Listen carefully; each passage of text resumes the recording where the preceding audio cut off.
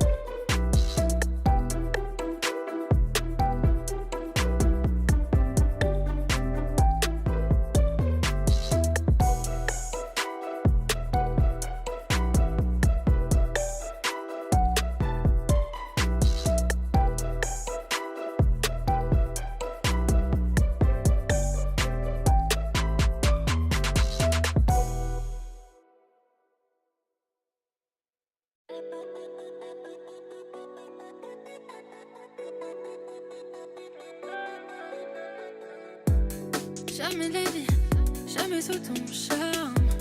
Non, j'ai pas envie, mon cœur est sous chaille. J'avoue tes mimi, j'pourrais bien tomber là. Mais jamais de la vie, non. J'ai fait tout ce qu'il fallait, j'ai même bloqué ton fan. L'été, les soirs, j'vois mes notifs, j'voudrais que ce soit toi. Et si je me laisse aller, j'écoute ma tête tourner. J'ai pas, on se fait, faut qu'on s'éloigne. J'ai pas, je reviens, pourquoi? J'ai pas, on se fait, faut qu'on s'éloigne. J'ai pas, j'écoute ma tête sur mon cœur.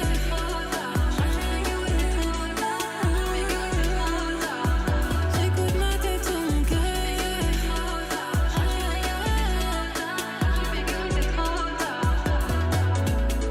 Si on s'attache sans remplir, tous les jours toi tu me testes à mort. Je veux pas que les regrets s'empilent.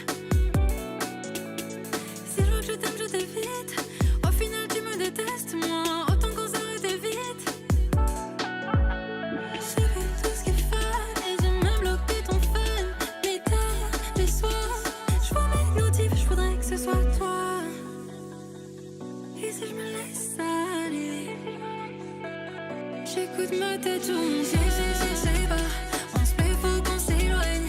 J'ai pas, je reviens, pourquoi? J'ai pas, on se fait, faut qu'on s'éloigne. J'ai pas, j'écoute ma tête sur mon cœur.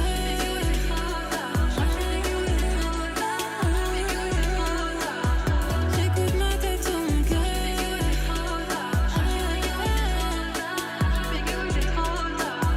J'écoute ma tête sur mon cœur. Je crois que je suis pégué, oui c'est trop tard. Je crois que je suis pégué, oui c'est trop tard. Je crois que je suis pégué, oui c'est trop tard. Je crois que je suis pégué, oui c'est trop tard. Je crois que je suis pégué, oui c'est trop tard.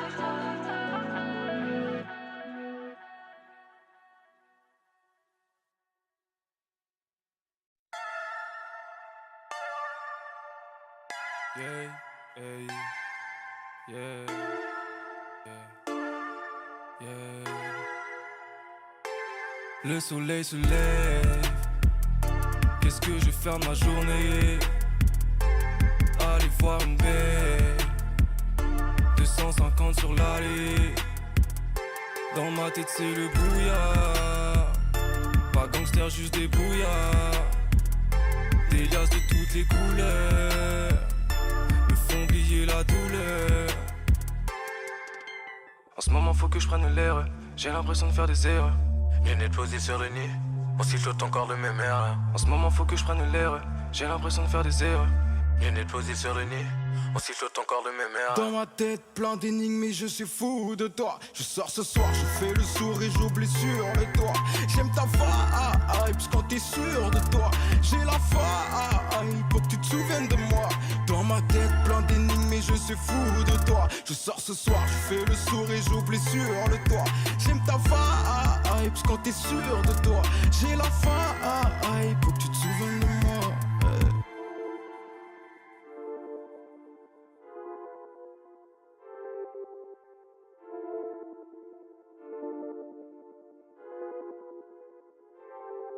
Bébé, brisons la glace, tu me parles, le temps s'arrête. Moi je suis dingue, ouais je suis dingue de toi, c'est fou que ça puisse paraître. Et puis on se connaît bien, trop ice, la flamme s'éteint. Je me souviens de ce que c'était, qu'embrasser se collait bien. Je veux finir sur une île, non je ne veux pas d'une autre. T'es qu'un mirage, donc je retourne faire ces milles. Tu sais que je mange pas les miettes, je crois pas au miracle. T'es qu'une coquette fille, une coquette de plus. Oh non non non, plus je calcule ton fils, plus je sais que tu me mens. Non, non, en ce moment faut que je prenne l'air. J'ai l'impression de faire des erreurs. Lunettes posées sur le nez. On sifflote encore le même air. En ce moment faut que je prenne l'air. J'ai l'impression de faire des erreurs. Lunettes posées sur le nez. On sifflote encore le même air. Dans ma tête plein d'énigmes et je suis fou de toi. Je sors ce soir, je fais le sourd et j'oublie sur le toit. J'aime ta vibe quand t'es sûr de toi. J'ai la vibe pour que tu te souviennes de moi. Dans ma tête plein d'énigmes et je suis fou de toi. Je sors ce soir, je fais le sourd et j'oublie sur le toit. J'aime ta vibe quand t'es sûr de toi. J'ai la vibe pour que tu te souviennes de moi.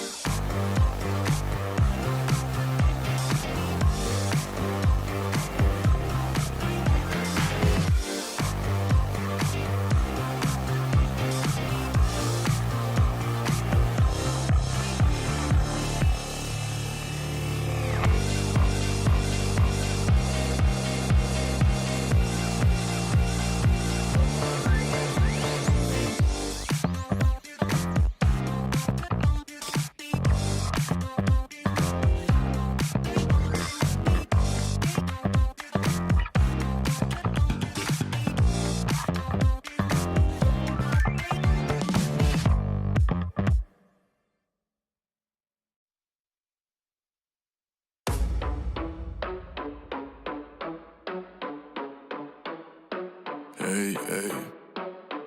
Blessé, blessé, blessé, blessé, blessé, je vais les blesser, blessé, je vais les blesser. Vida loca, vida loca, vida loca, je vida loca, vida loca, vida loca. Dépose dans le débit dans le tas. Répétez d'entrée, t'as l'écro, on t'est dans ta. On a dépassé les limites, on s'en d'abat quand tu imites. Tu sais pas rapper tes nasses, tu nous fatigues avec tes gimmicks. Donc hey, laisse place, laisse faire. Regardez la piste, on déplace les sphères. Quand t'achètes, on le vend, on les laisse sur le ventre. Le plus dur c'est pas le faire, le plus dur c'est le vendre. Donc hey. Minuit, télo, appel masqué, visu très beau. L'histoire est belle, la fin est moche. Des daronnes, la fin est proche. Minuit, télo, appel masqué, visu très beau. L'histoire est belle, la fin est moche. Des daronnes, la fin est proche. Blessé, blessé, blessé, je les blessé. Blessé, je les blessé. Blessé, je les blessé. Vida loca, vida loca, vida loca. Vida loca, vida loca, vida loca. Blessé, blessé, blessé, je l'ai blessé. Blessé, je l'ai blessé. Blessé, je l'ai blessé. Vida loca, vida loca, vida loca. Vida loca, vida loca, vida loca. On vient en équipe dans le centre, je baigne dans l'or quand tu baignes dans le sang. Y'a des gens pour dépanner, on est venu pour les panner. On n'est pas net, on travaille dur pour être sur le haut du palier. Donc pression zéro, pas de dérapage, parents héros. Dans la foule, du coup ne fais pas la folle. Quand on file, file-moi la fiole. Hey, wow. Minuit, télo, appel masqué, visu très beau. L'histoire est belle, la fin est moche. Des daronnes, la fin est proche. Minuit, télo, appel masqué, visu très beau. L'histoire est belle, la fin est moche. Des daronnes, la fin est proche. Blessé, blessé, blessé, je l'ai blessé. Blessé, je l'ai blessé. Blessé, je l'ai blessé. Vida loca, vida loca, vida loca. Vida loca, vida loca, vida loca. Blessé, blessé, blessé, je l'ai blessé. Blessé, je l'ai blessé. Blessé, je l'ai blessé. Vida loca, vida loca, vida loca. Vida loca, vida loca, vida loca.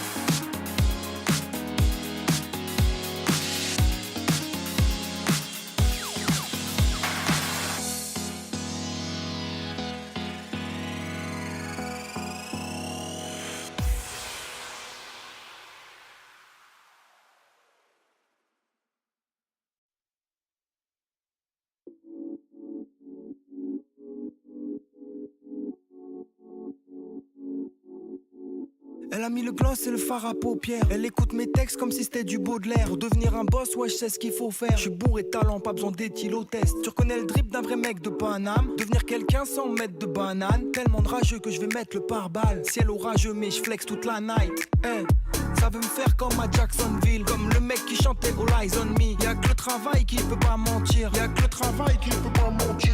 Je suis dans la way, je sais que je suis le meilleur. Pas besoin d'avis, je sais que je suis le meilleur. J'ai technique, vrai flow, vrai beatmaker. Mes hops ont tous fait une terrible erreur. Les yeux sur WAM, tous les yeux sur WAM. Je suis dans la boîte, je shine. Dans la boîte, je shine. Les yeux sur WAM, tous les yeux sur WAM. Je suis dans la boîte, je shine. Je suis dans la boîte, je shine. Elle a mis la jupe et le croc-top. Je répète mon blast comme Odor. Je mérite la médaille of honor. Tellement je suis fucked up. Mon cœur c'est le pôle Nord, ma tête c'est le Mordor. Elle a croisé mon regard, j'ai su qu'elle kiffait sans jamais qu'on se parle. J'ai goûté le miel, j'ai touché le ciel. Let's go. Je tape dans la lucarne à chaque punchline. Le bail est dangereux, y a pas de fun fact. Le bail est dangereux, y a pas de fun fact. Ils vendent leur cul pour le ralice, ils vendent leur âme. Elle m'a trouvé charmant comme le prince. Gros gamos allemand, grosse chaîne en argent. Je suis dans ce talent, je sors, je flingue. Je suis fort mentalement, je porte les miens. Les yeux sur WAM, tous les yeux sur WAM. Je suis dans la boîte, je shine. Dans la boîte, je shine. Les yeux sur WAM, tous les yeux sur WAM. Je suis dans la boîte, je shine. Je suis dans la boîte, je shine. Douche de lumière, je baigne dans ça. Je sors de l'ombre pour amener les 100K. J'ai beau chercher, je vois plus personne en face. C'est le style, la manière et le mental. Je veux faire la diff sans jamais me prendre la tête. J'amène l'ambiance dès que j'arrive dans ta fête. Je fais du bif, je kiffe, je prends, j'achète. J'envoie des sons et puis j'attends que ça pète. Je brille même dans l'obscurité. Qui est plus frais que moi, aucune idée. Elle me dévore des yeux comme si elle avait la dalle. Et c'est déjà avec qui elle va passer la night. Les yeux sur WAM, tous les yeux sur WAM. Je suis dans la boîte, je shine. Dans la boîte, je shine. Les yeux sur WAM, tous les yeux sur WAM. Je suis dans la boîte, je shine. Je suis dans la boîte, je shine.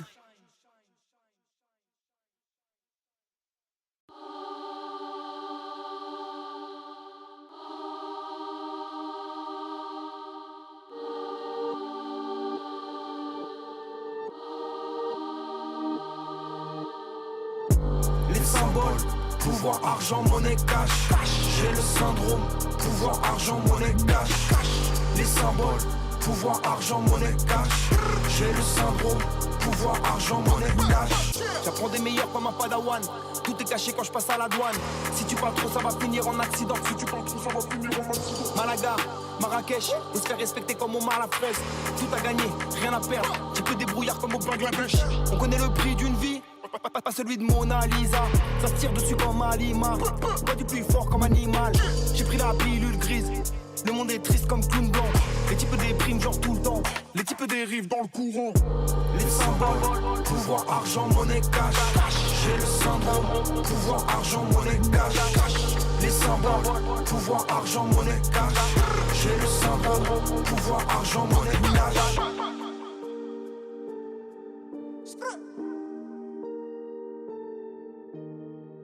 24, je m'envole comme avec un jetpack.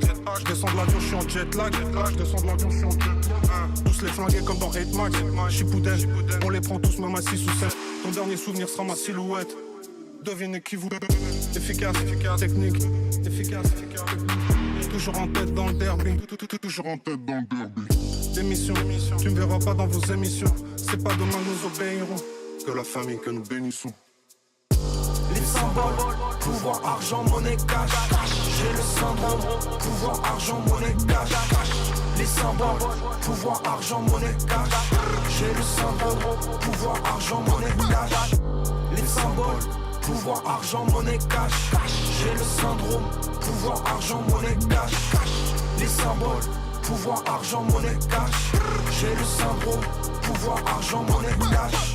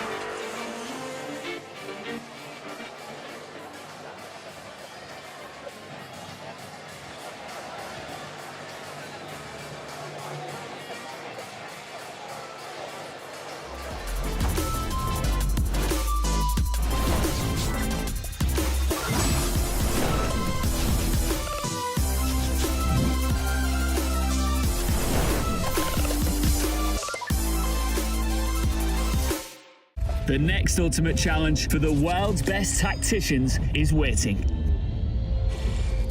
Precision, dominance, unrivaled consistency. And it's one shot at this glorious trophy. 我觉得这个 MVP 属于我们 WBE 的所有人。It's time to play for ultimate glory.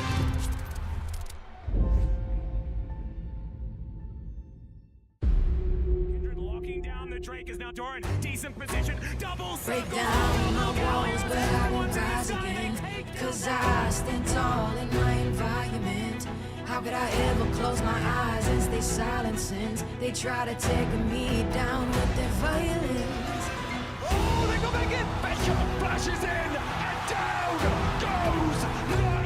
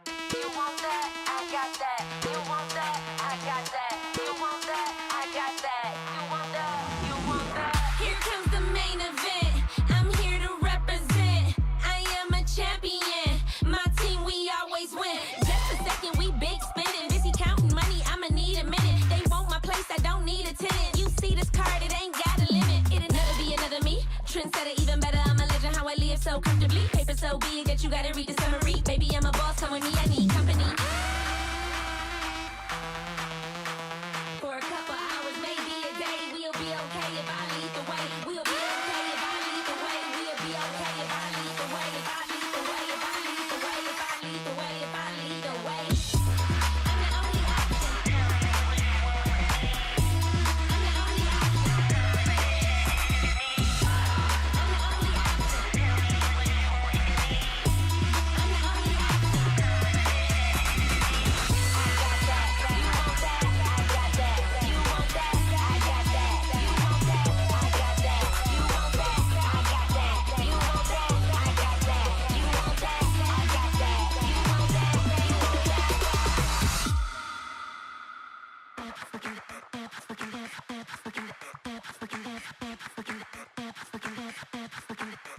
turn it to the max. Haters gon' hate, dollars gon' stack. Throwing them hips, how you do it like that? You looking like a snack and I only speak facts. Let's relax. Maybe a day, we'll be okay if I lead the way. We'll be okay if I lead the way. We'll be okay if I lead the way. If I lead the way, if I lead the way, if I lead the way. We'll be okay if I lead the way. If I lead the way, if I lead the way, if I lead the way.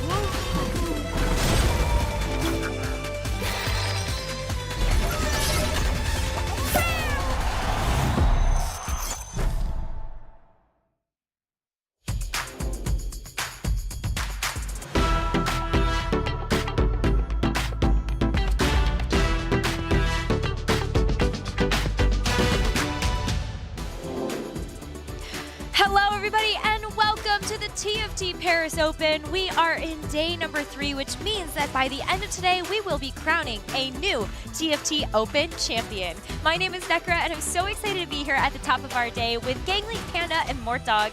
And before we get into our festivities, I just want to ask your thoughts on the weekend so far. How's everything been going for you? This is a unique experience compared to, quite frankly, anything else in TFT that you will ever experience. It's not only a place where you can come and see top players that you cheer for, not just a place where you can come and be with the homies that you're traveling with to compete alongside, but it's the only place you can really find where people from all over the world are celebrating this one shared interest, TFT. Like, it's TFT-con. That's the language we've been using all weekend long. It really does feel like that to me. It is just such a special place. It has such a special place in my heart to be along like-minded people in this community. Even yesterday, the climax of having only those 8 last lobbies left, those final 1v1s to see who would make it to this day 3 with 100 people behind you cheering for, different players in that lobby as well. It was just so exciting to see.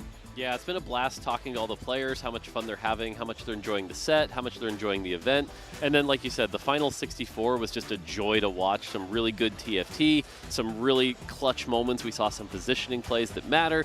And so that's where going into the finals, I can't wait to see sort of, lore and Legends at its peak. We only have 8 players remaining, and that was after 768 started out in day number 1. Over the course of 2 days of competition, we slowly whittled that down until at the end of yesterday, we had only 64 players remaining who battled it out in checkmate format. There was a cap on these games, so it was a total of 6 or a maximum of 6. But if you made 20 points and then you got that first place, you won, and you are here now in our final 8. And shout out to all those grayed out names as well. Making it that far in an open format that is as crazy as this one with the cuts that we have on day 1 and even part of day 2 is incredibly impressive. A great start to this set for all these players. We're just the very beginning of this Lore and Legends set. So hopefully we'll see a lot of those names returning in their own regional finals, maybe even TAC round at the end of the set. It's kind of how we have seen that happen, though, right? Legacies created sometimes after these opens, and one of those players that you saw on your screen is going to take the belt home at the end of it all. I almost said crown because I'm so used to saying that for our set championships, but it is a beautiful belt. And so what better way to kind of start things out than kind of one of those 1v1 major showdowns we had check between Ayo and Jedusor, and when we actually saw that 1v1 happening, it was Ayo that won at the end of it, and more, it was all down to some really crazy positioning. Jedusor had won a couple fights in a row, and then Ayo clutching it. Yeah, we had seen 4 fights go the other way. I think Jedusor thought he had it, but the positioning really mattered. Was able to get, you know, on the important units really quickly, and that Belveth just ran loose with that Darken item and allowed. And you can see the disappointment there in Jedusor, but the pop off from our winner, and that was just a really cool moment to see. And it shows that positioning matters, right? And like even the early game matters so much, keeping your health high so that you have a couple attempts at that important fight. And that made all the difference, and so that was cool to see. APAC, though, has been on a tear, and another player that's going to join Ayo is Just Feel Alive, aka Kinu. Has had a couple name changes in there, but very exciting to see Kinu join this final lobby. This is a player who I've heard whispers about all weekend long. On day 1, on Friday, I heard Bosso Skills, a top Americas player, had watched Just Feel Alive play and was telling people, listen, you gotta watch out for this guy. He's an absolute monster. He's gonna go really far in the event. And here we are 2 days later, and he has made it to Championship Sunday. And this is a comp he was playing a lot of build water games from Kino. I think he's one of the experts in the field, so eyes open for him in this day 3, but actually playing for that as well. And I think someone else that we have to kind of take a look at is, while Just Feel Alive looks to be an underdog, maybe not a whole lot of confidence in himself, but Haruru is another one of our players that is going to join this final 8 from APAC. And this is a player that I think has had a lot of high expectations, especially being a part of the Flash Wolves team. Yeah, I think he has a great support group, a lot of great players to prep with and to prepare for a tournament like this one at the very start of the set. But he's a bit of a dark tech peddler from what I've heard. He likes playing the very niche comps and mastering them and finding edges in that case, especially Ash Tryndamere reroll was one of the big comps on this new patch. Is one of the comps he was going to a lot to win and to make it into this day 3. We see there the moment of celebration, the happiness in his face to have made it this far. And I just want to call out that this is his 2nd Open in a row with a strong performance. He's following up a top 16 performance at the Macau Open, and suddenly he's improved that. There's not that many places better than top 16 you can get, and he found it here at the Paris Open. That's true. I think APAC comes in with a really strong roster, but we also have to talk about CN. There are 2 players that are going to make it through from there, and that is Xiao Lilo and Huan Mie. And now we have a huge legacy behind Huan Mie, right, Mort? But it's not even just about the way that Huan Mie plays the game, but I think CN as a whole, you can see it from the comps that they choose. They love going 1st or 8th. Yeah, and we saw it yesterday with Huan Mei's games where he would play that Warpath and was able to take that to the advantage, win streak with that. We also saw the reroll Ishtal. That was doing some really good work, was able to cap that out, knew how to play around his augments, knew how to play to that advantage, and just saw some really disciplined play. And I love Huan Mie, of course, previous world champion back from set 4. Xiao Liluo, his name is actually a reference to another set champion, set 5. He watched set 6, he watched Liluo win the set championship back then, and then decided to make his tag essentially little Liluo in reference to the CN champ. I love that. Definitely a lot of respect being given to those CN players that paved the way and really did create that dynasty and legacy of great CN TFT players. But we go over to the Americas for our next couple of competitors in this grand finals, starting off with Toddy. The Brazilian storm was in full effect yesterday. This is one of the biggest personalities as a whole in the entire Brazilian TFT community, which is one of the bigger ones globally as well. Huge in the co-streaming space, huge in bringing everyone together to support other players. But in this case, he's the player who needs support. He's made it to day 3. He's been so close in the past to making TAC round. He finished 8th in the Americans in set 13, Inkborn Fables. He finished 3rd in the LCQ in Dragonland, just 1 position away from making TAC round. But now, after so many sets of effort, he finally has his big break. And I love that he has the Brazilian crowd behind him. Probably the most passionate scene that we have here in TFT. Oh, yeah. So to be able to have them standing behind one of their favorites on Championship Sunday, it's going to be amazing. Well, it's not just Brazil, it's also North America that is going to have another representative, kind of the lone representative for us in the Americas that we are really kind of looking at there. We saw the disappointment there from Asa not being able to win that final 1v1, but we've got Ripple Overdrive that can carry the torch here for North America, and well, who better to do it? I mean, Ripple is a monster. This guy, he'd been playing for a while, but really broke out in set 8 in that sort of Malala, Wajan Iverson study group, and while he hasn't quite had the same peaks as other players, everyone knows that he's capable of doing it. The thing I have to highlight here is, do you want to know who is in the same study group as Ripple Overdrive? Stellar Minhee, who made top 8 in the Macau Open, and Malala, the winner of the Vegas Open. This is perhaps the most blessed study group of all time. Yeah, for sure. And his story reminds me a lot of Malala's, right? Like a little bit of an underdog, hasn't really had any major performances, but this could be his turnaround moment. This could be the time where he shines and really raises to the top and have another Malala-like run. While making the top 8 is already such a huge accomplishment, of course everybody wants to lift the belt at the end of it. For Europe, it all rests on Safo, an amazing Spanish player. I know, Penna, you've been particularly excited to see Safo. And historically, some would say it's unlikely. This is the first time a Spanish player ever has a big opportunity on the international stage. We've never had a player qualify to TAC round even in the past. It's been a bit of a curse throughout all these different sets of TFT, but Safo has finally done it, representing Movistar Koi as well. We see the happiness there and how, I think, passionate. We're comparable to the Brazilian community as well in terms of how much our players care about this opportunity. And Safo was the highest point earner as well across these first 2 days, so he is clearly someone who has tuned into this set, tuned into this specific patch and meta, and maybe he's the player to take down on this weekend as well, coming into today. Yeah, I think that's the big thing to talk about is the fact if you look at the scores from the checkmate round, the fact that he was at 42, right? Like he didn't even necessarily need a first. He was already like 7 points ahead at one point. He would have been the top earner if he didn't even play that last game. That is a wild performance. And so even though he's the only EMEA representative, I think he's almost kind of coming in as the favorite. And he might be Necro's favorite as well because he loves playing Yordles. Ooh, yes, I'm already a fan, but we are so excited to get things started. So let's go ahead and see the start of the TFT Paris Open today.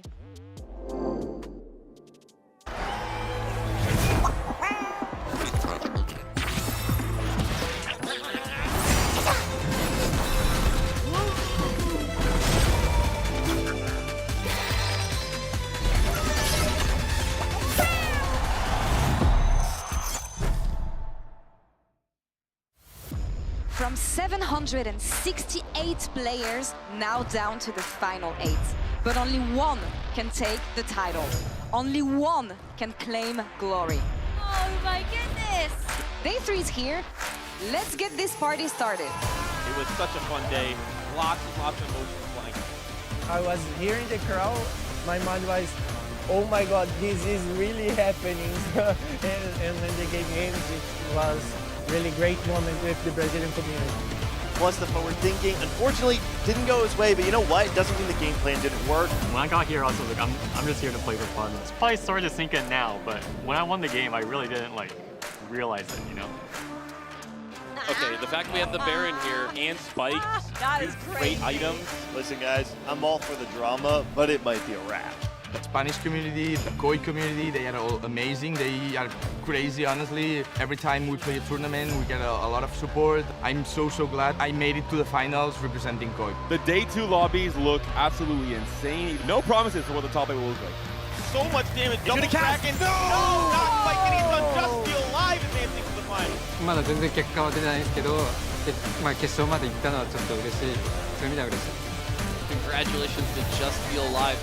这之前就是非常高兴啊，就是你们能进决赛啊，我真的有想过，出发前想过，这个没想到真的就实现了，意想不到吧。Tysus ramped up and didn't get on it, so yep, that's going to be a loss for Huan Mei. 就感觉又有一次拼搏冠军的机会了。 Everything is dead, and Huan Mei is going to the top 8 championship Sunday for the world champ. 希望这次命运还能掌握在自己手里。 Huan Mei going back to the top, just where he belongs. what a fantastic showing. Playing a more unique line from what we've seen throughout the tournament. We've seen a lot of builds, a lot of void, win a lot of games.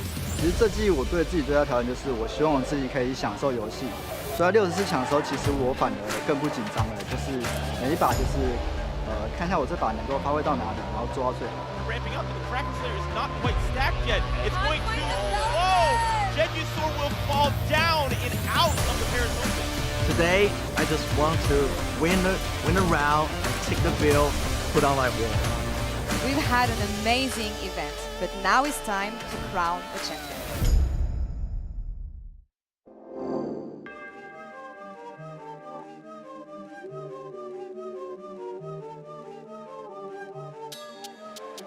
Bienvenue à la grande finale du TFT Paris Open. We had such an amazing weekend with all of you. I hope you had fun. We have a couple more surprises for you before we kick it into the grand final. One last show match for fun here on stage with 8 streamers that we're gonna see very soon. We're gonna be playing Carousel of Chaos. It is the most unpredictable version of TFT. So without further ado, let's welcome our players to the stage.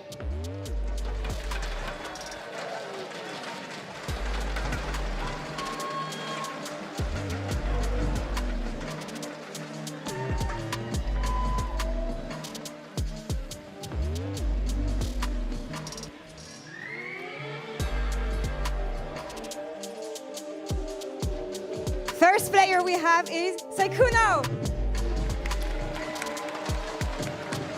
Teddy,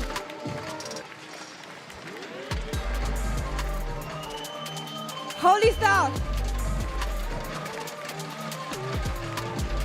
Raven,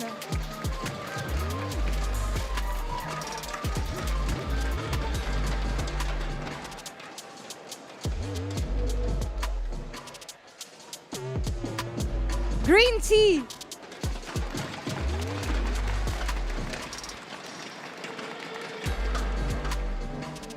Riri,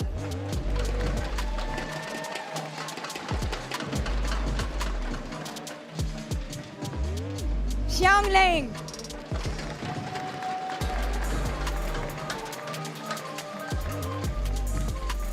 and last but not least, Caesar Baker. The stage is set, the players are ready. Tacticians, to your station, and let's play Carousel of Chaos.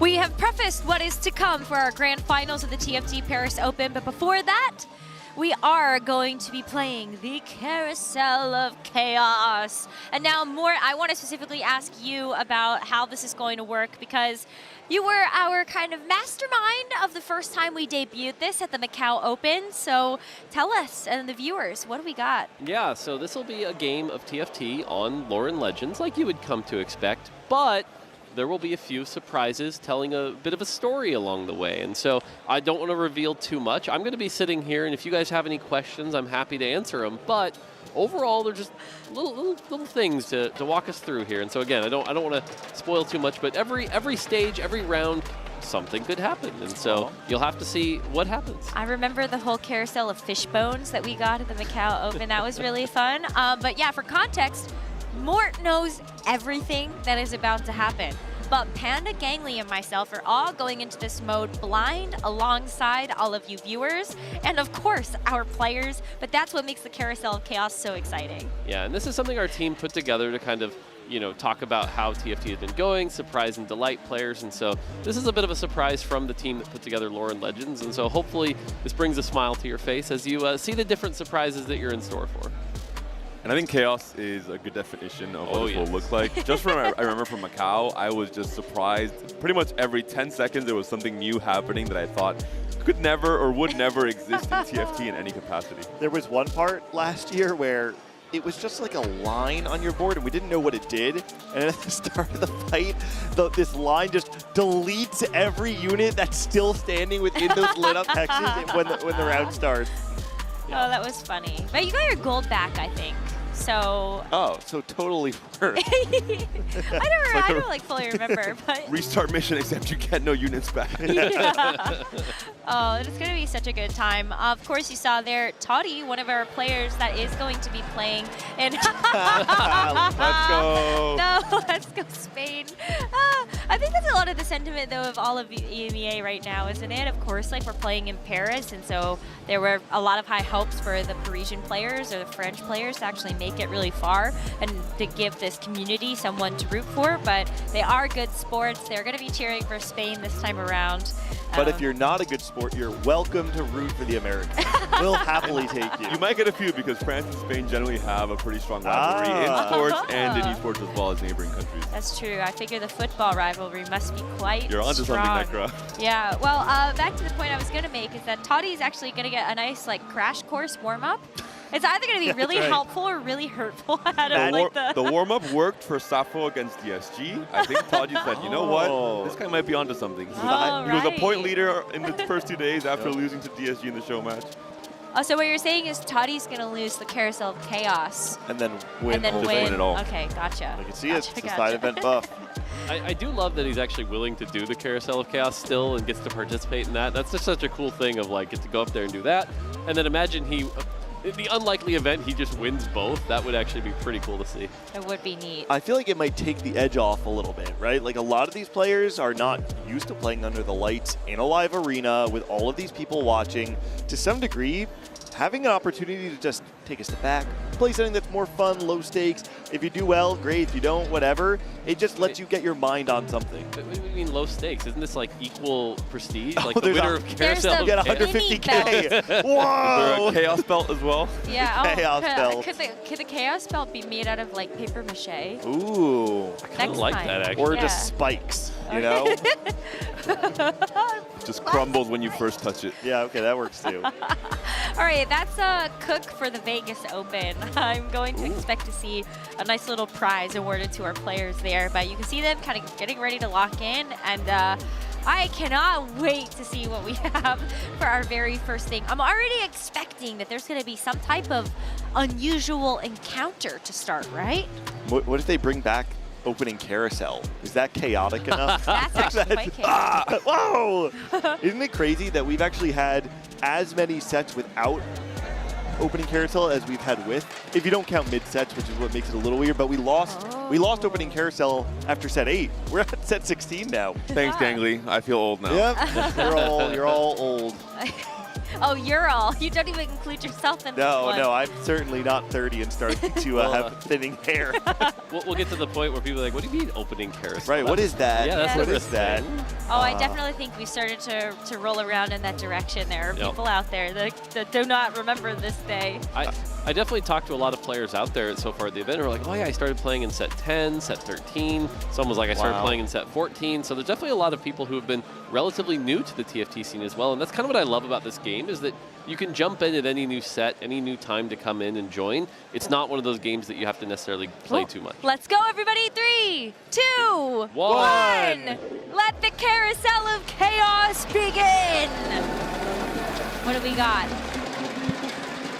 There's so much to see in the Great Library, you're going to need more health to see it all. Oh, that's okay. Wow. Yeah, it doesn't seem too chaotic. I think this means the game will be very destructive if they need to start with 2 times their health.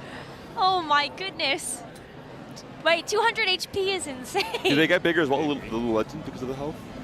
Currently, they look like they're about the same size. That's about the size I would expect Baron to be. But yeah, 200 health. I think Pengu's, just trying to help everyone out, just in case. Very generous. And you said we're going on a fun little journey together, right? That's the general idea, like a little stroll in the park. It's the Great Library. Yeah, so fun. Pengu is the coordinator of the library, right? Yep. Oh, we're back. Oh, and we're back now. Oh no! Chunk's messing up the library. What is Chunk doing? He's messing up. He's mixing up all the lore. I'm pretty sure he actually just knocked over like all of the library shelves. Yeah, he's just. And the books are all over the floor. Trying to fix it behind the scenes. Right, so now what happened? Something happened. Oh, here we go. Gold orb. Gold Pick it up. Orb with a spat. Oh wait, we got one and 2 forecasts. Okay. Some clear direction being given here to some competitors. Wait, did everybody get 4 costs? Yeah, looks like it. Looks like everybody got 2 4 costs and a golden remover as well. Wow, Yeah, that's going to be exciting, That's actually. a kind gift. The That golden remover is so nice. I would love to have one of those. Yeah. Swain Lux for Riri. That's pretty good. Oh yeah, get that double Arcanist start. Yeah. That is pretty good. And the Demacia opener as well. Oh, look at this. Green T's got the Shadow Isles active. I love that he used the Tactician's crown to activate it early, and so now he's got the Yorick already before the augment pick has even happened. Yeah, players are locked in. You don't get souls off of creeps though, No, right? you don't. Wait, did Revan lose his first? No, that's a No. bug, right? Okay. I was like, what happened? No, everyone's still at 200 health here. All right, let's see. We're entering into the next stage, and we're back. Pengu is trying to fix the mess, but it is not Doing his working. best. Maybe drop the sword, man. That's not gonna help. Maybe we need to give Pengu fingers. Some better tools. Okay, now what has happened? Oh, prismatic. Secret of the same. Okay. We Level expect up. to maybe be giving gold at some point in this game Sounds with all the pretty fair. chaos. You can make better use of that level up. Smart. Yeah, would you go with something like higher variance here? Oh, I feel think like Expected unexpected seems like a great choice here. Oh, Instead, going I mean, with this the is trait also- tree, that's pretty wild. that is a interesting choice. I wonder if players are treating this. Sykkuno's playing Yordles. I can't, man. This guy is addicted. Every single time I see him, he's got a Lulu 3 on his board. He was thinking, Carousel of Chaos, please just don't ban Yordles from existing. So, look at the augment choice here, by the way. Do you see what we're seeing here? Ooh. Max cap? This is No, Cursed that's Crown. Cursed Cursed Crown, I think, Crown. yeah. He's got 7 units on the first PvP combat stage.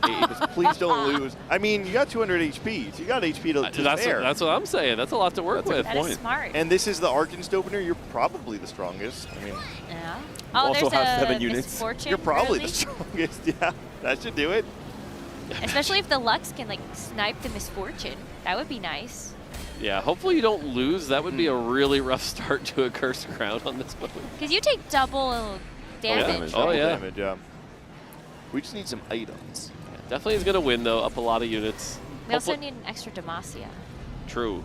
True. Gets up to 5 Demacia. You can use that early to get to Galio early as well if you get a lot of 2-star units. That would be insane. What is the earliest that you think you could see the Galio? Like end of stage 2? Oh, I've seen a Galio on 3-2. Really? Yeah. That's crazy. One of the augments you can use to do that is Construct a Companion, where you Oh, use that to yeah. get a 3-star like Luck or Sona or Jarvan. Similar Nice. for the T-Hex with Piltover. Yes, I do I've that seen as also well. very early. So.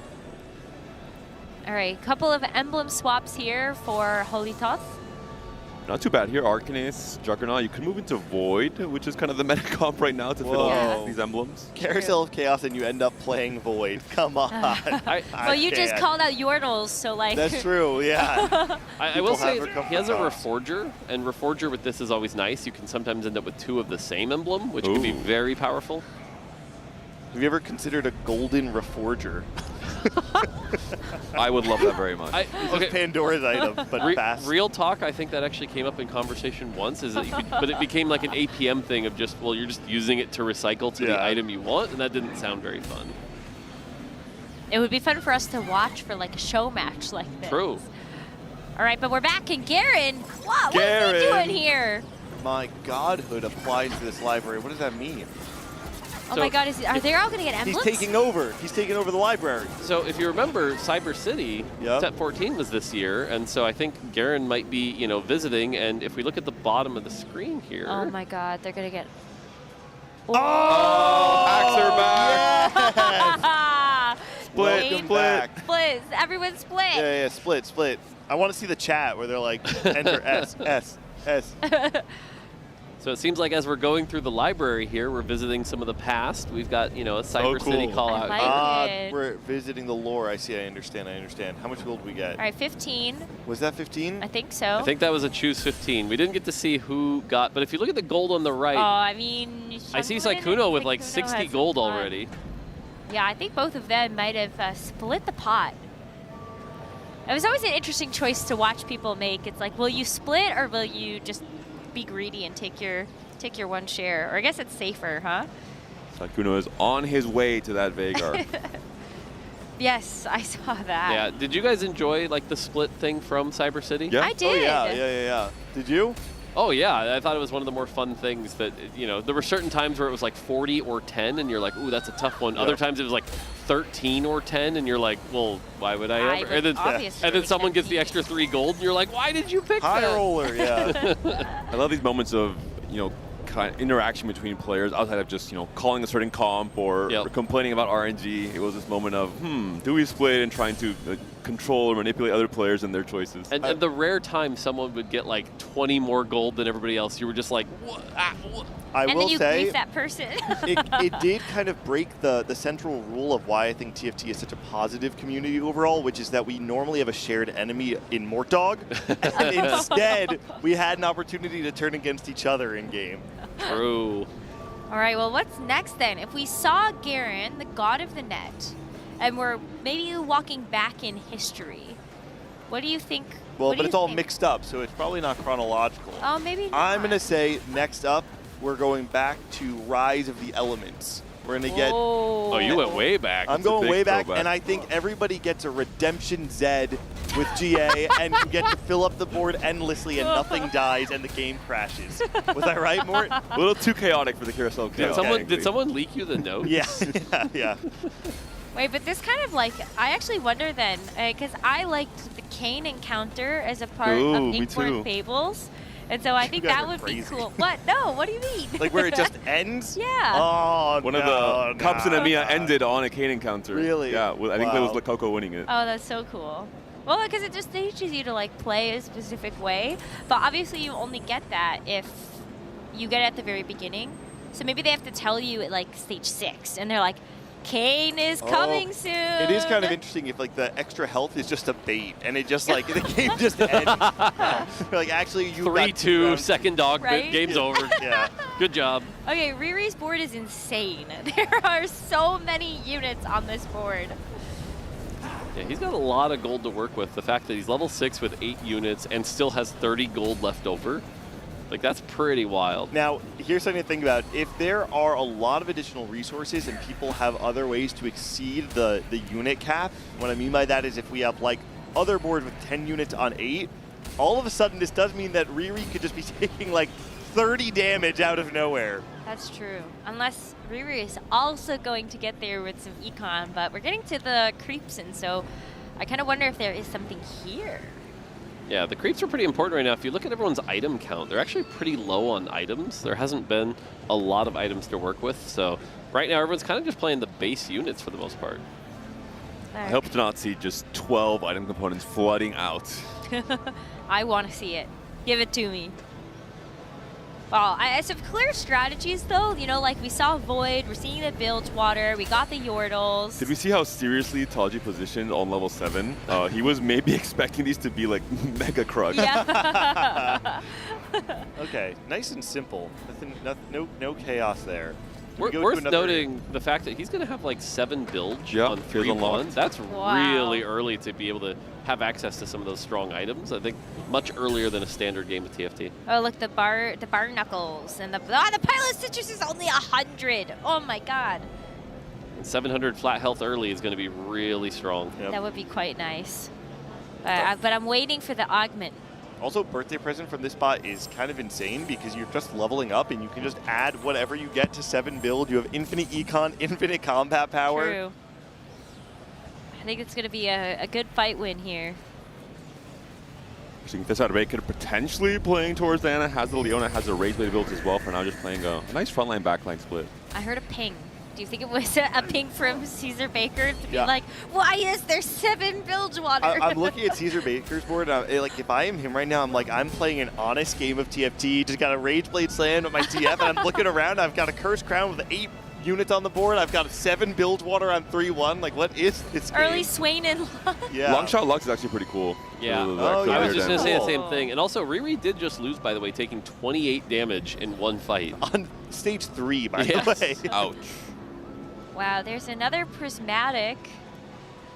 And then if I'm not mistaken, if you follow the stage icons up at the top, it looks like we might get another encounter at the carousel.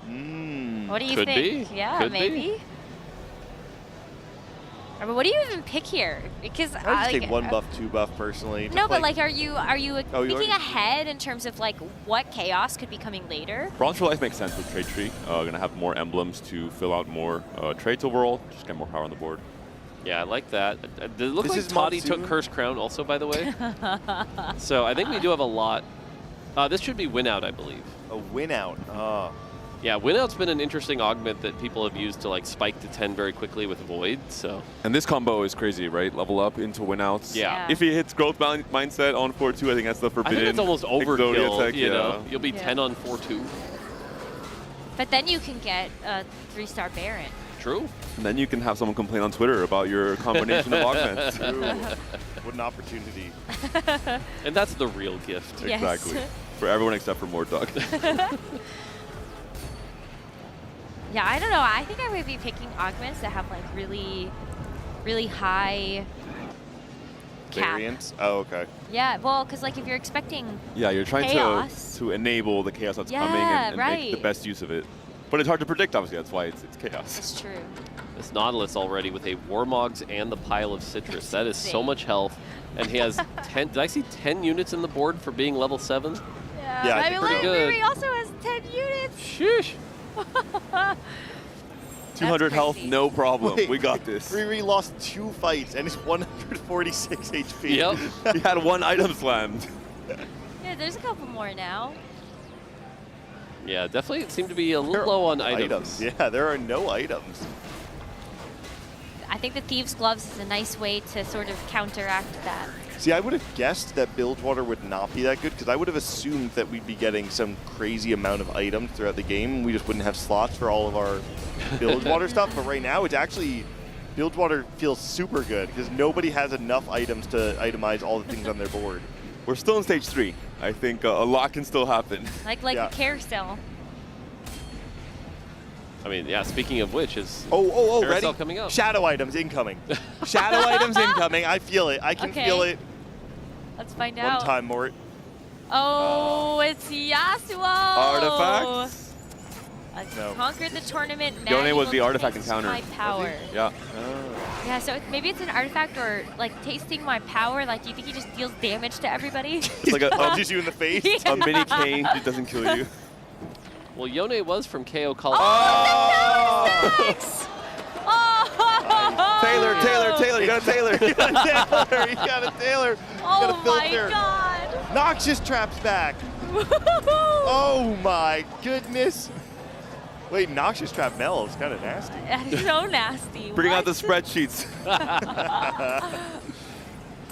So we went That's to Cyber crazy. City. Now we just visited KO Coliseum. Okay. Still temporally staying fairly close to where we are right now. Where's set 2, Mort?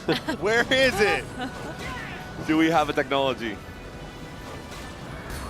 I mean, I would like to see the hexes on the board. That would I be do fun. like Noxious Trap, Long Shot, Lux. It's kind of a cool combo. Utility, damage, you have it all. Do you think everybody tried to get Noxus Trap? I did see a lot of those get picked. We'll have to look around and see what everyone picked.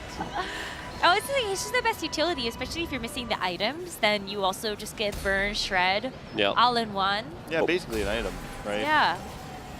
I believe we just saw an Azul get taken down here. Yeah, 6 target online. Okay. Push on in.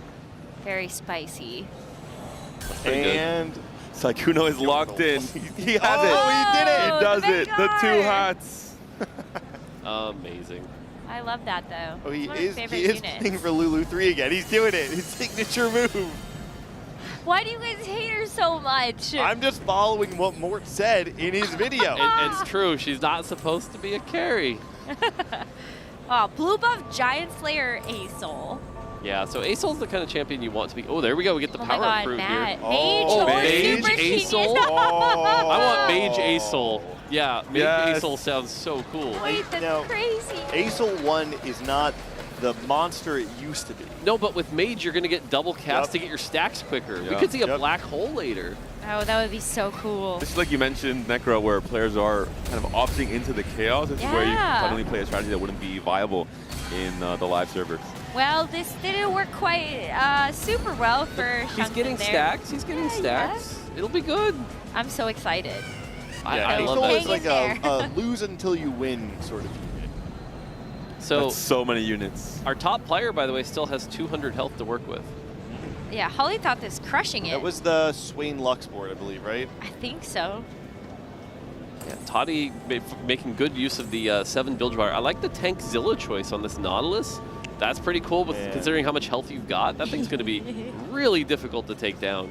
By so much time for the Misfortune. I found an early Kindred. Oh my gosh, he also has the boss. Yeah, it's a really good setup from Toddy. All right, he's ready for the final 8. This is the warm-up he needed. Yeah. Oh. Zillion. He was at 11? Pengu Wonders by champions from the past are here. Uh-oh. Nope, Zillion can fix it. Okay, now we're back in the present. My God. Let's see everything that will be prepare yourselves. Wait. Okay. We're about to see everything that will be in the future. Wait, well, look at the choice. Get a time undulator, a dangerous bomb that destroys all units. Oh, it's the thing! In an X pattern this time. Ah, we brought it back. Oh my God. Oh, but we told, you know what? I think we shouldn't have told. Wait, where is the pattern though? Well, the item's still on the bench. See the stopwatch? Oh, interesting. So you put it on. Oh my gosh. Oh, he's going for Misfortune 3. And you can put it on in the middle of the fight? Oh. Let's find out. We have some time-based mechanics in TFT now. Yeah. Oh my God. This is a serious roll down from Toddy. Braum 2 found as well. Rolling for MF3 on 4-2. Why not? Yeah. Well, I mean, you get the MFs now and then use the Silver Serpents to get some more MFs. Yeah. Wait, you got to use your thing, dog. Use your undulator. Did anyone use their? I don't even know if I'm No saying one that knows right. how it works. No one's using it. Everyone's too scared. Wait. I heard items hit the board. I don't see one. One person's going to figure it out. And then that's going to make everyone else. Yeah. Okay, we got the double mana on the Aesol, by the way. So That is we'll be stacking. All right, show me an undulator. Nope, no undulator used here either. I don't even know if I'm saying that right. I've never seen that word before. It sounds probably right to me. Oh, someone did it. There it is. Saikuno. Leona, watch out. Leave it to Saikuno. He figured it out. Just keeps the Vagar protected in the middle. What happened to Leona? Well, so let's watch the start of. Oh, well, she's gone. Did she die? No, he sold it because it's on the bench. He was checking to see. He's rolling. He's like, Vagar, watch out. Don't worry, Lulu. Lulu will take it. Lulu. This is the test. Okay, we're good. All right, so let's see what this does. Oh, okay, let's look, see. you've got the Watch the vein in vein. it. Oh! I just swayed. Wait, okay, The there's gonna be some crazy positioning swaps Wait, coming. like he's on the Vagar. He might still Wait, he's lose. still No. lost. Saikuno. Oh, that's crazy. His units also got deleted though. Wait. Saikuno's tanks. Oh yeah, so wait, it wasn't just in the X? Was it? No, his tanks No, were also on the X. Oh, the other person. The other person. The other person had it. Okay, oh, whoa. This Jin isn't from a set that's been made yet. Official leaks. Whoa, we got Leaks leaks. Question for mark set king. 17. Or 23. Who knows, Necro? Maybe. Let's see what he does. Spoiler. Look at the player health. They all just got hit by the Jin. It was a bait. It was a bait. It's a mini We K. knew it. Oh my God, Green Tea only has 21 health left. Riri is 45 HP, which could be 1 life. Green Tea wanted to go for a 15 loss streak, no longer. Now, Wow. Zillion did say we're seeing all the things that will be. Oh my God. Whoa. I gotta think about that one for another second. See, oh, this Azir is dead. Yeah, look at the Callista. He's going to kill his own Callista. Oh. Green Tea is not impressed. No, not at all. Oh, He has seen the things that are to come, and he desperately hopes that is not the case. Zillion, can we go back in time? Wow. I This is think like a- Green Team's gonna get knocked out here. Ghost of Christmas future situation going on. Oh, Could so still be alive here, okay. but only 6 HP for Green Tea. By the way, Riri is holding on. 6 win streak here. Wow. Question is, when do you fight Toddy? Yeah. What if someone saves an undulator for the last 1v1? Well, you have the golden remover, right? Yeah, you can use it every round. Oh. Yep. Oh, but you're also sacrificing your own unit, right? Well, I mean, you just stay out of the X. That's true. But Put it yes, on you are the you are random sacrificing one unit. That's Yeah. correct. Oh my gosh, could you imagine it just deletes an Ambessa 3? Let's say we're one right. off Ambessa 3, so that's pretty good. We What don't else? see an How MF3 close or are we Braum to- on the other side. Oh, we're 1 off MF3, yeah. And 2 off of the Bravo. Oh, boy. Wow, Xianglin and Okay. Riri just deleted each other's boards. Oh my goodness. Well, there was also like 5 copies of Skarner, right? Yep. Oh no, wait, 7. See a lot of Belvester. And 8 Kaisas. And 8 Callistas. Oh my gosh, Okay. everybody's just rolling for a 3-star forecast. That's what you gotta save the undulator for. Oh, All right. Toddy taking Curse Crown damage there. He can afford it. Yep. Still the HP He's leader. really healthy. True. I wonder who will hit. Malzahar Oh, Callista 3! Oh, Callista there's 3! 3. Yep, there's Kaisa 3. Oh my 3. goodness! Wait, how many? Oh, we sold out some more Belvest? Misfortune 3! Okay. Whoa! And there's 2 off Braum 3 as well. That's a lot. Oh, there's a Mesa 3. What is Oh going my on? goodness. Wait, what is this?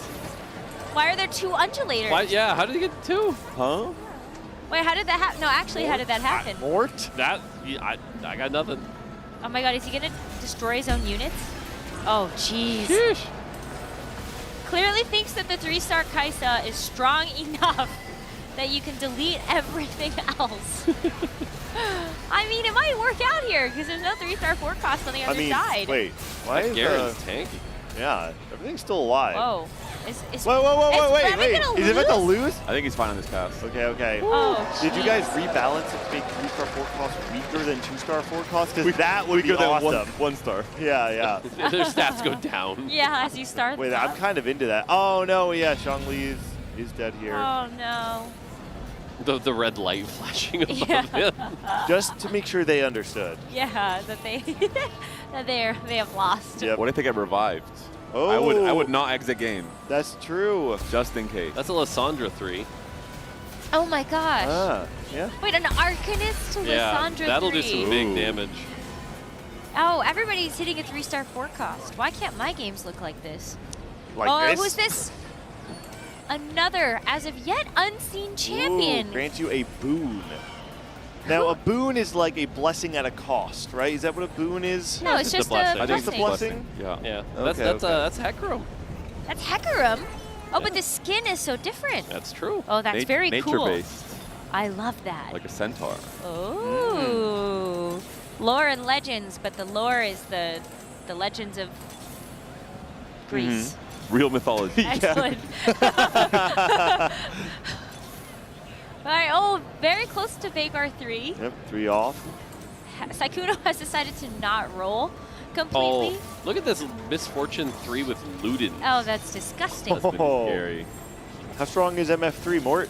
Very, very strong. Let's find out. Is it better than 2 Callista 3s?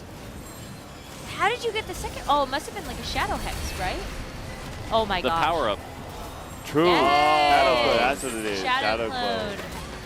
Apparently 2 Callista 3s is Okay. a little more powerful. Sheesh. Wait, we didn't use our undulator. Nope. I don't think you want to destroy your own board. I think some players maybe think it's a one-time use, potentially. I mean, maybe.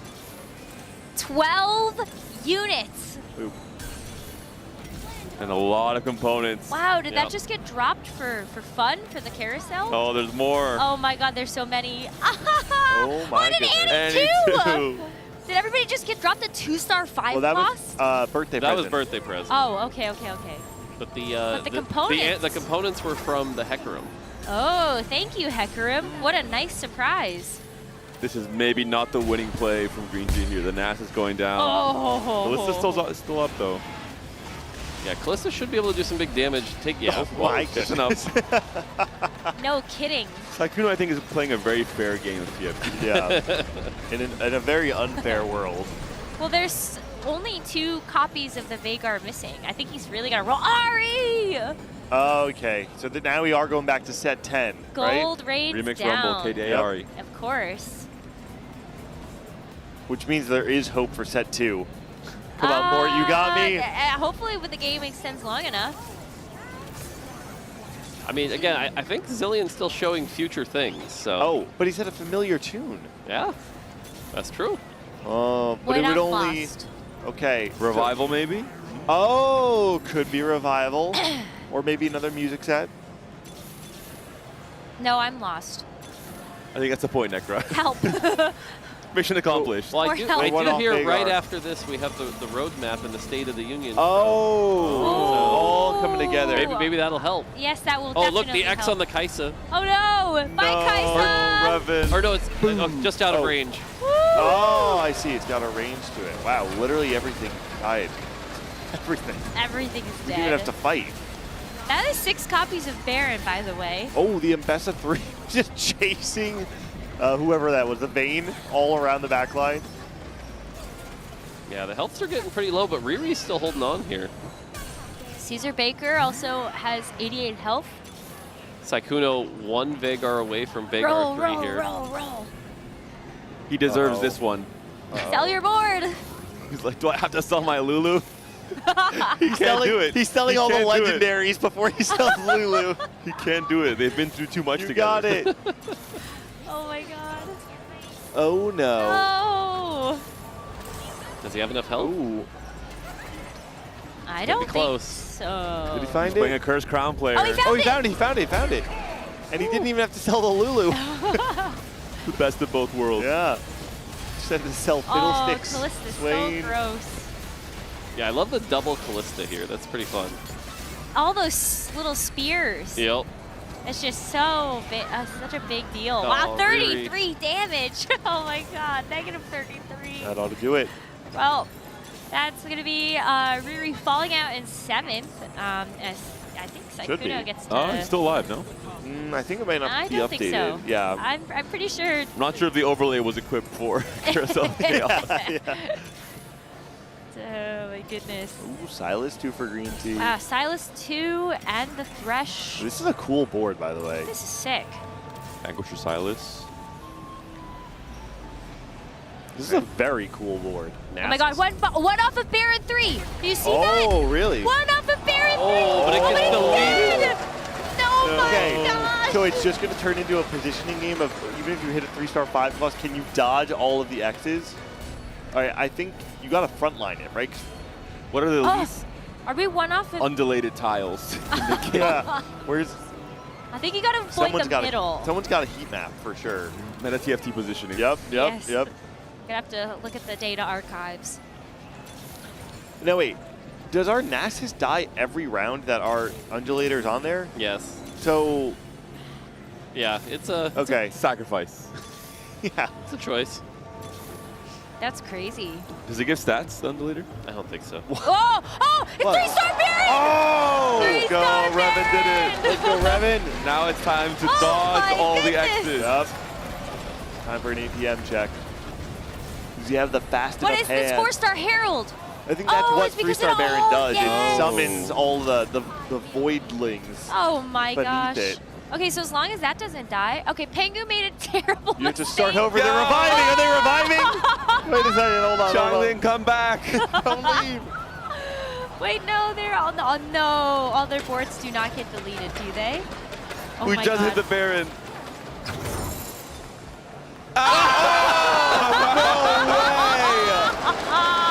No way. 400 gold on level 10. I would walk away if I was Revan. I would say, no, this is not fair. Just put your stuff on the board, man. You don't have to fetch You couldn't even see it fight once. He still has it unlocked. Yeah, You're coming back, Baron. He still has it unlocked at least. This could be a very my good God. APM warm-up for Taji, actually. Yeah. That's right. That's right. Good exercise. Good Crazy. exercise. Oh, because all your items are gone. You have to figure them back out. Oh my goodness. That is hilarious. He even has to reuse his power-up. Oh, I actually like Rocky Rap Barons. That's pretty cool. That's crazy. Revan looks very distraught. Revan, I think, should keep rolling, no? He has 300 gold to work with. He wants to make econ, man. What? Sorry. The 32 gold you get at 320 interval. There's the finisher. Oh, no. Bye-bye. All right, hang on. We're getting the Barons back. They'll say we're rolling for Barons. We need to We got some use the Annie. hotkey to. Oh, that's a pick melt up berry. on- Oh my goodness. What is the strongest fight cost in the set right now? It depends on the matchup. Certain ones can like knock each other. Zillion. There it is, there it is, there it is. Okay. It's back. Woohoo! Next round, you have to start over. That would be so mean. We're just stuck in an infinite loop. Oh, yeah, but there are no 5 costs left in the pool. I'm pretty sure. I watched They're them. all gone. Yeah, I'm pretty sure there are That's a literally thresh. 0. That's a thresh 3. Yep. A thresh 3 and a rise 3. Tycoon was like, wait a minute. Lulu, I thought you had me. Okay, Toddy's online. Now, you had to pay attention to who the person had on their board that you just killed. Oh my god. Okay. It's every unlockable champion. Oh, Actual nice. Carousel of Chaos. Brock, get the Brock, get the Brock. It's kind of fun watching them move around in a little conga line. I like mean, this. that's 40 champions on a carousel right there. Oh wait, so that's the tech. Is you have to unlock a 5 cost right now. That's the And then- tech. and yeah. then get- yeah. Because if you And then unlock roll it, for then it. no one else can get it, Yes. and there's Well, no other 5 that's costs the left in the Rise pool. 3. That's Rise. Yeah, now. like that's the one we Rise got and the Thresh. Rise and the Thresh. Like Right. no one else Oh, could have Look at contested Aurelion that. Yeah, Soul. there's a bunch Look, back Aurelion in the Soul. pool now. I tire this cacophony of errors. Let it be finished. We're all on 1 HP. Oh! We did get the Kane encounter. We were right. We heard about Biss, now it's Astral Kane. That's crazy. No way. Can Do you your use rolls. Silas? Oh, we're 1 off Galio. Roll, roll, roll! Go, go, yeah! Wait, did he miss it? He missed it. Oh, it came back. Wait, what was happened? that? What's happening? What happened with that? Galio gives you all the 3-star Demacia. Oh. This is just in the normal game. It's not That's normal. Okay, Oh okay. my god. Is that, wait, We were not who prepared is for that. that the hen? No, wait, so... Who's in the bottom right? Yeah, that's That's the hen. Yeah. Where'd he come Oh, from? the Oh, 'cause the carousel. 3 stars in Zao. So yeah, 3 stars in Zao, yeah. Oh, so he gets him as a hen. Oh, but the Galio. The Galio. What happened? Woo! Wait, the Mel things. The Dragon Claw. The D-Claw The stat. double D-Claw. Oh, Revan versus Holy Thoth. Gonna be heads up. We got Baron 3. Oh, just that? That's nothing. And me on top yet again, just saying. he's got his X. Can you use his The X to maybe undulator get a has kill? been saved. Oh, yep. Nobody, you can't X the Galio. That's true. He's on the bench. Yeah, so that's He's actually really unexable. hard. Unexable. Undulatable. Undulate. Yeah, you're right. No. Undulatable. I tried my best. Yeah. Come on, you got He two, is what are you doing? Saving 200 gold indulatable. for next Roll, game? roll, roll, roll. They're just hoping that they get another life, you know? What's he rolling for? Silas? I guess. Anything. Literally There anything. might be I mean, surprises like if you roll like 400 times. Oh, wait, Baron dodge. Oh, look at all the voids. It's over. Wow, Wait, congratulations. That was Wow. an insane void game. What a great carousel of chaos. And I think we're going to be very happy to see. Even in Carousel of Chaos, it's a void meta. Like, what's going Wow. on? Okay, but like 3-star Baron was so Mort. cool. Fix your game, Mort. Yeah, congratulations to Revan. That was really fun. I mean, we saw that Jin, we saw that Hecarim, and we saw that KDA Ari, so... I'm excited for what's coming up in the next 10 to 20 minutes. Yep. Yeah, Yep. wow, that's good. That's right, because we have Carousel of Chaos to kick off our day, but we will be showcasing the 2026 roadmap for TFT after this. But I don't know. I don't know what to expect now. Because Well, like, there's just so much Can to we take break away it? from Can it. we try to break down things that we saw that we might get glimpses of moving Okay, forward, let's right? do it. So we had the Hecarim, which Yes. gave you a boon, some sort of And he blessing. looked different. And he gave you components. So yeah, there's some sort of woodland theme thing with maybe an encounter Lily that is gives back. you Nico theme. Lily yeah, is back. maybe.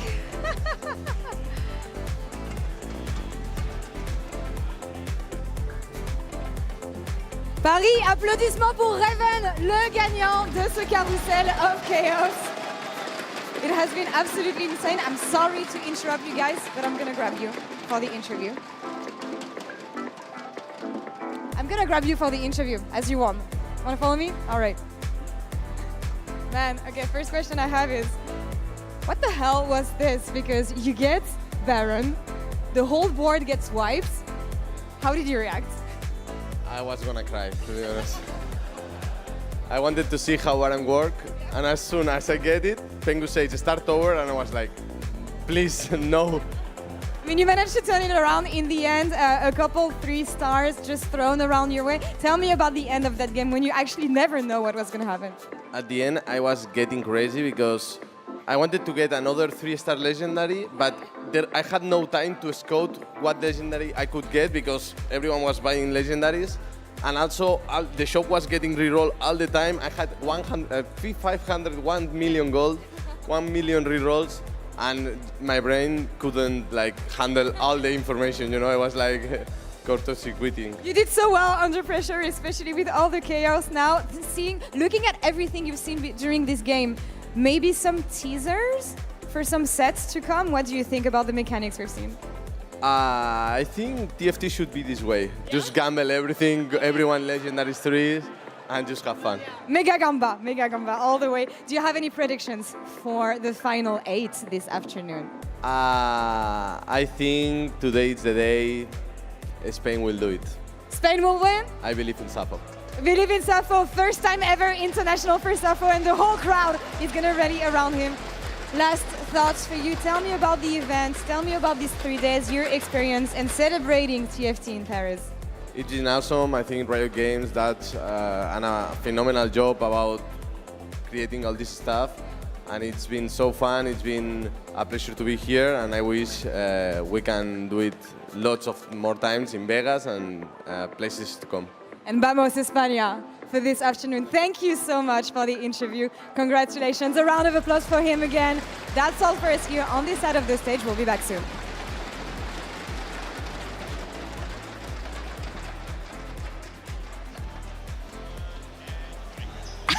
I think Bremen felt what we all do sometimes when your brain just breaks. Like, you remember, you can get infinite gold printed with all the 3 different tactic crown items. I think I would still find a way to lose that game because I cannot roll fast enough or think fast enough. I do love the feeling of despair that he explained to us after having to start over, just to have to do it all over again. And he got it there, though. He got across the finish line. I mean, it's probably one of his peaks of his TFT gameplay in his career, getting that Baron 3 finally, and then all of a sudden it gets sold, yanked away from him 10 seconds later. I don't think we could have planned that much better. Just the reaction of like, wait, I just got this. That was perfect. I loved it. And yeah, like you said, that's Carousel of Chaos. Now, I don't know that we'll follow that suggestion that every game should be like that. Maybe not the play, but hopefully a lot of fun. And a lot of people here on the show floor are going to be able to play Carousel of Chaos, I believe, as well. So nice. Yeah. Wow, the next step is please let us play this in our clients at some point. Even if for 24 hours and it breaks the servers, just once. Well, I mean, I think we're going to be talking to Peter and Jeff soon, so they'll be the kind of people you can ask about that and see what they can do. So. Well, before that, please check out the shop. We do have the fabulous Fleur Chunk that is available for purchase alongside our Paris. I was gonna say, I actually don't know what it's called, but the Paris board, the cafe, as well as the beautiful Fervent Pengu. That's actually not what it's called either. But please just go check out the actual shop. There are so many amazing cosmetics that were created to celebrate the TFT Paris Open. So if you've enjoyed the Carousel of Chaos so far, or any of the other things that we have seen and shown you, then please support our show and take a look at those beautiful cosmetics. Take a look at this also, because throughout the weekend we have been working on something very special from the bright mind of Dracos. So please take a look at the TFT Paris Open rap video. Taking all these shots for that install cash out. Everything I got for that install cash out. Ladder to the top from this install cash out. In every game, if I whip, I'm a crash out. Chasing all these these shards for that Ishtal cash out. Everything I got for that Ishtal cash out. Ladder to the top from this Ishtal cash out. Forcing every game, if I whip, I'ma crash out. On the hunt for Emilio, got Nico and Kiana. Gonna play the odds like it's Vegas, you can call me Milala. These quests giving dollars, I'm after those shards. I got clean calls like this soap, you know I go hard. Nico poppin', play like title and a lock-in. Double 6-1 the way I'm lobby toppin'. Shichu Victor, pick 'em up and drop 'em. Yon versus Broccoli, never stoppin'. Mastermind like Morthog cooking stratch with the lab. They see my Moldiver 3-star, they want a duo so bad. But I'm rolling solo, yeah, I'm a champ without you. Got a 900 cash out popping off like I'm at Moo. Suncharge stacks, yeah, they start to flow. Ish still force even if I throw. First or eighth, baby, here we go. Bard and Brock full of rock and roll. Chasing all these shards for that Ishtal cash out. Everything I got for that Ishtal cash out. Ladder to the top from this Ishtal cash out. Forcing every game, if I whip, I'ma crash out. Whoa! We are joined here by special guest and premier artist. Who are you? Do you have an artist name? Call me whatever you want. Gonna call him Crash Out. That's actually pretty good. Ishtal Crash Out. That's your new name. Wait, that was the song so name fun. and the artist name.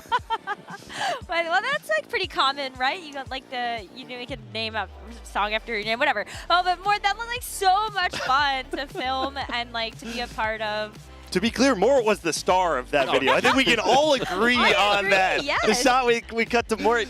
Yes. It was so good. It was great just randomly getting pulled aside like, hey, Mort, can we borrow you for like 10 minutes? Just stand here and make these motions. Okay, Did you have context sure. of what it was for before I mean, accepting? They're like lightly, like, it's going to be a thing we're doing. And I'm like, okay, sure, I'm happy to help. You were tricked. So, I think it turned out okay.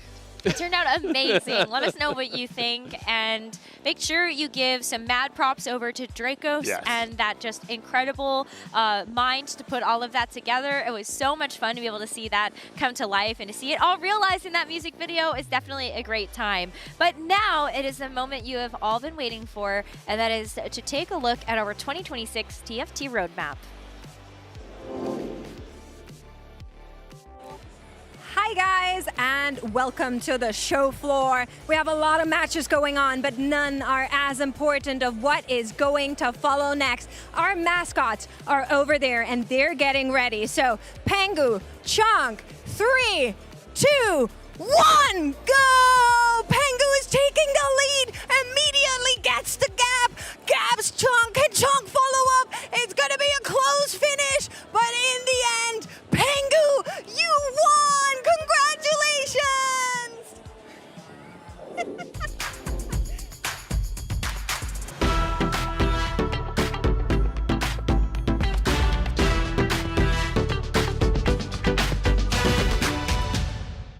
The next ultimate challenge for the world's best tacticians is waiting.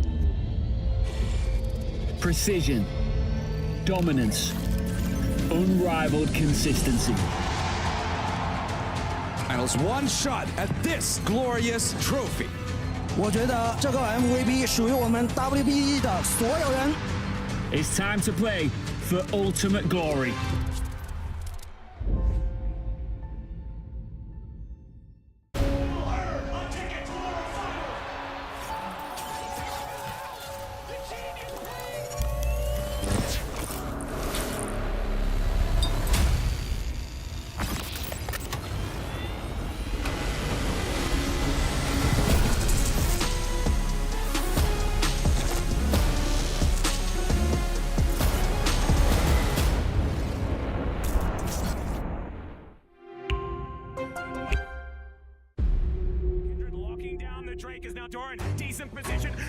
Break down my walls, but I won't rise again. Cause I stand tall in my environment. How could I ever close my eyes as they silence sins? They try to take me down with their violence.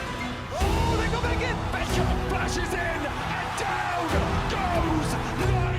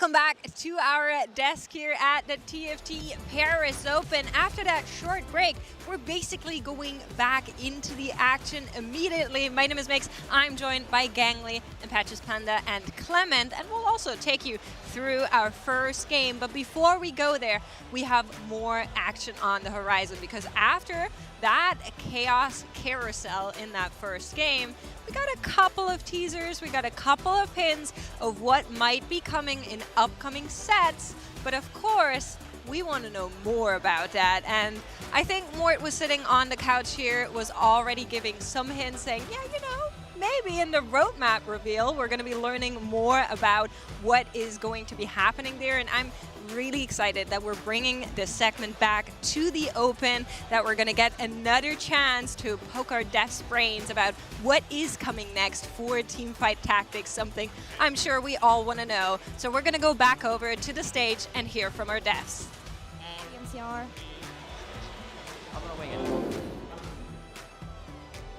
Hey friends, I'm Jeff, the executive producer for TFT. And I'm Peter, TFT's game director. I'm gonna try and be like as In loud the blink of an eye, it's somehow almost 2026, and what a year it has been. We could not be more thankful for all of the love you've shown for TFT. Let's look back at the sets this year and the learnings from each of them to add context around how we're approaching 2026, starting with Into the Arcane. Merging the fun and whimsy of TFT with a high-stakes, gritty, epic drama was no small feat. And the team made ambitious swings with 6 costs, the anomaly mechanic, and TFT-exclusive characters like Powder and Savika. But we also learned a lot about melee carries with the likes of Feast or Famine designs in Smeech and Violet. Melee archetype viability would kick off work on Roles Revamped, which would eventually go live with KO Coliseum. Then we took a walk down the mean streets of Cyber City in all its rain-soaked neon glory. We went into Cyber City wanting to keep it simple. Our hypothesis was that many players, especially newer folks, would love a less complex set. But to be completely honest, our hypothesis was a bit off. Even newer TFT players thrive with novelty and deep gameplay, and experienced players certainly don't want an oversimplified set. While reprints can feel comfy and familiar, an overuse of them undermines a set's freshness. That said, Cyber City really shined with its unique 5 costs and unexpected hacks. We know that novelty is what draws players to TFT, and we'll make sure to carry that forward in future sets.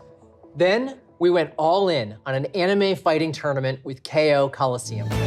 This was our biggest thematic swing yet, with custom shaders, shiny new top 4 ceremony, and anime references infused into traits, abilities, and power-ups. That said, it was far from perfect, and we heard that from all corners of the community. We ran into major balance issues, especially with power-ups, and a general feeling that the set wasn't flexible enough. Though some sets will inherently be more flexible than others, we definitely hear you on this. And we're hoping that Lore and Legends satisfies your craving for more flex play. We also know that bugs and instability are major pain points for our players.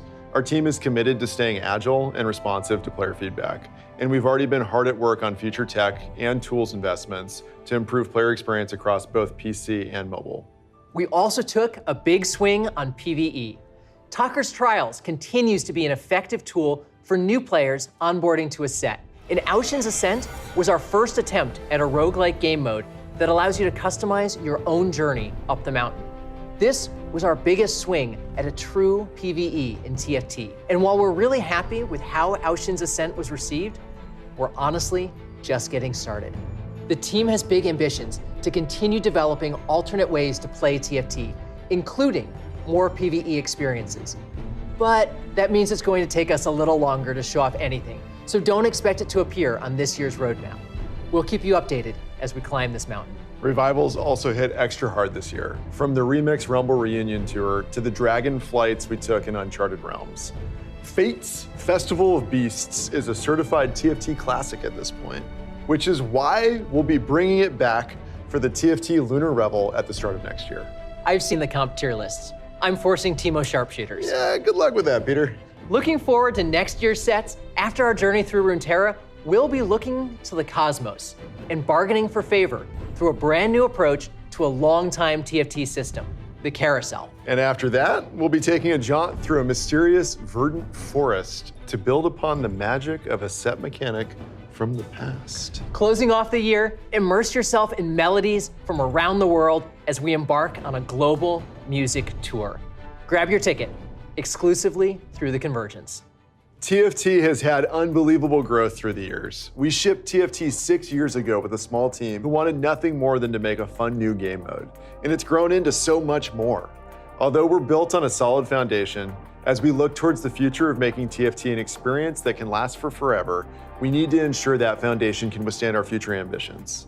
So we've spent 2025 doing some work on ensuring TFT is the best forever game it can be. And to that end, we're going to be shipping some tech and tools upgrades next year. We'll share some more information soon. Being able to celebrate TFT in Paris is so special, and it's also been a huge year for esports. This is the first year we've expanded the competitor pool, and we can't wait to see who, amongst the 768 competitors, will take home the belt this year. The Open is the place to be for anyone who can show up and shine, and we're committed to making that possible for even more players next year when we return to Las Vegas. Pango and Chunk have been to a lot of places this year, and we've had the opportunity to bring TFT events all over the world. It's been such a pleasure hearing and seeing your passion for the game. Keep it coming and let us know where you want Pango and Chunk to show up next. Until then, we'll see you in the Convergence.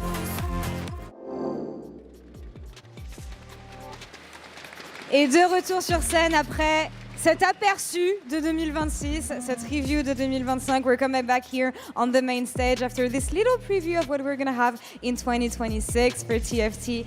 A lot of excitement coming ahead. There's been a lot of reactions from the crowd, so obviously we're going to touch upon that later. But first thing first, I would like to introduce you to the stage, Jeff and Peter from the TFT team, making the magic happen with the entire team and making sure that the players have the best experience they can to enjoy the game. Guys, how are you doing? Great. Bonjour. Good to see everybody. On peut les applaudir une fois de plus, s'il vous plaît. Merci beaucoup. That was absolutely perfect. Jeff, how are you doing? It's been great. It's been great to be in Paris. The city's been amazing so far. One of the jokes that we've made is that every one of our previous Opens has had an Eiffel Tower. Obviously, first was Vegas, then Macau. But now we're here with the real Eiffel Tower.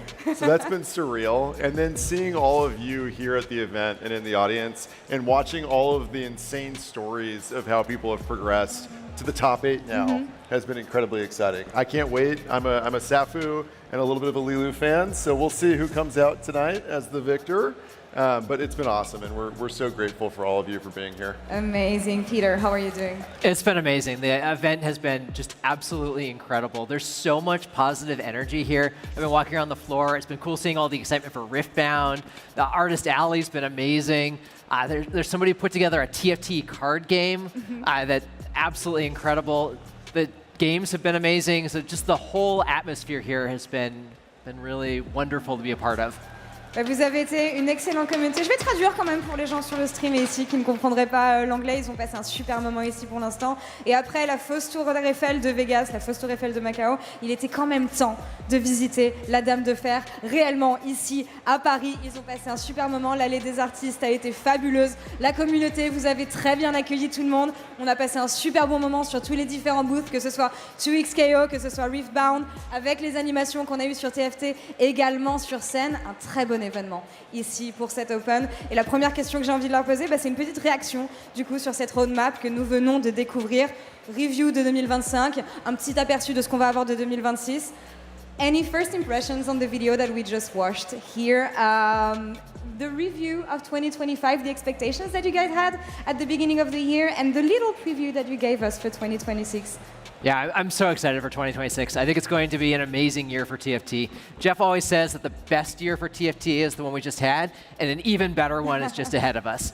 So I'm excited about all 3 sets that we've got coming out for next year. We teased a little bit of that there. When we look at 2025, it's very much been a year of experimentation for us.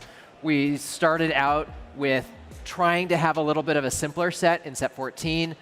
We thought that there would be a bunch of new players that came in with Into the Arcane, have some more repeats, have a little bit of an easier onboarding experience in 14. It turns out that didn't work out that well. TFT players really love the depth of the game. With 15, we leaned really hard on the creative for anime. I think the creative pieces landed well. Top 4 celebrations, really cool. There were a lot of the thematic pieces that came across in that set. Some of the other pieces, power-ups, landed less well. I think there's some good lessons for us to take there, especially around flex play. And then with set 16, we've leaned harder into flex play than we ever have before. We've got the biggest set that TFT's ever made. I think that's landed really well. I think when you look at TFT, one of the things that I love about it is how we get to learn with each set. And I think one of the superpowers of TFT is our experimentation. And so, like Peter said, with each of these sets, we get to take big swings. We get to try new novel mechanics, change out our champions, change out all the different traits. So that's been, I think, really fun for us this year. And then when I look ahead to 2026, also I can't believe that it's almost 2026, that's right? Crazy. When I look ahead to 2026, I think we're incredibly excited about the lineup that we have. Set 17 has some absolutely insane mechanics that we're experimenting with right now. Set 18 is coming together really good. And set 19, you know, we've got a little bit of a secret there. And so I think that'll be really fun for all of our players to get their hands on. So as Peter said, next year is going to be an absolute banger. Beaucoup de choses au menu pour l'an prochain, évidemment. Hein, il teasait un petit peu 2026 avec le set 17 qui va introduire de nouvelles mécaniques. Énormément de choses auxquelles on peut s'attendre sur le set 19 qui sera celui donc de la fin d'année. On voudra introduire de nouvelles mécaniques. On parle du set 16, pardon, le 16e set comme étant le meilleur. Est-ce que vous avez aimé le 16, le set 16 ici dans la salle? I think it's a massive celebration for set 16 here. You guys have been doing an amazing job. We're going to come back to this one later as it's been warmly welcomed by the community. Mais avant ça, justement, on revenait justement sur 2025 avec une année qui a été une année d'expérimentation. Une approche un peu plus simple qu'ils ont voulu essayer pour Crime City, ce qui n'a pas forcément marché parce que les joueurs, finalement, aussi casus qu'ils soient, ils aiment avoir des mécaniques compliquées et ils aiment repousser les limites autant qu'ils le peuvent. Une approche un peu plus créative qui a été prise ici sur le set 15. Les power-ups qui n'ont pas forcément bien marché, mais c'est ce qui fait le succès de TFT finalement, c'est le fait d'introduire des mécaniques assez fréquemment pour contenter tous les joueurs et aussi voir ce qui marche, voir ce qui ne marche pas et s'adapter dans le temps. I want to follow up on something that you said, the fact that you're constantly trying new things, whether it works or it doesn't. You always want to challenge yourself in the community. Could you guys elaborate on that with the year that we have? Absolutely. TFT has immense design space, maybe more than any other game I've worked on or been a part of. There's just so many different things that we can try and we can experiment with. And I think part of the joy of being a TFT player and a TFT dev is that our sets only last for 4 months, so we can just try things out. Sometimes those things are going to land super well. Unlock seems like it's in a really good spot. Augments are amazing. There's been plenty of other mechanics that we've done that are great. The investment in events, PvE, has been amazing for players. Sometimes those things are going to land pretty poorly, but I think it's really important as a game that's been out for 6 years, is going to be out for another 60, really trying to take big swings on all kinds of things that we could possibly do. I think as we look ahead too, there's some amazing cosmetics that I can't wait to get my hands on. And so we've seen a little bit of that already on the show floor with the Gwen cosplay and then all of our amazing cosplayers. By the way, they look amazing, they're killer. And so I think as we look towards next year, there's some really exciting stuff that we're cooking on that front. I can't wait to see what they cosplay next year based off of some of the stuff that the team's built. So I think that'll be really neat. And then we have a really great slate of events that we're working on. As Peter mentioned, we had a lot of success this year around PvE. I heard some folks in the crowd that maybe might like PvE out there. And so that's something that absolutely inspires us. And so we've seen a lot of success with that so far. We're seeing the way that people play. We're hearing the feedback. We're definitely interested in that space. And so I think as we build out the events team, as we continue to kind of innovate in that space, there's a lot of fun stuff that we're cooking up. Donc Jeff parlait du fait... Oh, ils s'en vont. Alors les cosplayers, avant que vous partiez, shout out de la part de vos devs pour le travail absolument phénoménal que vous avez fait pendant l'event. Et justement, Jeff disait qu'il a hâte que vous découvriez les cosmétiques sur le jeu en 2026 parce qu'il y aura énormément de très belles idées de cosplay qui pourront arriver. Bravo à vous, bravo à tous et à la créativité que vous arrivez à apporter grâce au jeu. Peter parlait notamment aussi du fait que TFT, c'est un espace où on peut vraiment s'amuser. Vous vous amusez sur le jeu, mais eux aussi s'amusent en tant que développeurs, puisque les sets ayant une durée de vie qui est limitée, ça fait qu'on peut essayer beaucoup de choses que la communauté apprécie ou pas forcément, et qu'on peut justement rapporter ces mécaniques et apprendre de ce que la communauté justement arrive à donner comme feedback. Et c'est quelque chose qui est vraiment au centre de TFT. Pour les développeurs et pour Riot, le fait d'être toujours à l'écoute de la communauté, une communauté qui est vraiment variée puisqu'on a des joueurs casus, on a des joueurs expérimentés, on a des joueurs pros, une audience qui est diverse, mais pas forcément difficile à contenter quand on voit justement tout ce que Riot arrive à implémenter dans leur set. And my next question is going to be about this, the fact that you have such a variety of players, from experimented pro players, casual players. It's about listening to each and every one of them in the sets that you build. How difficult is that? It's certainly a challenge. We have so many different players from so many different demographics, so many different regions in the world, and so many different just play styles. They're coming to TFT for different things, and we want to make sure that we have, whether that's a mode for each of them or parts of the set that they're able to enjoy. Whether you're just looking to re-roll a bunch of Yordles, if you just want to play hero augments, there's all kinds of stuff to explore in any given TFT set. And then on top of that, we've been investing even more heavily in events. If you're somebody who wants to play less competitively, you've got set revivals, you've got Chonk's Treasure, Pengu's Party. Aushin's Ascent is a great example of somebody. I play a lot of single player RPGs just in my own spare time.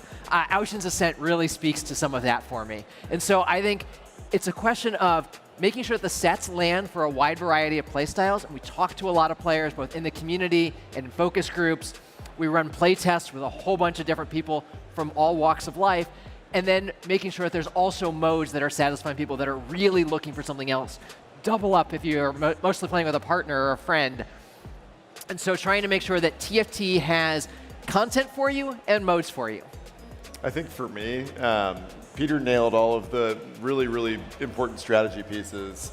We also need to make sure that there are high-stakes, degenerate traits occasionally in our sets, like Ixtal. And if I look at my last 9 games in my history, 8 of them I think I went 7th or 8th place, but I did have a 1st place. And I had the Ixtal dream, and it felt amazing. When it hits, it hits. Oh, it hits, it hits. And so I think, you know, as Peter mentioned, it's really important for us to think about the diverse player base that we've had. The other thing that we're looking at is new ways to play TFT. And so I think that's something that's always kind of in the background that we're thinking about, and we're prototyping. Some of those will see the light of day, some of those won't. The thing that's really cool about that, though, is that we have a great team here at Riot. And I think that we're really inspired by all of you as players. And so we watch what people are experimenting with. We listen to ideas that people are sharing on Reddit, on social media, in Mort's DMs, though please be nice in Mort's DMs. And so those are all, I think, really good areas that kind of inspire and help us take TFT to the next level. But there's a lot of really awesome stuff that we're cooking up right now for the future. Encore un gros teaser de ce qui arrive par la suite, justement en 2026. Mais on vient un petit peu juste sur les événements qui ont été amenés sur TFT. Le fait que quand on veut contenter justement une aussi grande variété de joueurs, on va vouloir qu'ils s'amusent de différentes façons. Et de ce côté-là, Riot est très à l'écoute de la communauté. Parfois, ça va être des traits et des lines qui vont être injustes. Il parlait d'Ishtal, notamment avec le côté très flippy de cette line quand ils l'ont lancé justement dans Lore and Legends. Mais ce qu'ils veulent constamment, c'est essayer de repousser les limites pour offrir aux joueurs des expériences de jeu qui vont être diverses, qui vont être variées, que les sets ne se ressemblent pas. Même si, encore une fois, il y a des choses qui marchent sur un set qui ne marcheront pas forcément sur un autre, ils sont à l'écoute des joueurs, ils sont inspirés par ce que les joueurs arrivent à faire en jeu. Donc c'est justement grâce à vous que TFT arrive aussi bien à fonctionner et aussi bien à se renouveler. C'est grâce à votre créativité et grâce à tout ce que vous faites en jeu. Vous pouvez vous applaudir, vous faites un super bon travail. La communauté de ce jeu est absolument fabuleuse, de toute façon. Et vous avez chaleureusement accueilli le set 16, Lore and Legends. C'est un gros succès de TFT, justement, pour célébrer cette fin d'année. Et j'aimerais qu'on revienne ensemble sur ce qui a fait le succès et le fait que ça a été aussi largement apprécié par la communauté. You're talking about the fact that you always want to content a majority of the community, which is not something easy to do, but with set 16, as you said, as the community said, you hit the mark so much and surpassed expectations, and fans absolutely adore playing on this set. There's been minor adjustments. It was actually almost perfect from the get-go. Did you expect such a success from this one, and how did you receive such a warm welcome from the community? We've been really excited about this for a while. I think that our core Runeterra sets have generally been really good. You see sets like set 6, set 9, set 13. This one that people have really gravitated towards. I think that when you're looking at the unlock mechanic, this is our biggest set of all time. That's been really successful. It gives people a lot of different opportunities for how they're going to play, a lot of options for how the game's going to unfold, and that gives a lot of good variety. This is the set that we've had the most time in development, in a kind of a stabilization phase. It's been really important to us as we looked at some of the stability challenges or balance challenges that set 15 had to really get a set into a good spot and have enough time for our finalization team, for our balance team to go in and clean up the set and make sure that it was going to ship in as good a state as possible. And I think we're seeing a lot of the success there with set 16, that the traits are fun, there's a bunch of great champions, the augments are really good, but also just the balance is in a great spot. I'm not saying we're not going to make some tweaks. There are certainly always going to be things to improve. I've read Reddit too, but I think that for where it's at right now, I'm really happy with where set 16 is, and it's been wonderful hearing that from the community. Yeah, I think as we look at set 16, it's been such a pleasure to see how much everybody's playing, and I think that's a great indicator for all of us. It's inspiring. It's super, super inspiring. And one of the things that Peter touched on that's incredibly important to us as developers, again, is that player feedback. So we heard that feedback with 15. We looked at ways that we could try to increase balance, try to increase stability, and we really, I think, doubled down on 16 with that. And that's something that we're committed to as we look at our future sets. And as we talked about earlier, we're not always going to get it right, but we're going to work incredibly hard to make sure that we have strong balance across the entirety of a set, and then we have strong stability within those sets. Un des challenges justement sur ce set, c'était dans sa préparation. Déjà, il savait qu'en revenant vers Runeterra, forcément, il aurait beaucoup de succès du côté des fans, puisque c'est un univers et des régions que généralement les fans adorent approfondir et adorent expérimenter. Il y avait beaucoup de stabilité dès les débuts du set, puisque c'est un set qui a pris assez longtemps en développement et sur lequel ils se sont vraiment longtemps penchés pour que quand il arrive, il soit balanced le plus possible. Peter disait qu'il regarde Reddit quand même, donc il sait qu'il y a des améliorations qui devraient arriver et qui arriveront sans doute. Mais voilà, pour l'instant, on a un set qui est relativement stable dès son moment de sortie, ce qui était quelque chose, qui était une des plus grosses ambitions justement quand ils sont arrivés avec cette idée. Et moi, sans plus attendre, j'ai envie de me pencher sur 2026, sur ce qu'on a vu dans cette vidéo, sur ce qu'on aura à la fin de l'année, sur le retour de la musique potentiellement, sur le set 19. I want to touch on 2016 now. I want to talk about what we've seen in the video. Anything you're excited about in the 3 sets and all the events that we're going to have? Tell us everything. I mean, yeah, all of them. One of the things I'm most excited about, man, the experiment for the mechanic in set 17 is insane. It's really cool. It's been really fun to play with, but it's certainly experimental. I love the theme for set 17 as well. It is epic in a way that we've rarely touched on before. Set 18 revisits an old mechanic in a magical way that I'm pretty excited about as well. And then with 19, I loved set 10. I thought that the music system in set 10 was something special. And being able to revisit music, especially with some of the tech investments that we've talked about, I'm pretty excited for some of the possibilities that we can explore there. Yeah, I think just to plus one everything that Peter said, next year is got a banger set lineup. And I think with 17, we've got some really, really cool stuff that we're cooking up. I am a big fan of the 18 thematic. I love forests. If you could just immerse me in a forest constantly, I think I would live there. And so that's going to be, I think, something super special in terms of the theme and the way that the team's kind of cooking on the mechanic for that set as well. And then 19, I'm excited to see as we start to get deeper into development on that. I think we've got some really interesting ideas, and we've got a really talented team that's working on all of these different sets. And I know that they're super excited to get them into your hands next year. So, yeah. Des inspirations qui reviennent du set 10, hein, forcément pour le set 19, un retour à la musique. On tease des choses qui vont être très intéressantes pour ce qui sera le point culminant de l'année TFT à la fin de l'année. Jeff disait que lui, il avait très hâte personnellement d'être au set 18 avec cette thématique de la forêt, cette thématique un petit peu plus mystérieuse justement. Une question que moi je veux en savoir un peu plus parce que je vous ai vu réagir. Aux expériences PvE justement pendant qu'on regardait la vidéo. Donc je vais essayer de les teaser un petit peu et d'avoir des infos sur ce qu'on pourrait voir de plus. The crowd, when we mentioned PvP mechanics, they went wild. They're mostly excited about this. Anything you can tease us about this for next year? Oh, I wish. I love PvE. Okay. I wish there was a little bit more that we could say. We've heard the love for Ocean's Ascent. We've seen the love for Talker's Trials, even though that's really just an onboarding thing for the new set. People have really fallen in love with that as just like a way to play TFT at your own pace and in a less competitive environment. There's places there that we want to invest more, but we've heard so much of that love from the community that we want to make sure that our next swing there is bigger. And so it's going to be a little bit of time before we're able to get that out. I think that is unlikely to land in 2026. Ok, pas forcément en 2026 dans la forme finale de ce qu'ils voudront faire de ce côté-là. J'ai essayé de pousser pour avoir des teasers, ils m'ont pas donné grand-chose malheureusement, mais en tout cas quelque chose qu'ils vont réussir à nous donner, c'est leur point de vue sur cette célébration de fin d'année, ce Paris Open qui a été absolument fabuleux, grâce à vous à la maison, grâce à vous dans la salle, grâce à tout le monde et toutes les personnes qui ont fait de cet événement un gigantesque succès. On n'a pas l'habitude de célébrer TFT à Paris et on est très content d'avoir pu accueillir cet événement. One of the final questions that I have for you is regarding this amazing event, convention.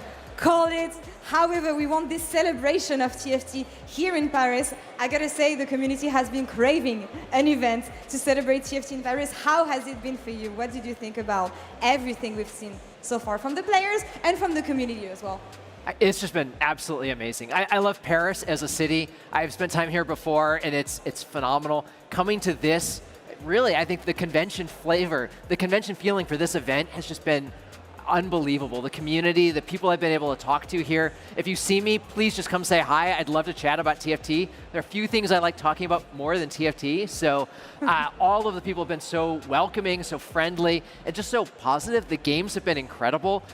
We've seen some really amazing upsets, and we've seen some just incredible play from our players. I'm really looking forward to the finals. The energy in the room for Carousel of Chaos was incredible, and I'm hoping for the finals we can bring even more of that.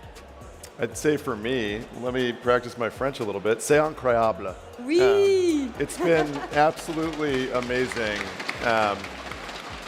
We've got such an energized crowd here, and I think, thank you to everybody that's come to the event. As Peter mentioned, Carousel of Chaos, you could literally hear it like probably in another city in France. It was so loud in here. When we get to the finals, we need to hear that +10. And I can't wait for this entire arena to explode. Mm-hmm. So I think that's going to be amazing. And then the other thing that I'll call out is kind of two fronts. I can't wait for all of the stuff that we've got cooking next year with the Vegas Open. There's a lot of really exciting development that we have around that and how we're evolving this format. And so the team on esports at Riot, I just want to thank all of you. You've worked incredibly hard on this event over the last few years. We can't do it without you. We can't do it without all of you as our players as well. And then the other thing that I would call out is next year we've got a wonderful publishing team, so our marketing team, and they've got a bunch of really cool stuff that they're cooking up to support all of the wonderful development that we're doing. So to all of our publishing team, to everybody at Riot, to all of you as players, I just want you to know we really appreciate you. We can't do this without you. TFT has been a community element and kind of evolution from the start, and it only exists because of all of you. So from me, from the team, from all of our Rioters, thank you for everything. Des applaudissements pour les équipes de Riot, que ce soit au publishing, au marketing, à toutes les personnes qui font que cet événement grandit chaque année. Ils sont très heureux de retourner à Vegas l'an prochain, mais extrêmement heureux également d'avoir pu partager tous ces moments avec vous toutes et tous pendant ces 3 jours. Vous avez été absolument merveilleux, un accueil chaleureux, il n'aurait pas pu en attendre plus. Cet événement a été génial, on a encore une finale qui nous attend. Donc je vais avoir un petit pronostic avant de les laisser partir. Any predictions on the final 8 that we have, and who's going to take it all tonight? Who's going to lift the belt? My prediction's for Toddy. All I think right. that he's played amazingly over the last couple of days, despite having travel difficulties. And really, I think it comes down to the girlfriend Artist Alley buff. We've seen that people with partners in Artist Alley just play a little bit better, and his partner is just making these incredible stitched TFT characters in Artist Alley, and I think that's just going to empower his play on the main stage. Love it. I think I have to go with Xiao Lilu and then Sappho, and I think we have an underdog moment here. and we also have the last representative of Europe. And so I think we've got to see where Sappho can go with this. The competition is fierce. Top 8 is going to be a banger. Messieurs, merci beaucoup. Thank you guys so much. A round of applause, please, for Jeff and Peter and all of you who again made this event absolutely incredible. Super excited for 2026. Thank you all so much for taking the time and talking to me today. And that's all for us here on this side of the stage. Back to you at the desk.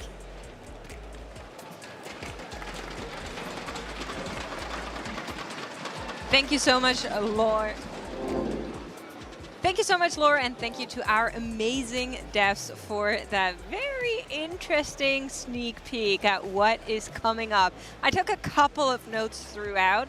I think the biggest one that they didn't talk about in depth there was a very, very sneaky side comment in that first video where they said Vegas was going to be even more players, which has me incredibly excited. Yeah, I mean, we've upgraded year over year, right? Going from what was once 512, I believe was the cap for previous ones, and we're at 768, I think is the number we actually landed on for this event.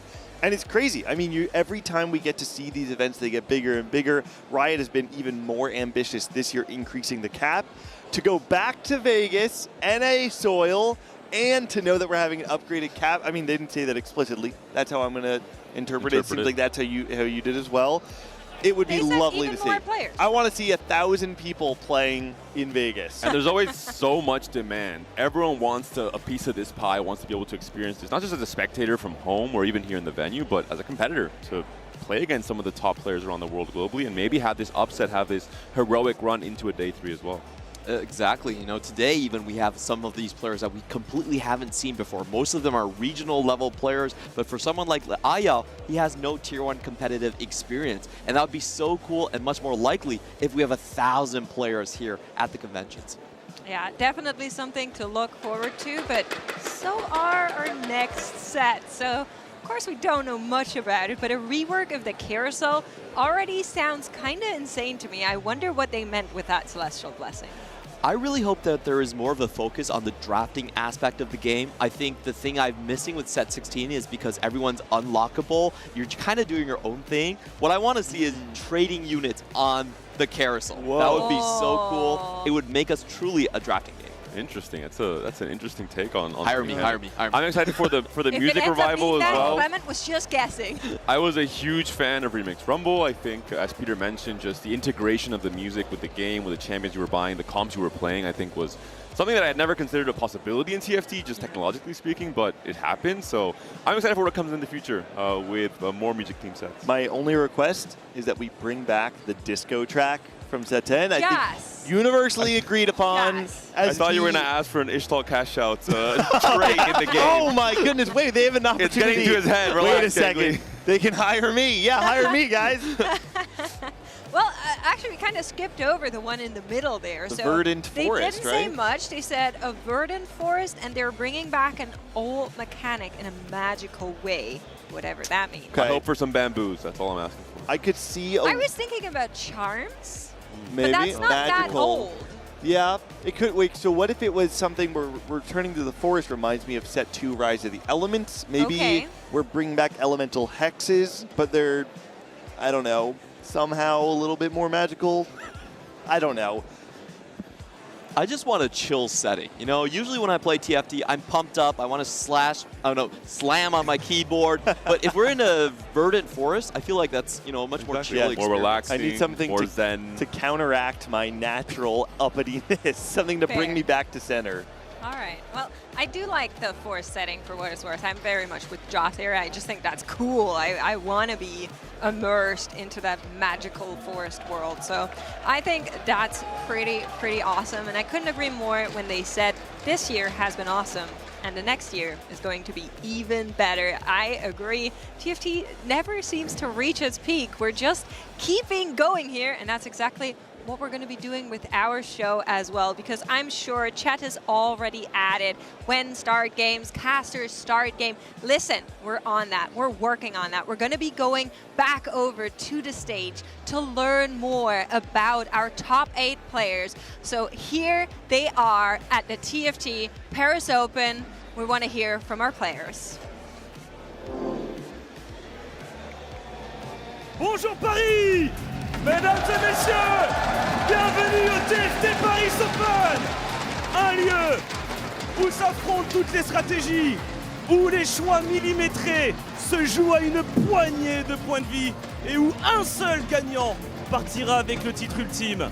Mais avant de commencer, mesdames et messieurs, veuillez honorer comme il se doit les gagnants de Vegas et Macao qui nous apportent le trophée. Veuillez accueillir Milala et Chicuz. Et ils nous apportent la ceinture emblématique du TFT Paris Open qu'un seul gagnant aura le droit de rapporter à la maison.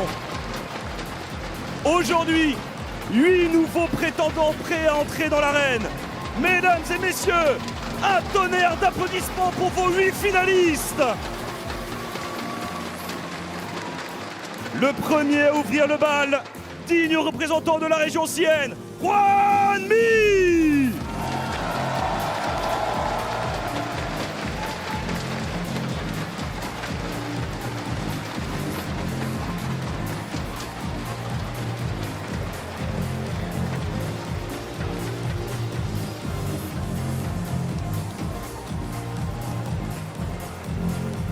Venant de la même région, Jean-Loup.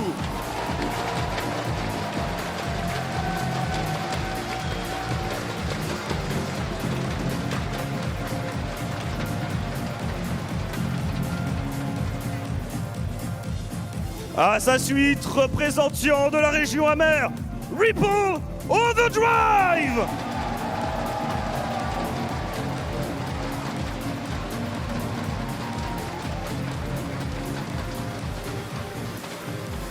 Et son acolyte de la région amère, Tony.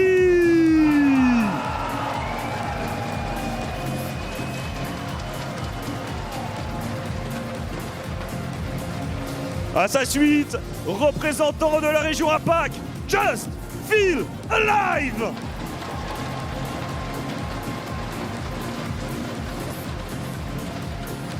Son acolyte de la région APAC, Ayao.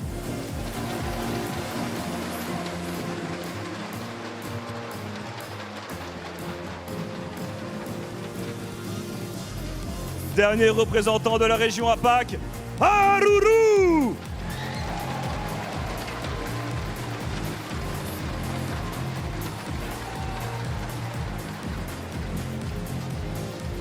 Et enfin, dernier représentant de la région IMIA, Safo. 8 styles, 8 visions de jeu, 8 chemins différents, mais un seul choix. Une seule solution, dominer le plateau, soulever la ceinture et la rapporter à la maison. Alors, mesdames et messieurs, êtes-vous prêts pour un nouveau chapitre? Que les finales du TFT Paris Open commencent! Players, please, you may go to your stations.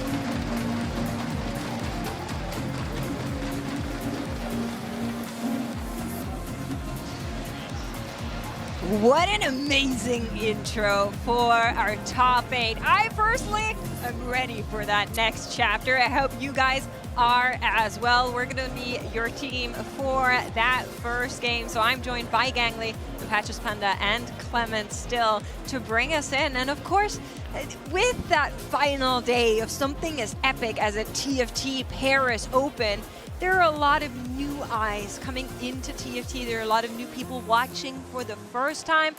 What are the first couple of things we're going to look out for here?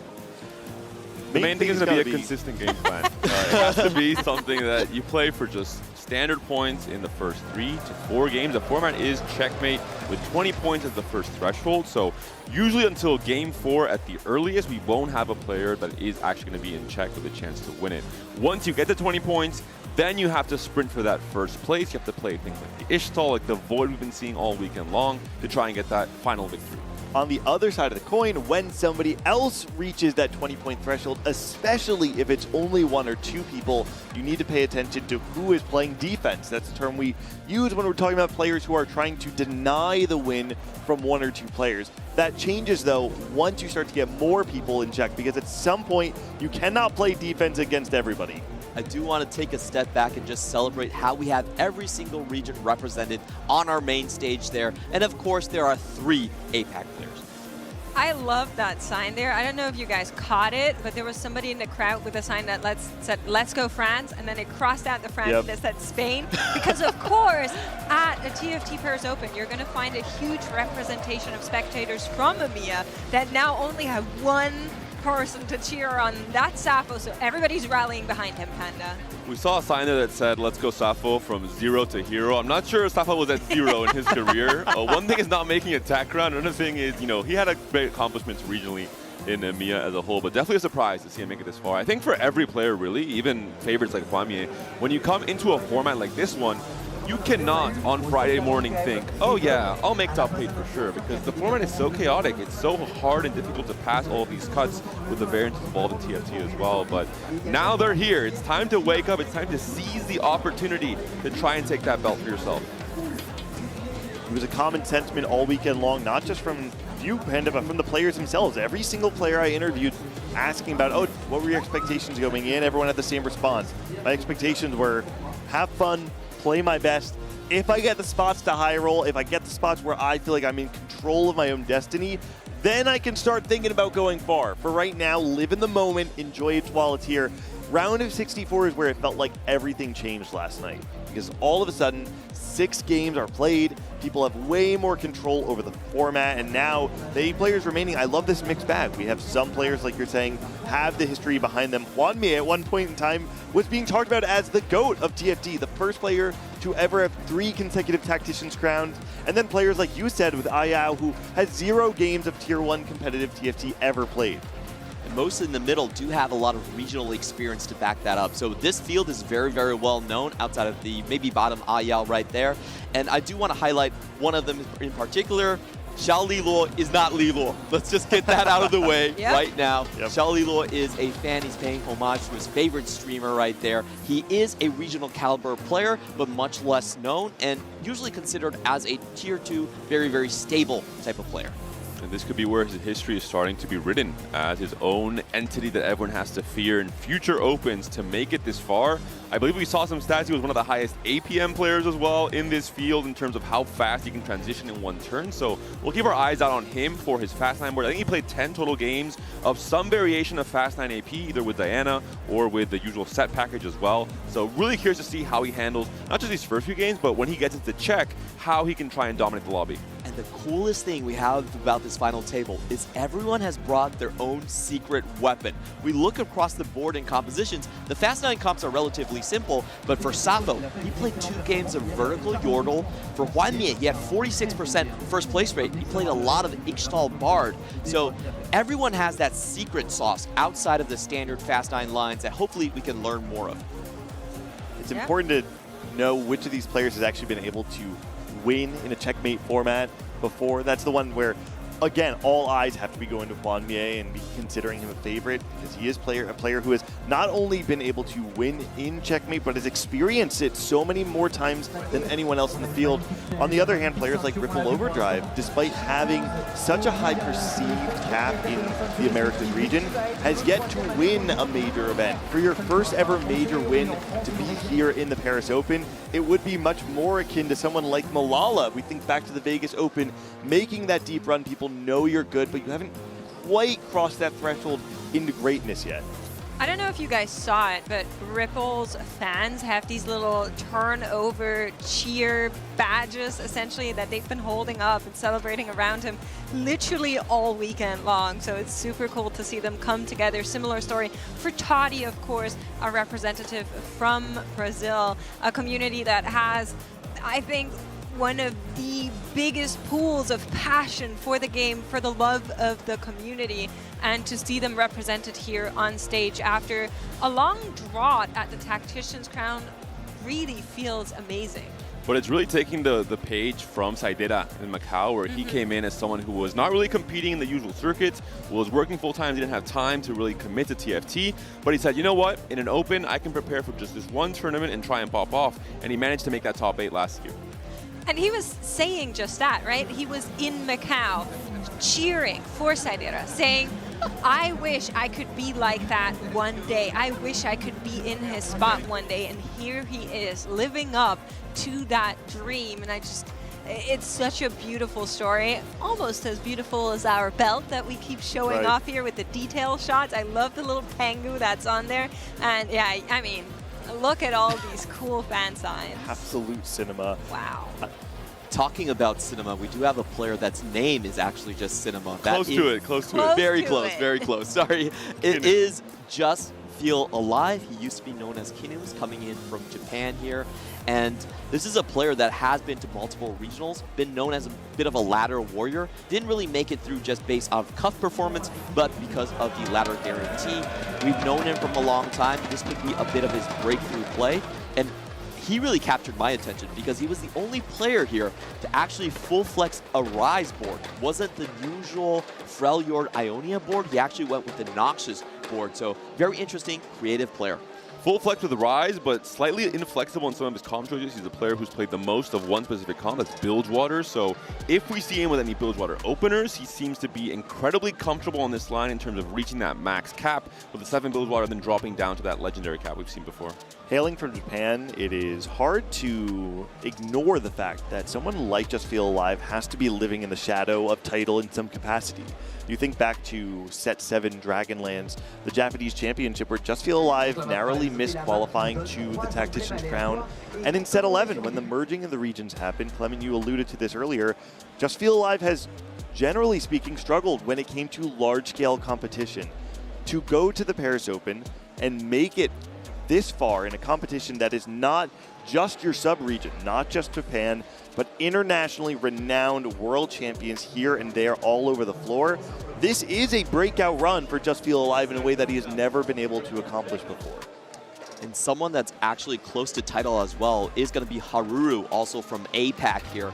He is known as a dark technology specialist. He pioneered something like the EDM Jax, and after the previous Macau where he went 15th place, Title was like, I need to get in touch with this guy. I want him in my study group.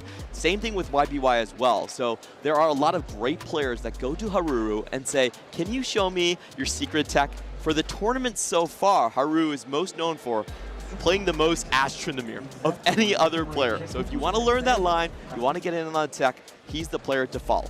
Of course, he's also teammates with Ironbog and AQ18, so has a lot to catch up to with the remainder of his teammates. And Astronomir, not the comp we'll probably be seeing when you are going to be in check, but hopefully in these first few games, you have a spot for it. Very cloak-dependent comp. You need to have that QSS and that BT and the Kraken, of course, for the Ashe. One of the big winners, I would say, from this recent B patch that came in through this week, the small attack speed buff on Tryndamere. I think the comp was already viable and playable, but that kind of opened up the eyes of most of our player base in terms of, hey, I can play for this comp and probably have success, go for a top 4. I love when we have players that have this pocket composition that they're willing to play, that some others just are not willing to angle toward. And of course, it is a composition at large that needs to be played from ahead. But what's fascinating is that even, sorry.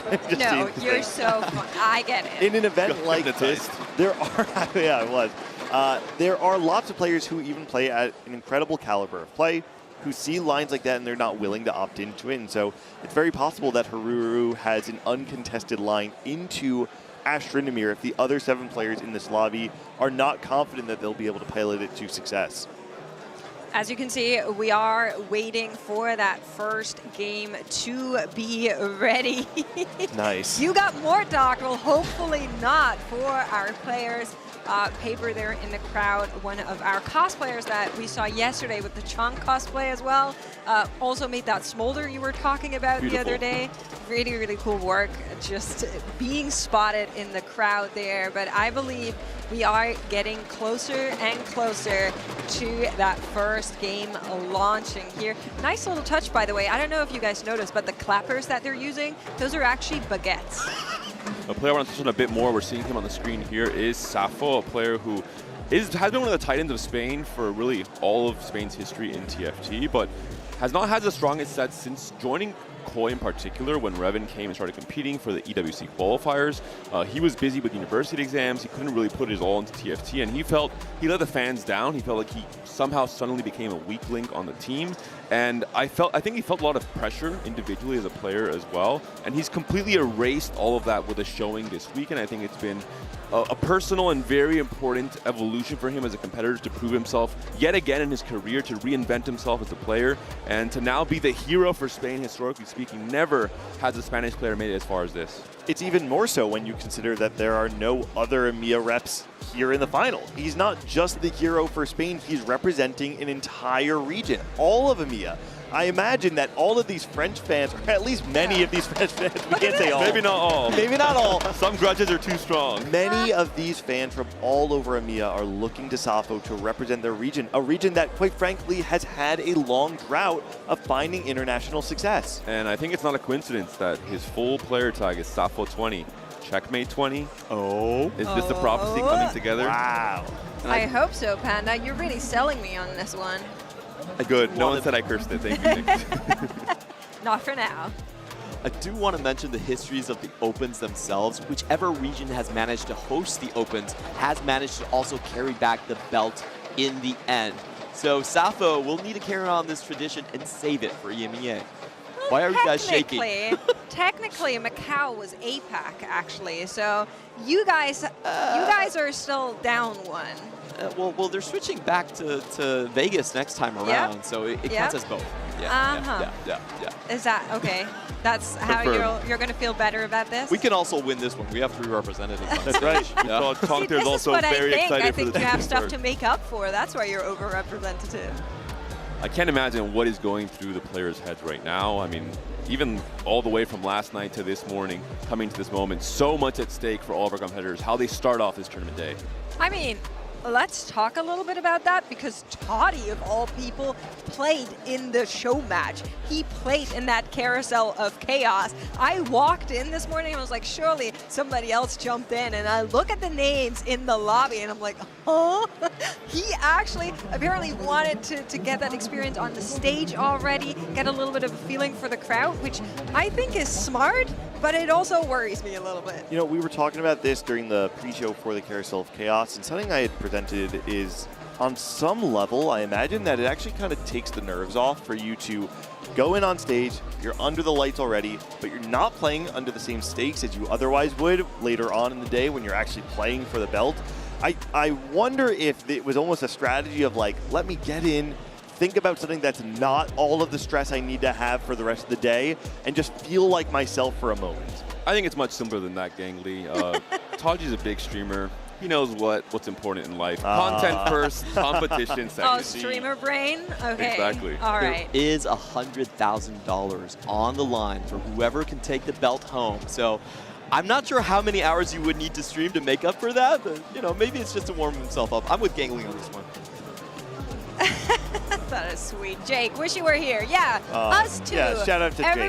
Everybody make sure you mark your calendar. The Vegas Open next year is going to be happening, and we'd love to see you there. But one more reminder of how far our players have come.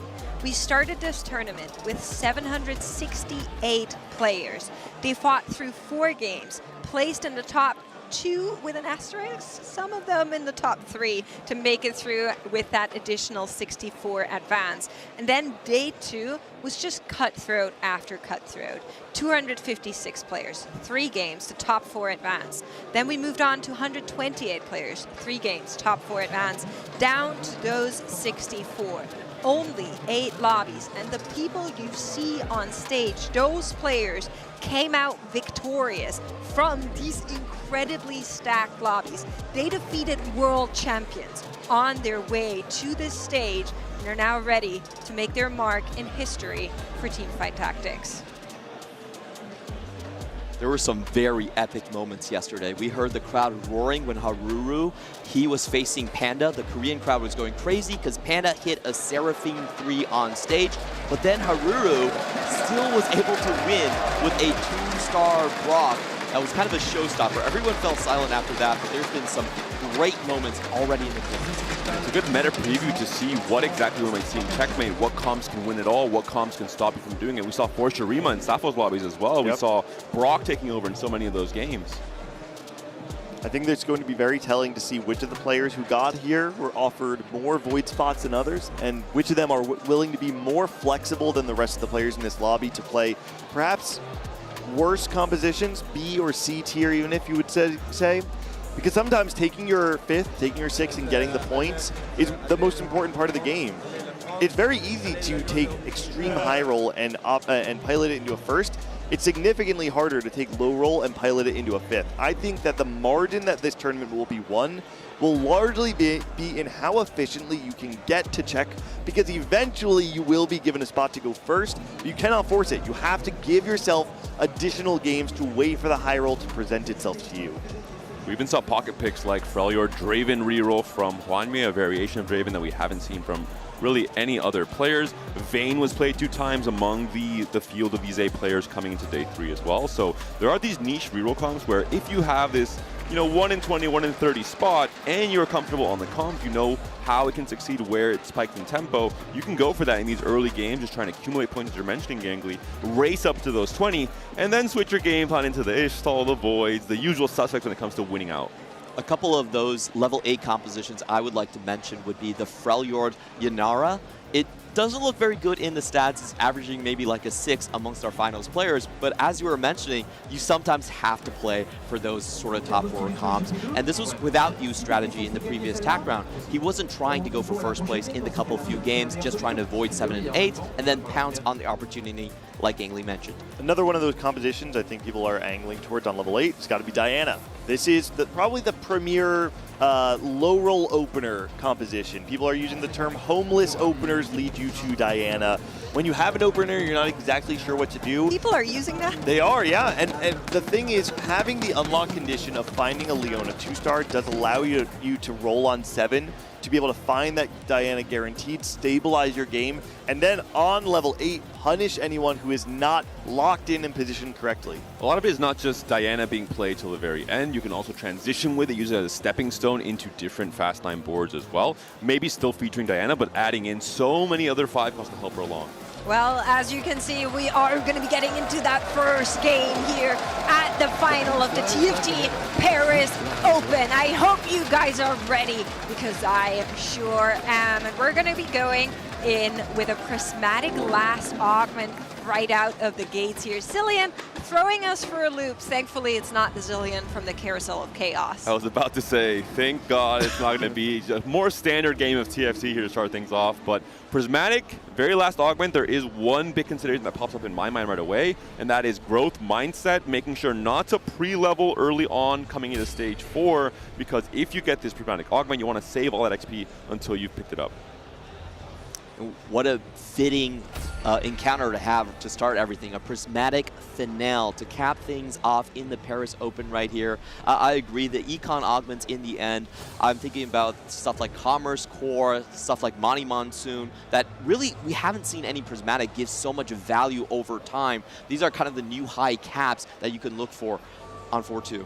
Generally speaking, too, prismatic finales tend to be the most game warping of just a single prismatic, because on 4-2, your game can completely flip. You can have players who look like they are dead in the water that get completely bailed out, and you can have players who have been streaking the entire game who don't actually find a condition to close it out. I think that's specifically true for the meta that we find ourselves in, where those legendary supports are just so strong, where there's so many options to unlock something crazy. And I mean, for Sappho, we have a great potential here to have a really strong early game. We've seen those Demacia boards be just super, super stable, having that Sinsao and having a Sona too that he will have access to in hopefully just a couple of seconds. Is Sappho a Zahen player by any chance? We'll find out very soon if Trials of Twilight is offered, but he definitely is going to be the hero of the people with Demacia coming online for this stage 2. A very strong opener, as you're mentioning, makes. Can potentially slam something like a Kraken for the Vayne if he finds that up, or the Nashers even for something like a Sona, moving more into AP. All right, it is Golden Augments. There's a chance to proc it, a chance to go all the way, maybe find that Darken 3. Is he going to be digging for it, or does something like Replication or Promise Protection entice him already to stay with it here. Speedy double kill with sounds Kraken start. really good Yeah. with his current open component. He would be hoping for Wow. a Vayne, though, which might be a little bit too much to ask for. I like Replication more. Yeah. You're going to have items to itemize these already 2-star upgraded units like the Xin Zhao. So just a very consistent start here for Suffolk. Finds the Jarvan too This as is well. an insane opener. Wow. And goes with the belt replication, it looks like. So going to be able to get a couple more along the way. Suffering from success, Ooh, not level there. Shyvana with aura farming from Xiaoli Luo. There is a new comp that I've seen on social media that centers around the Juggernaut line in a vertical with something like a Ziggs as a backline carry, kind of throwing back to something like Ashe Juggernauts in last set. So curious to see if this is on Xiaoli Luo's mind at all coming into that stage 4. Xiaoli Luo has mainly been an Annie and Silas Fast 9 player. That's his most prominent line. And of course, you can fit that with the Swain and Shyvana. Very common frontline pairing for that. This is a big win for Safo. He could not level to 4 here because he just had too many upgrades and too much gold on the board from that Xin Zhao upgrade. So if he can win here, he can make sure to level to 4 this next turn. He'll have a consistent chance of trying to go for that 5-win streak. Really critical to see what Ayao gets out of the Rising Star. Star is Born in there. He has not picked his 2 cost just yet. And typically we have seen things like where you can actually unlock something and then click into it. Most likely the Twisted Fate unlock into an instant Graves 2 to start stacking Serpents. Need to take a look across our boards to find all of our augments. Of course, we're going to get an overview of them once we go into the carousel as well. But a lot of those gold augments really are transformative and give you a lot of that direction. And I know where Wanmi is going with this one. Show me no more. This has been one of his favorite starts to get the Bard. If you get enough 2 costs in, you can actually cheat the Bard on the board without spending any of your own econ. Too much value is a great type of Bard start. That will be for Taji. That is Toddy, yeah. Yeah. That's Toddy with too much value. Sorry. Juan May's uncluttered mind, which is why we're seeing such a full bench. Also keeping all his options open. I guess he is hoping for a Cho'Gath potentially coming out in his shop to pair with that Kog'Maw 2 and try and play for the Void that we've seen be so prevalent in the meta. I think only comparable with Diana across the first 2 days of competition. Yeah, so here's that too much value board. Has access to that Yasuo too now. Tryndamere pair, Ashe pair. Yeah, I much prefer that angle because Yasuo, unfortunately, not really living up to where he should be. Of course, you're going to be taking that 2-star Yasuo for now to stabilize a little bit, but does find the Ashe as well. Playing for Bard here alongside the Tryndamere and the Ashe with too much value. You're getting value from the Ashe, the Tryndamere, the Bard. You just need one more 2-cost that can try and fit on that board as well. So really cool optimization here from Taji. And it actually makes a lot of sense when you consider the cadence of that line. Ashe and Tryndamere want to be able to spike early, be strong on stage 2 and 3 so that you can get the stacks online. It's one of the few compositions in the meta that scales infinitely as you get kills with them that the other has marked, or it might be that as they actually kill themselves. It will just scale infinitely and get stronger and stronger. It's one of the few ways to really get over that late game hump. So I like the play from Toddy. He does end up actually taking the loss there, I believe, but I still think the shape of his play made a lot of sense. A little bit unfortunate that he runs into the Ashe 2 from Ayao. Judging by the items that we're seeing here, he's most likely going to go for a Lissandra Invoker composition with the Nashers built already. Big 3 costs to take a look of. Of course, it's always going to be Loris. That just unlocks a lot of the lines. We're seeing late game skilling as well picked up by Just Feel Alive with the very evident Yordle opener. So this is the line that I think we saw from pretty much every single player on ladder last patch because of how easy it was to transition from Yordles into that set flex board in particular, with Kennen and Kabuko staying on and then just joining it with a ton of AP legendaries like the Annie. Does anyone have any clues on where you think Ripple might be heading with the Steadfast augment and an IE slammed? Could maybe just be a Yunara game? Yeah, I think it might be with Wukong in particular. I think he'll benefit a lot from the extra HP on the Steadfast. I'm not sure what the path of the Ionia is this game, but we have seen Ionia legendaries work out, especially with the Enlightenment or Prosperity. Sometimes you have the 5 Ionia and then you just slam in as a Prosperous. Yeah, we're getting those on the lower third sometimes, so just if you're ever wondering, it will pop up there. We also saw the Void pop up earlier as well. Such an interesting too much value board. Unfortunately, still the Tryndamere pair, and that is the unit that Taji is currently itemizing with the QSS for those stacks. So really hoping to find that Tryndamere 2, hoping to turn this loss streak around, make it a bit of a win streak for all of Stage 3. Usually, 2-cost reroll comps, they tend to spike hard on 3-2, and then hopefully maintain a win streak until at the very least Stage 4. If you can extend the win streak by hitting your 3 stars early, that's really the big deal with a 2-cost takeover and can land those 2nd or 3rd places. Yeah, so... Wow. That was a close one, and Ayao got so much value out of that extra Freljord statue that slowed down the fight and allowed that Anivia to do something at least, but Kog'Maw able to clutch up. That's 6 Kog'Maws. Is this part of the dark tech that Haru is trying to peddle? I will say one of his unique lines that nobody else plays is actually the Kai'Sa flex long shot line. So he actually plays 4 long shots alongside with Caitlyn, Ziggs, and Kog'Maw, along with the Kai'Sa in a flex front line. Interesting. I guess you could splash in Piltover as well late game. Does make it give you way more access to that as well. But I'm not sure about Kog'Maw 3, though. I feel like that's a unit. You know, you hold it if it's not costing you anything, but once the opportunity for interest arrives, I don't expect him to be there. 2 win streakers up against each other, Safo and Haruru. It's going to say a lot about how the rest of their game goes. Safo did find the Vayne, by the way, to be able to hold the Kraken, so it won't be the Xin Zhao anymore. Maybe now a little bit of sadness for not having picked up that speedy double kill in terms of having the Rage Blade and the Kraken on this Vayne early on. Especially if you find a Vayne 2, that can solve all your tempo problems until at least halfway through Stage 4. Unfortunate, gets killed off before the Mana Bar finally gets that ultimate off, so now the Vayne will need to do some extra tricking. Will not be possible once again. I mean, Kog'Maw 1 is doing a lot for Haruru right now. I would be inclined to hold the second one as well. Safo very poor as well, unfortunately, because of that Xin Zhao upgrade, because his board just cost so much and he didn't have an Econ Augment to pair alongside it, picked up Replication instead. So Safo might be in trouble. If he can't really win streak and dominate Stage 3, he could come into Stage 4 very, very poor. And on the other hand of the win streakers, we have the full loss streak from Hwan Mie. He should be looking to turn the corner now that he has a double gold generation on his board. He does need to start killing things off to get that gold, though. We mentioned Draven Freljord that only Hwan Mie has played, I think, in this top 8 and maybe the entire tournament, considering how rare the comp is. Could that be what Hwan Mie tries to angle with his Rage Blade that he's built? I imagine when he played that, I imagine it was a roll-on 7 Draven reroll game, so most likely not with Cluttered Mind, right? But it's possible. You could maybe just play from tempo and play on 8. I can walk you through the build. I've seen it a couple times. It's absolutely madness. I haven't seen anyone play it, but you play so many 3-costs. You play Sejuani, you play the new Kabuko, you play also the Invokers from LeBlanc, you play Darius, and then you also play something like the Draven. So really good augments for that is actually going to be 3 3s, which you can't get in this game, unfortunately, because it's Prismatic Finale, but it's an insanely expensive 3-cost comp that is unique to Hwan Mie. I love seeing all the unique tech that you've been lining out, Clement. I just hope we also get to see it from our players. So stuff like that Kai'Sa long shot from Haruru, as we are watching right now, does have 2 long shot in play with that Caitlyn, which is going to be helping out that backline as well and will protect his streak going into that second augment. Now we know third one is Prismatic, but what is our second augment going to be for our players as it rolls around?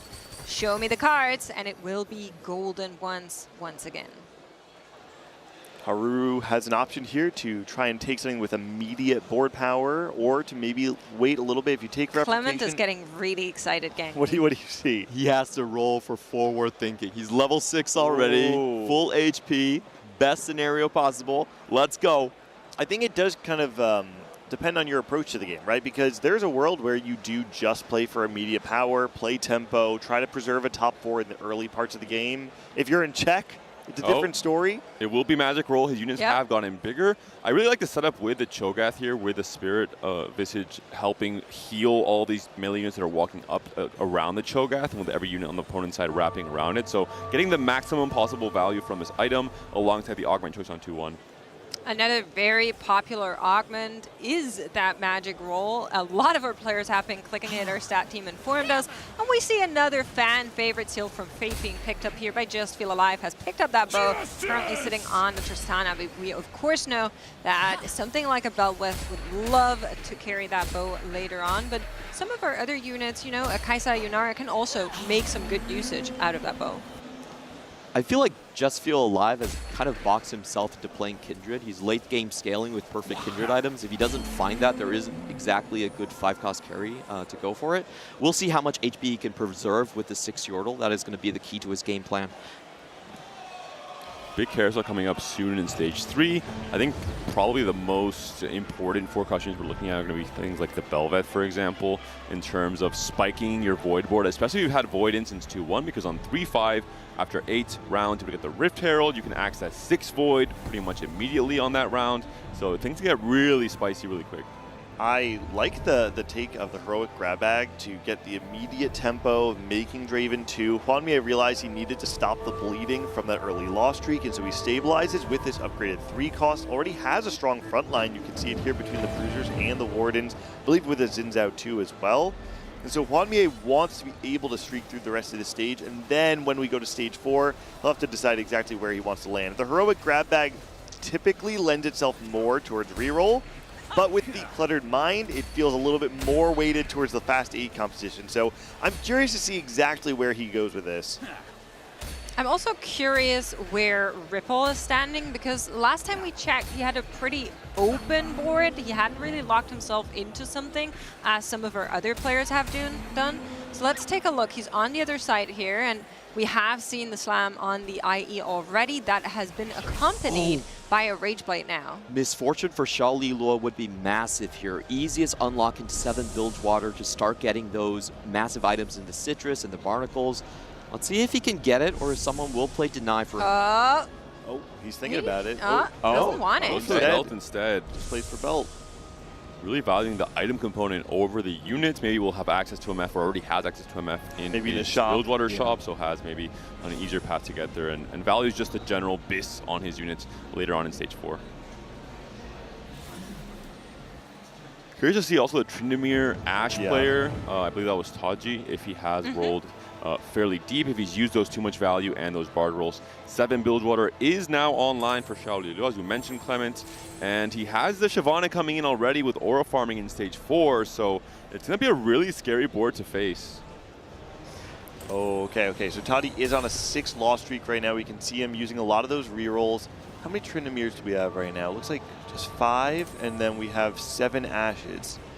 Doesn't have Freljord in, that's the big thing, right? He has a Braum on the bench, but maybe feels he doesn't have the space. Is there maybe a decision point between benching this Bard or giving up on the Bard? You got enough value from it already, and playing for a stronger board soon. No bows, too, is really brutal for Toddy here. You really want to be able to have something like the Kraken Rage Blade on your Ashe. Otherwise, you just don't have enough DPS. You want these fights to be able to last a little bit longer, and then over time have the Tryndamere whittle them down as Ashe is doing supplemental damage in the back. And on stage 3, I would argue that Ashe tends to do more damage than Tryndamere until Tryndamere becomes 3-star. I will say he does have Salvage in his second augment, so he can break apart some of these items he's already built and hopefully rework them into better BIS variants coming into stage 4. As you mentioned, though, I'm surprised he didn't pick up any bows from the carousel, considering he was first pick as well. Was it just not a bow on offer? Was it in the wrong side? I'm not sure. Maybe, yeah. We'll need to keep an eye on that as we move through our PvE stages and into the next carousels. Taji is definitely not in the healthiest position out of our players. Is now 1 copy of that Ashe. You can see the rolling commences, finds another Tryndamere, needs 2 more of that as well. 7 losses in. I don't think you have much time here. I don't think you have much resources to give. He needs to find something to stop the bleeding. We'll likely sell the Bard after this fight and give up on it. We're seeing he's not purchasing any Bard. This is not a comp where you're trying to 3-star the Bard or make Bard the main center of the composition. Instead, you're just using it for the free rolls as you're losing in stage 2 and 3. Look at Ripple's board. 2 1% hits on level 7 Senna. right here. Wow. Senna plus the Zillion this early. That feels illegal. Huh. Interesting. That's how we do it in NA, baby. I was going to That's how we ask. do I'm it. glad you said it yourself. The Draven gold farming from Hami as well. So players already starting to scale in different ways into that late game. And we're still in stage 3. Ooh, Safo finding the Vayne 2 is quite nice, but unfortunately, streak is going to be snapped there. That was a 4 streak all the way up to 3-6. I think it's 2 stages in a row, actually, that Safo was full streaking and then lost to Haruru in the final fight. Checking back in with Porte. Can he find those upgrades? Like you called out, Panda, that Bard has been sold off. We no longer need it, as we're 1 copy off of both of those units, but he will need to find them, and he needs to find them soon. Yeah, you could see he also sells the TF to get the Draven online, so now he's holding the Briar, he has the Swain on his bench, he's going to be able to play both the Noxus and the Freljord, but the problem here is we're completely bench locked. There's a Rod. We don't have Rage Blade. We don't have any more free rerolls coming through as well. And compared to the lobby, we're not particularly rich. We didn't really hit that much faster than we're expected to. There's that Tryndamere, first big upgrade coming in, but also needs that Ashe. We were talking about how much lifting that Ashe 3 can do, and now with the Rage Blade that has been built, should hopefully stabilize. I am, however, a little bit worried with some of the other upgrades that we saw on those boards. I mean, something like Ripple with that Lucian already in play. I'm scared about how this Freljord board is going to be doing. And Yao's very quietly entered this stage 4, level 8, 50 gold, a stable board with a Nivea as a carry yet, 80 HP to work with. He might be considering just going for fast 9 from this spot, considering he has a lot of HP to use as a buffer in this stage 4. And 4-2 could have a lot of options for him to extend that economy and tempo lead. Prismatic's coming up as a reminder, thanks to that Zillion at the start of our game, so growth mindset would be pretty insane in this spot from Yao. Wanmye's streak is finally going to fall here at the hands of Ripple Overdrive that we saw earlier. And on the other side, Ayao is going to take another hit to Safo. Prismatic's coming through. Let's see him. All right, here they are. Chosen wolves. No, okay.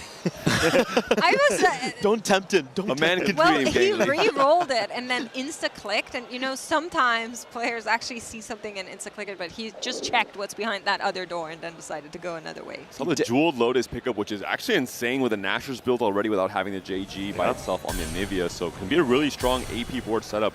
Just Feel Alive on a big roll down here, has leveled to 9 already, thanks to that growth mindset, and is now trying his best to assemble the strongest board possible, hopefully filled with 5 costs. Really needs to find those bow users that we have from the artifact. So he's keeping both the Yunara and the Belvith here, but of course the prime one would be the Kindred. Doesn't get it in the first roll down. Can unlock Aatrox with a Gunblade Slam if he wants to go down the 2-Slayer route. We'll see if that's the case.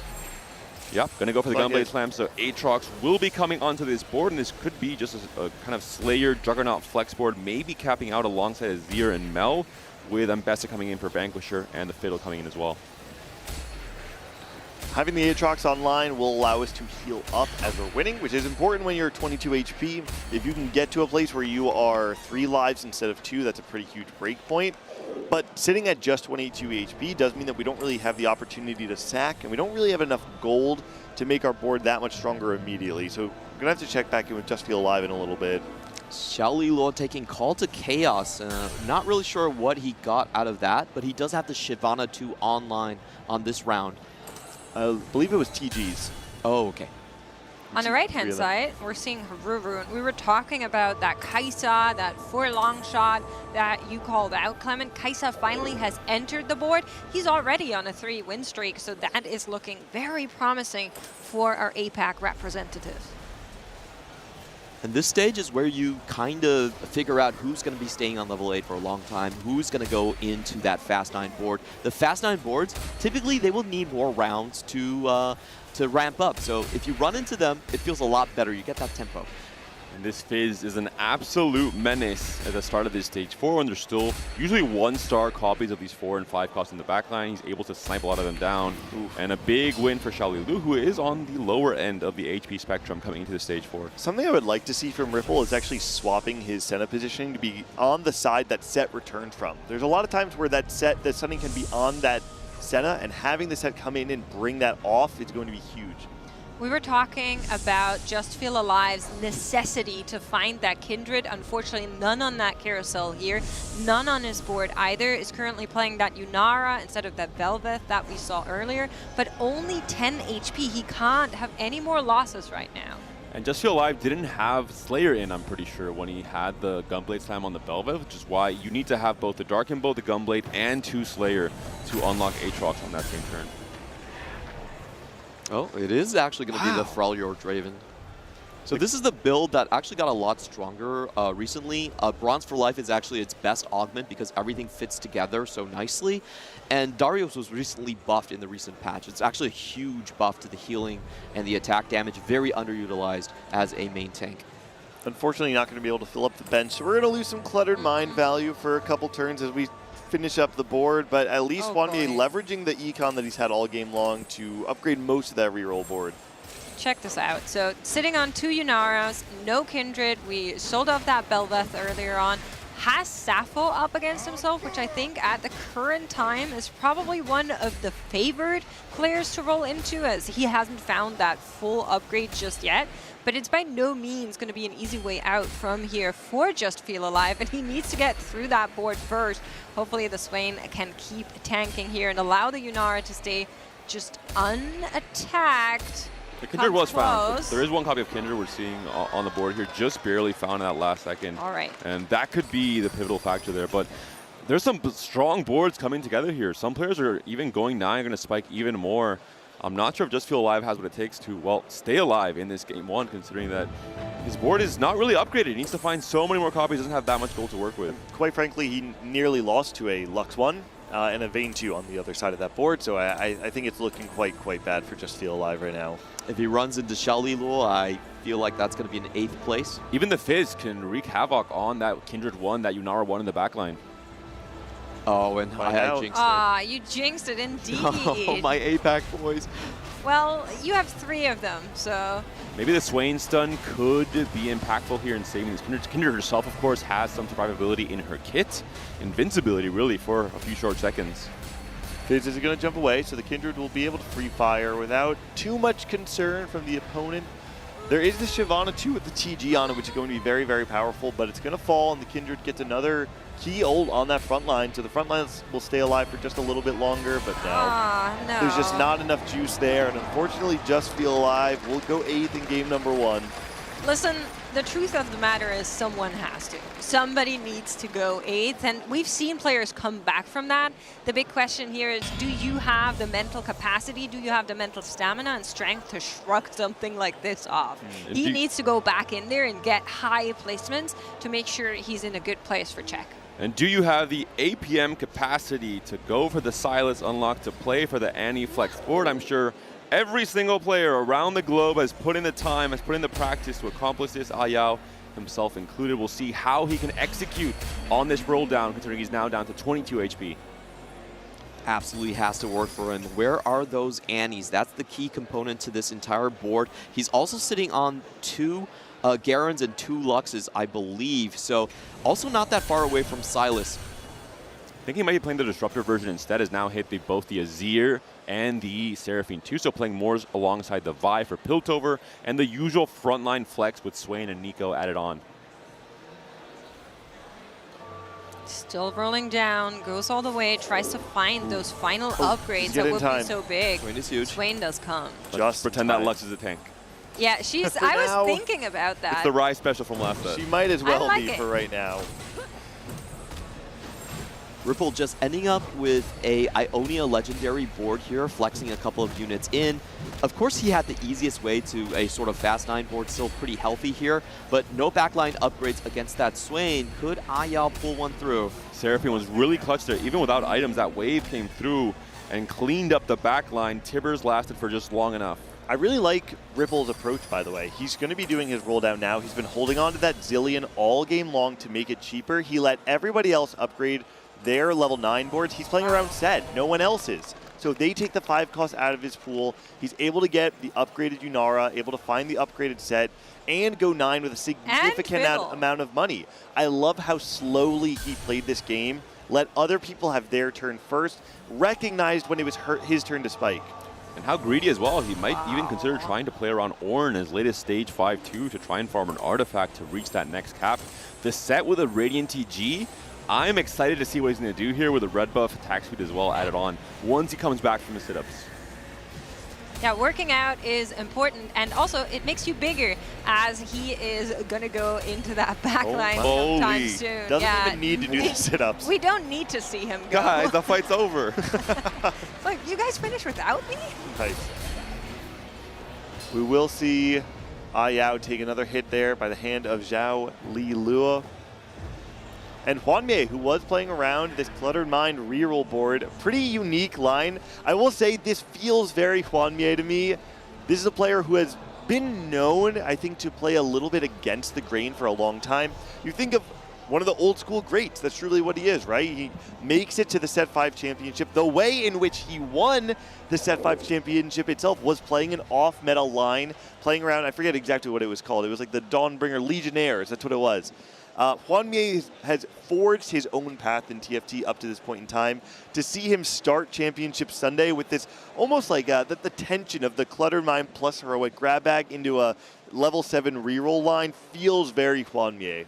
And I do want to talk about the stakes for Hwanmei here because he really started the fandom of TFT in that CN region, but it's been a very, very long time since we've seen Hwanmei actually ascend into a finals. There's a saying for Hwanmei that he either wins his own way or he goes out his own way. There is no in-between for him, and usually his best performances are at the start of the set, where his unique take cannot be copied, nobody understands the ins and outs just yet, and he can find the most leverage with his uniqueness. Yeah, there's a couple of different ways to play TFT, right? That is what it comes back to. There's players who are really good on reiterating comps that are there. They're really good on capping boards that exist, finding those unique ways to make something that's out there even stronger. Then there's players that are really good at flowchart TFT, as we've been calling it, and there are players that are really strong innovators. And I think Hwanmei falls in the category of the latter, where it's just really, really interesting to see him figure out a set, which is what we're essentially seeing right now. Just a quick mention, of course, I'm sure you all caught on already. We're having a slight game pause there for our players, but hopefully that won't take very long. Curious to see as well where Safo is going with his game. We saw he was playing around the Vayne early on. I think he picked up Growth Mindset on 4-2, which he needed considering he had very little gold. It's one of the problems in his early game.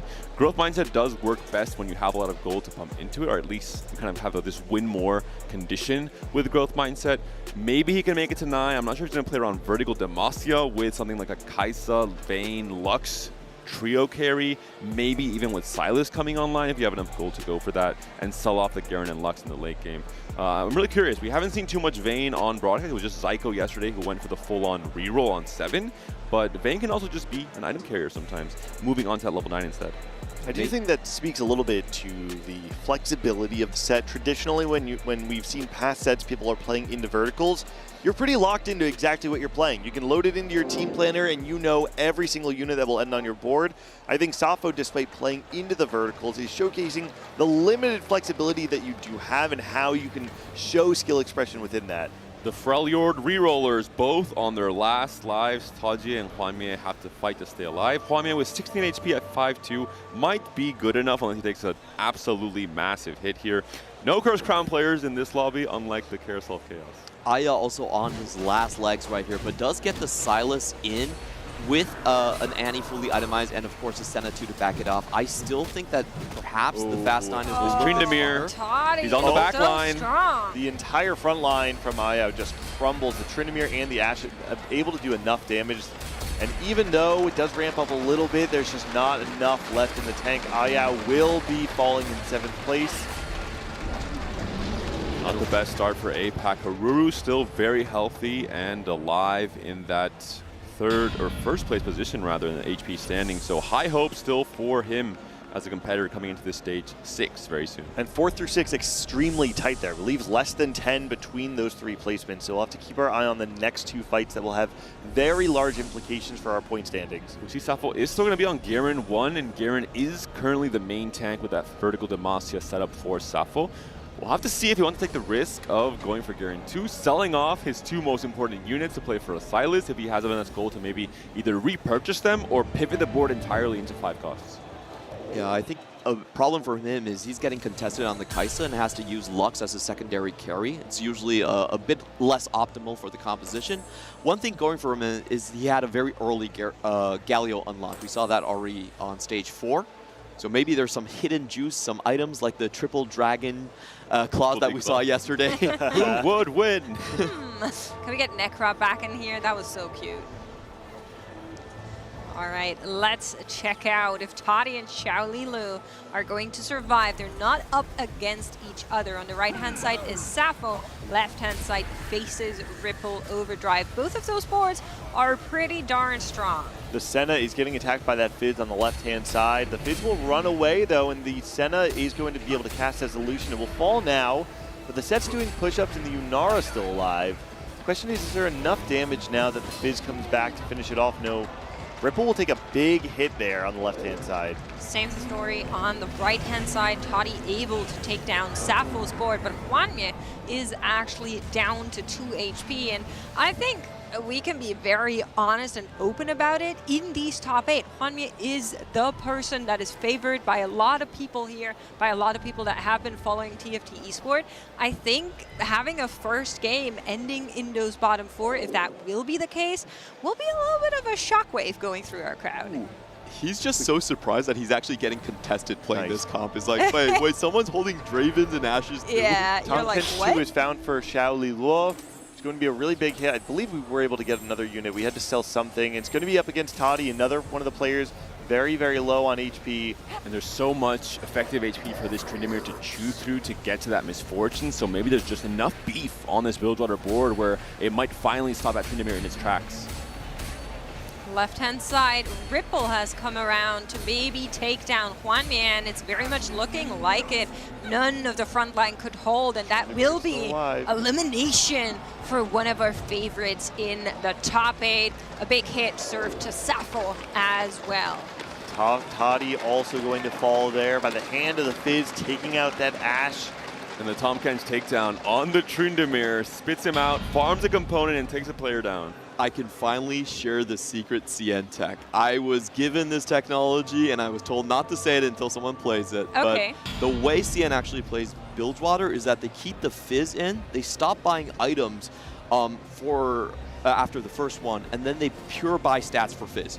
Superpower the Fizz in. Usually when you see Bilgewater Legendary, people take the Fizz out and they just play for Bilgewater for those extra slots. But that's not what Hwanye's group has figured out to play, and we're seeing it here from Xiaolilu. Haruru's on his way to level 10. All the Voids are waiting on the bench to come on alongside the Baron, potentially going to take over this game. We've seen Baron and 9 Void be one of the premier ways to win games of TFT, usually when you're already in check, but Haruru's starting things off early in this game 1.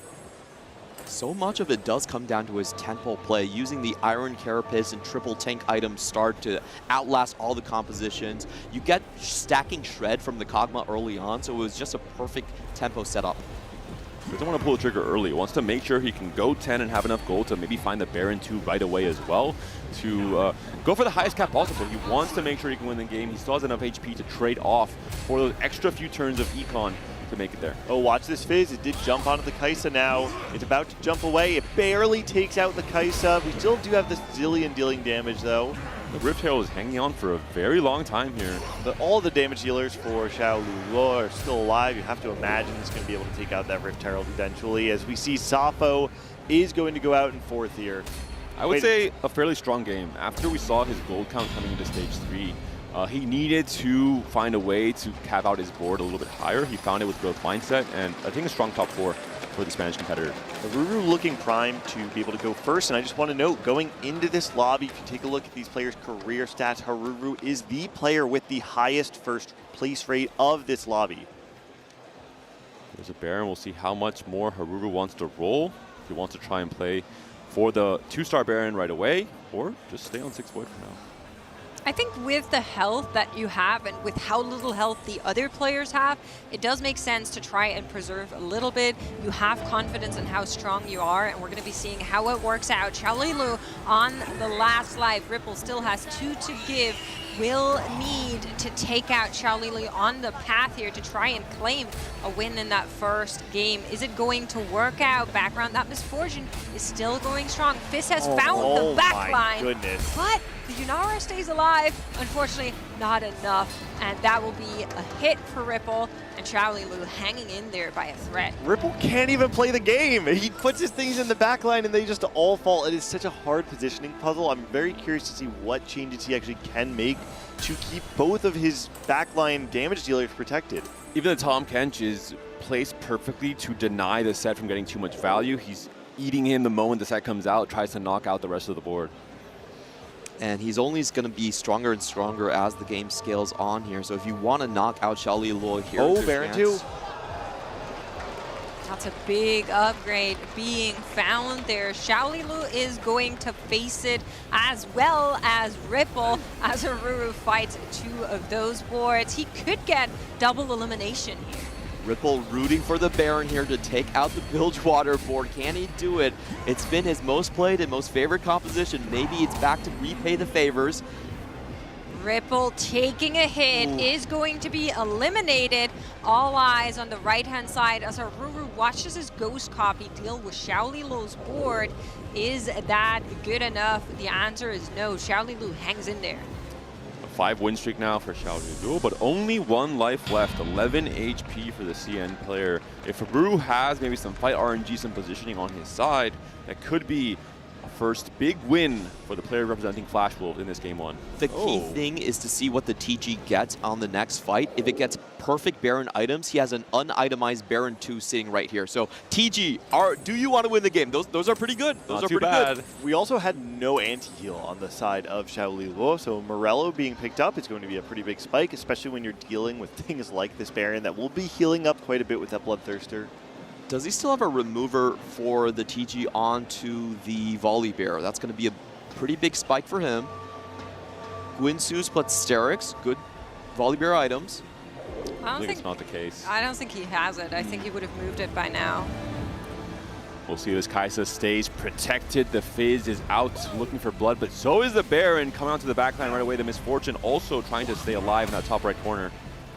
Xiaolilu was able to beat the ghost copy, but here's the real deal. That Baron board just got a little bit nastier in that carousel break time. Can he take it down, or is Haruru going to reign supreme? That Baron does not go down. Xiaolilu falls, and Haruru takes game number 1. Potentially a bit of foreshadowing for what we will be seeing throughout the day. Void Supremacy. Once that Baron comes online, Haruru's patience was rewarded in terms of waiting to go 10, waiting to find that 2-star Baron in particular to try and take over the game and outscale the Bilgewater that was in very early. We had 7 Bilgewater as early as stage 4.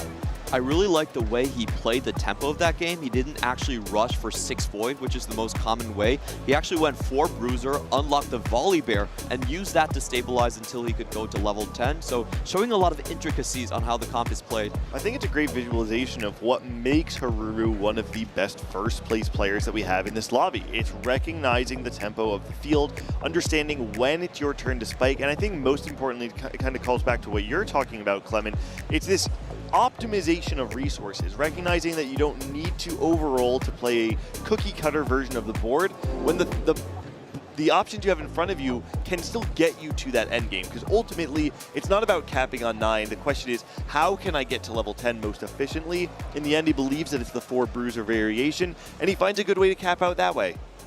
Yeah, I mean, honestly, I kind of love that we all saw these kind of niche secret techs you were talking about, the hidden tech that some of these players have, like that long shot on the Kai'Sa, like that Fizz in the Bilgewater comp. I think that really made a big difference here, and that maybe gave some of the players already something to think, because keep in mind, this is the first time they're playing together in this lobby. They haven't, or probably haven't faced each other in the previous lobbies just yet. So another look at our leaderboard here.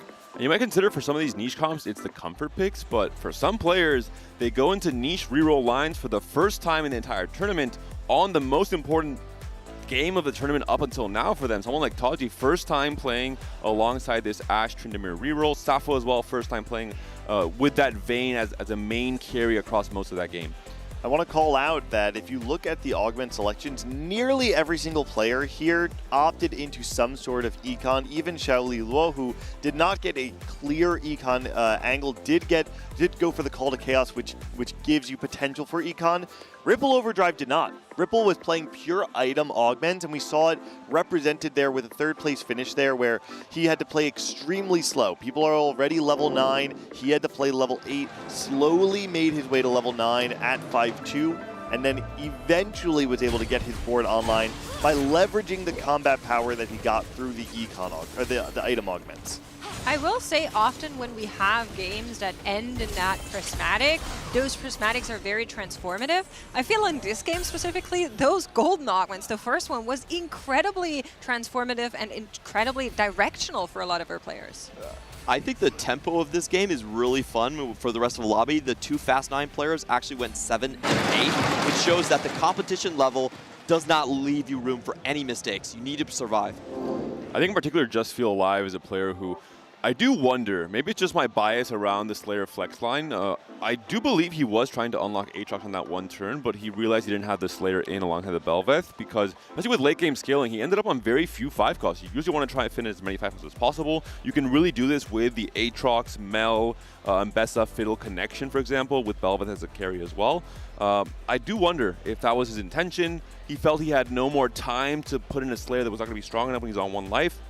And in the end, ended up on the Kindred Lunara, which was contested 3 ways as well, with Ripple trying to play for it too. So a tragic first game for the Japanese player. Potentially, he has now a chance to come back, to reset the mental, and come into game 2. Well, keep in mind, there is a lot still to go. Our players need 20 points and then 1 more win. This tournament day has only just started, and we have more for you guys. I personally, I was looking for the Gwens out there. I don't know how you guys feel. I love the Chibi Gwen, and I've been missing her. So we just brought her back just for you guys. So check out this lovely little cinematic with our favorite Gwen.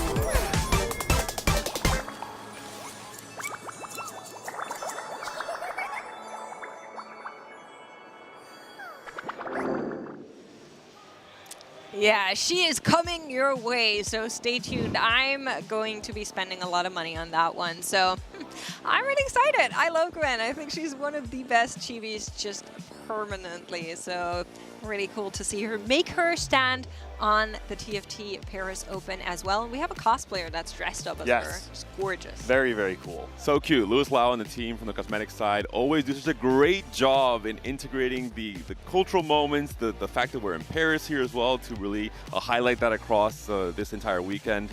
Just so cool to see. Well, we have more cool stuff to see because Necra had a chance to talk our beloved artist Wanda and check in on the mural that she's been live painting throughout this entire convention. So check it out. Hi everyone, I am here with Wanda, who is the beautiful artist that has done this mural here at the TFT Paris Open. And I'm just checking in with you since it's day 3. You have filled in the biggest blank in this canvas, which is the 8 grand finalists. So how has it been working on this for you over the weekend? It has been honestly amazing. Also a bit tired, of course, because it's a huge wall. But it has been my dream for a long time to be able to paint on such big canvas. So I'm living a dream right now, even if I'm like all over the place sometimes. It's a dream. It was really cool to see your process from start to finish. When we were in our rehearsal day, Thursday, I got a chance to see you use the projector to get the image onto this big canvas, because that I feel like was the tallest hurdle to cross. How to get your image from your head onto paper onto this giant wall. Yeah, exactly. Working on digital is pretty, like, makes things pretty easy in terms of like scaling with the projector and everything. They did me the favor of like turning off a little bit the lights, because otherwise I cannot see. And it was like a bit challenging, but it was fun. It was fun. It was chill. There was not a lot of people here still, so I could like talk to people while drawing, which is always fun. You have lost your artist hat. We want to make sure. I love your outfit, by the way. You're very chonk themed. It's been a great day as well. Like, talk me through your creative process of getting the finalists realized on the mural. So actually, we had planned this central part to be especially for the final 8, since they were not in the poster for the show matches. Well, the posters that I did for the show matches. I did one for the final 8, but couldn't have had any players because we didn't know who they were until yesterday. And there were some surprises, yeah. So it was meant to be here, but I was so nervous and excited to get them like there, because I was like, oh my God, am I gonna be on time? Am I gonna feel a bit rushed? But I think it's turning out pretty well. I think it's turning out amazing, and so I'm going to go ahead and let you get back to work, Wanda. But thank you so much for your time, and I cannot wait to see this masterpiece unveiled at the very end. We'll make sure to show you. Absolutely beautiful. You know, I was walking by earlier and I love the little touch of colors that represents the regions in there. I'm sure you guys figured out who's who as well. We were all sitting there like, oh, that's Sappho and that's Juan Man. Like, really, really cool to see one that incorporate our convention with everything that's going on live on a mural like that. The proposal also has found a special place there that you were a part of, Clement, so it's just really great. I love the introduction of not just Wanda, the entire artist alley. So many artists here on site. Yeah, they're right behind us right there. It's been something that we've never had before at an Open, and I think it changes the atmosphere of the event quite a bit, because it feels like that bridge between a tournament and a convention that we've really been missing. And so many people I've seen go through the artist alley, pick up merch of various TFT cosmetics. It does feel like it's really changing the way that we experience the Opens. Including Chris, Taji's girlfriend is here as well. Yeah. Makes some fantastic needlepoint TFT characters as well, so cool to see.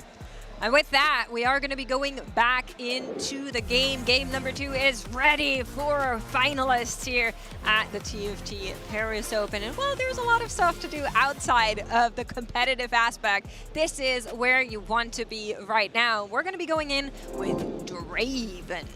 Flamia is like, yeah, say no more. I'm running it back, baby. I feel like in this sort of an encounter map, a lot of times you get to farm the players that try to go fast 9 and don't tempo hard enough on level 8. So I want them to show us a little bit more level 8 boards, play around the 4 costs, be a little bit more patient, and then you get the gold injection from the players that might have gone a little too fast. I am curious if we're going to see any Diana today. We talked about it being the premier homeless opener, the lost streak, not sure exactly what you want to play. But I've also heard players say that they unlock Diana, the next turn they scout every single player is doing anti-Diana positioning. It's extremely hard to get away with cheesing wins with something that is a little bit easier to understand how to play around it like Diana. If you unlock it early enough, I think it doesn't even matter for positioning. She just can 1v9 boards that are just not yet strong enough near the end of stage 3, start of stage 4. Especially with only 1 cost or 1-star versions of these 4 costs that are just much squishier overall. Just Feel Alive already getting a pretty strong start to his board. He has the 2 Arcanists, Ahri, one of the best transition AP units. A lot of times if you're going for like a win streak tempo version into Annie and Fast 9, I really like either going through LeBlanc or Ahri if you get them early. Especially if the Ionia is something that's giving you additional resources like the experience or the gold. Yeah, I think we might not see an opener as strong as Sappho's last game. That was definitely more of an outlier that was found there. But if you are able to get any of those 2 stars early on, something like a Kiana can really go a long way for these players. So we can see what they're going to be finding. A lot of graves unlocked here on the right-hand side as we're going to be going back into golden augments for our players. Safo immediately picks up the slam in, trying to play for tempo, trying to play for that little bit of extra econ throughout every turn. Feed the Flames will be the option here for Juanme. Had some interesting options on the left and right with the wild growth potential. I'm sure Saikuna would have gone right for that one. Right. And I'm looking for strong tempo options here. Birthday Reunion, whenever you get something that gives you econ when players are knocked out, I feel like strong Warpath, Birthday Reunion, those are the ones I'm really looking for. Ooh, and Taja has picked up Infinity Protection. Did receive a fairly sizable nerf with the start of round gold you get on 2-1 after picking it from 8 gold to 4. But was one of the strongest augments in the game, especially on that gold tier last patch. Checking in on the artifact here is going to be shield, so that will help, especially in those early games, just giving a bunch of shields all to those backline, sideline units, as well as, of course, on death. So that should stabilize despite not having too many upgrades just found for Xiaoli Lu. We'll lose this round, though. Yeah, Xiaoli Lu is not really happy with that option. He leveled, he took a non-econ artifact here, so losing the first round definitely does hurt a little bit. I will say tank artifacts in general are a little bit better this set since you can just slam them on an Ornn and forget about it, but this is not really the start that he's looking for. Interesting shop. Curious to see if he tries to pivot around the Sejuani pair instead. Nico would really enable the defender plus the Arcanist on the Kog'Maw, but not the option for now. Just Feel Alive says, you know what?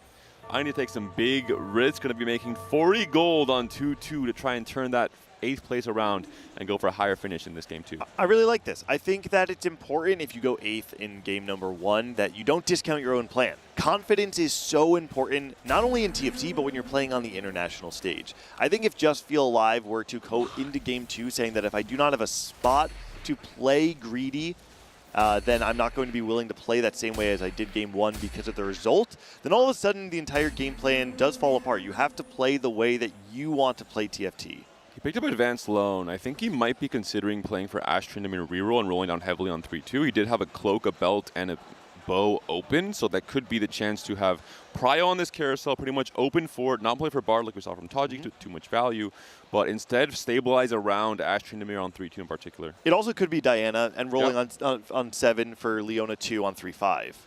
He had both the cloak and that bow open, so both comps are perfectly enabled. Going to be seeing what his choice is. Of course, for players like Juanme, like Ripple, they would really love to bring their compositions into a long win streak, as we know that players like Kinu are trying to build out that loss streak. You know, you're going to have to contest with somebody that will be farming a lot of gold. You don't want that person to run away with it. And the snipe is going to come in from the Caitlyn, dodging the Nico. Oh, no, Nico actually still does block. The last guys from the Kog'Maw, though, could eventually win this. Maybe a win for Teemo in the end, actually. Both players playing around this Kog'Maw-Nico pairing with the frontline and backline. Very strong in stage 2. Just want to say, Birthday Reunion is the most pushed tempo augment ever. If you compare it to something like Warpath or just 2-Trick, it is incredibly valuable. 3-cost AP potentially for Just Feel Alive. That would give him the Gwynsus to look forward. Wanted to go for the bow, missed it. Goes for the BF sword instead, doesn't have a BF already, so yeah, I think this is more leading towards the potential Diana. Didn't go for the Sejuani cloak, which would have been more interesting for the Freljord reroll variations. A little glimpse across the shoulder of our players. We're going to be taking a look at how the game looks for Ayao, actually, as he builds his comp out here. And I definitely saw a Draven there. Is that our game plan? That's not a good sign that he had to look up which Noxus units were there, and he clicked the Darius, which is not supposed to be in the comp. Ayao, play something you know. He has not played the Bilgewater reroll Draven comp just yet this tournament, and I think he's trying to get some feelers for it. Making sure that TFT is relatable even on this day 3. That's right. I do really like the Ooh. We do see a Bard unlock for Just Feel Alive and a Vayne pair. Could this be? Maybe that's what he was going for all along. Interesting. Later he was priming that early bow. Now the BF Sword pickup could be either a Giant Slayer or an IE or a Gunblade as a third Vayne item. So interesting prio here from Just Feel Alive. Open 4 into 3-cost reroll is something that has certainly been popular in previous sets. It's not something that I've actually seen a lot of in set 16, though. It was really popular by Hwanmi in set 10 when you had headliners. Right. Riven, really good to play from Open 4, but that was 6 sets ago. That was headliners also, so you don't get the econ. I'm not sure about Open 4 3 cost. I think the thing with that is that usually when you are on, whether it's a 2 or the 3-cost reroll, you are already bleeding a lot until you get those units online. If you are open forting, that just puts your HP on a much lower position. And I think with how strong and how often we've seen these boards go to 9 to 10, those legendary soup boards, it's just not the most stable choice to me. The other thing about 3-cost reroll from Open 4 is one of the most important parts of playing it from Open 4 is that you need to be able to cheat wins. If you think of all of the 3-cost compositions that have been successful from Open 4, they are either melee carries that have the capacity to wrap into the backline, assassins that have backline access, or you can even think about Malzahar from last set, who has backline access by spreading his ability without by foregoing the front line. When you're playing something like Vayne, you're forcing yourself to playing front to back, which means you have to just truly outvalue every single composition in the game. I got the perfect script for you. Are you ready? Yep. We're going to go restart mission. Save us, please. Ah, there it is. But then his veins would disappear. And he'll have to play Diana. For my final magic trick, I transform 2 veins into 3 veins.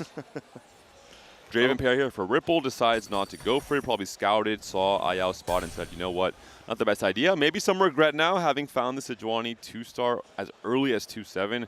Could have tried to emulate Hwanmi's game plan that we saw last game. And this is probably Ripple, I think, leaning pretty heavily into the Ionia package with Yunara most likely carrying this Rage Blade. Doesn't have Void in from all of stage 2, so going to be harder to try and play for Kai'Sa with the Rage Blade slam for now. And the fun thing about Birthday Reunion is you still do have to get level 9 to get the majority of the value, get a 2-star 5 cost when you get there. So it's a balancing act between how much tempo you want to put and how far you want to level. Checking in with Sappho here, he's also looking at those Bilgewater units, is playing around that Raven right now.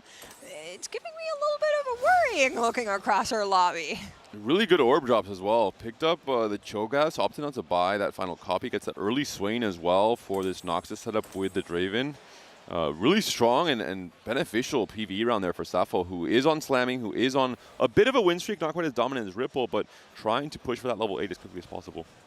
Very curious to see if Ripple does opt to level 6 here to maintain that streak. GP2 for Ayao, huge tempo spike starting the stage 3. Doesn't get the key items for Draven, though, so one of his big gold generation engines is not going to be online. Unfortunate for the PvE round. No Kraken, no Guinsoo. Checking in with our win streaker here as he goes up against Xiaoli Lu.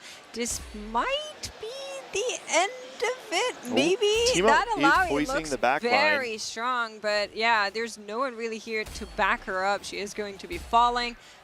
Eventually, there we go, and Ripple will continue to get that streak. Same is true for Just Feel Alive. We're talking about the streak potential as we look at her augments. This is so big for Just Feel Alive because of the advanced loan that he got. His augment will be 1 tier down. Nobody's getting a prismatic augment, which means he's just getting a silver. If he had looked and it was gold, he would be very upset right now.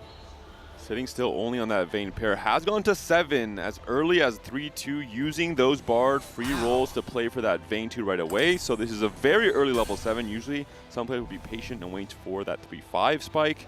But he feels like he has to go now. Has to start pressuring this lobby, making sure they're feeling that pressure and capping a little bit lower overall. Yeah, with how fast the lobby tempo is, especially with someone like Ripple just being on full win streak, I think he needs to roll for the 2-star Vayne right off the bat there, so goes below 20 just to make that happen. They're going to fight now. 20 back, so at least that will be saved in resources, but definitely dig pretty deep for it, right?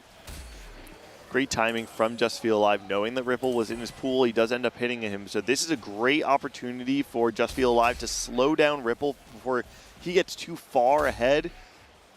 Just a question of whether or not this Vayne can actually break through the front line. It looks like even by going to level 7 and rolling down to 20, it's still not going to be enough. He takes a 5-unit loss after leveling and rolling. The slight buff to that Teemo coming in and helping out Ripple with that win streak. The early Sejuani 2 as well coming to stage 3. Just a very beefy front line. This is all that Teemo needs, all that Teemo wants. As much time as possible for that damage over time to spread. And he also gets the Yunara in the shot. Oh.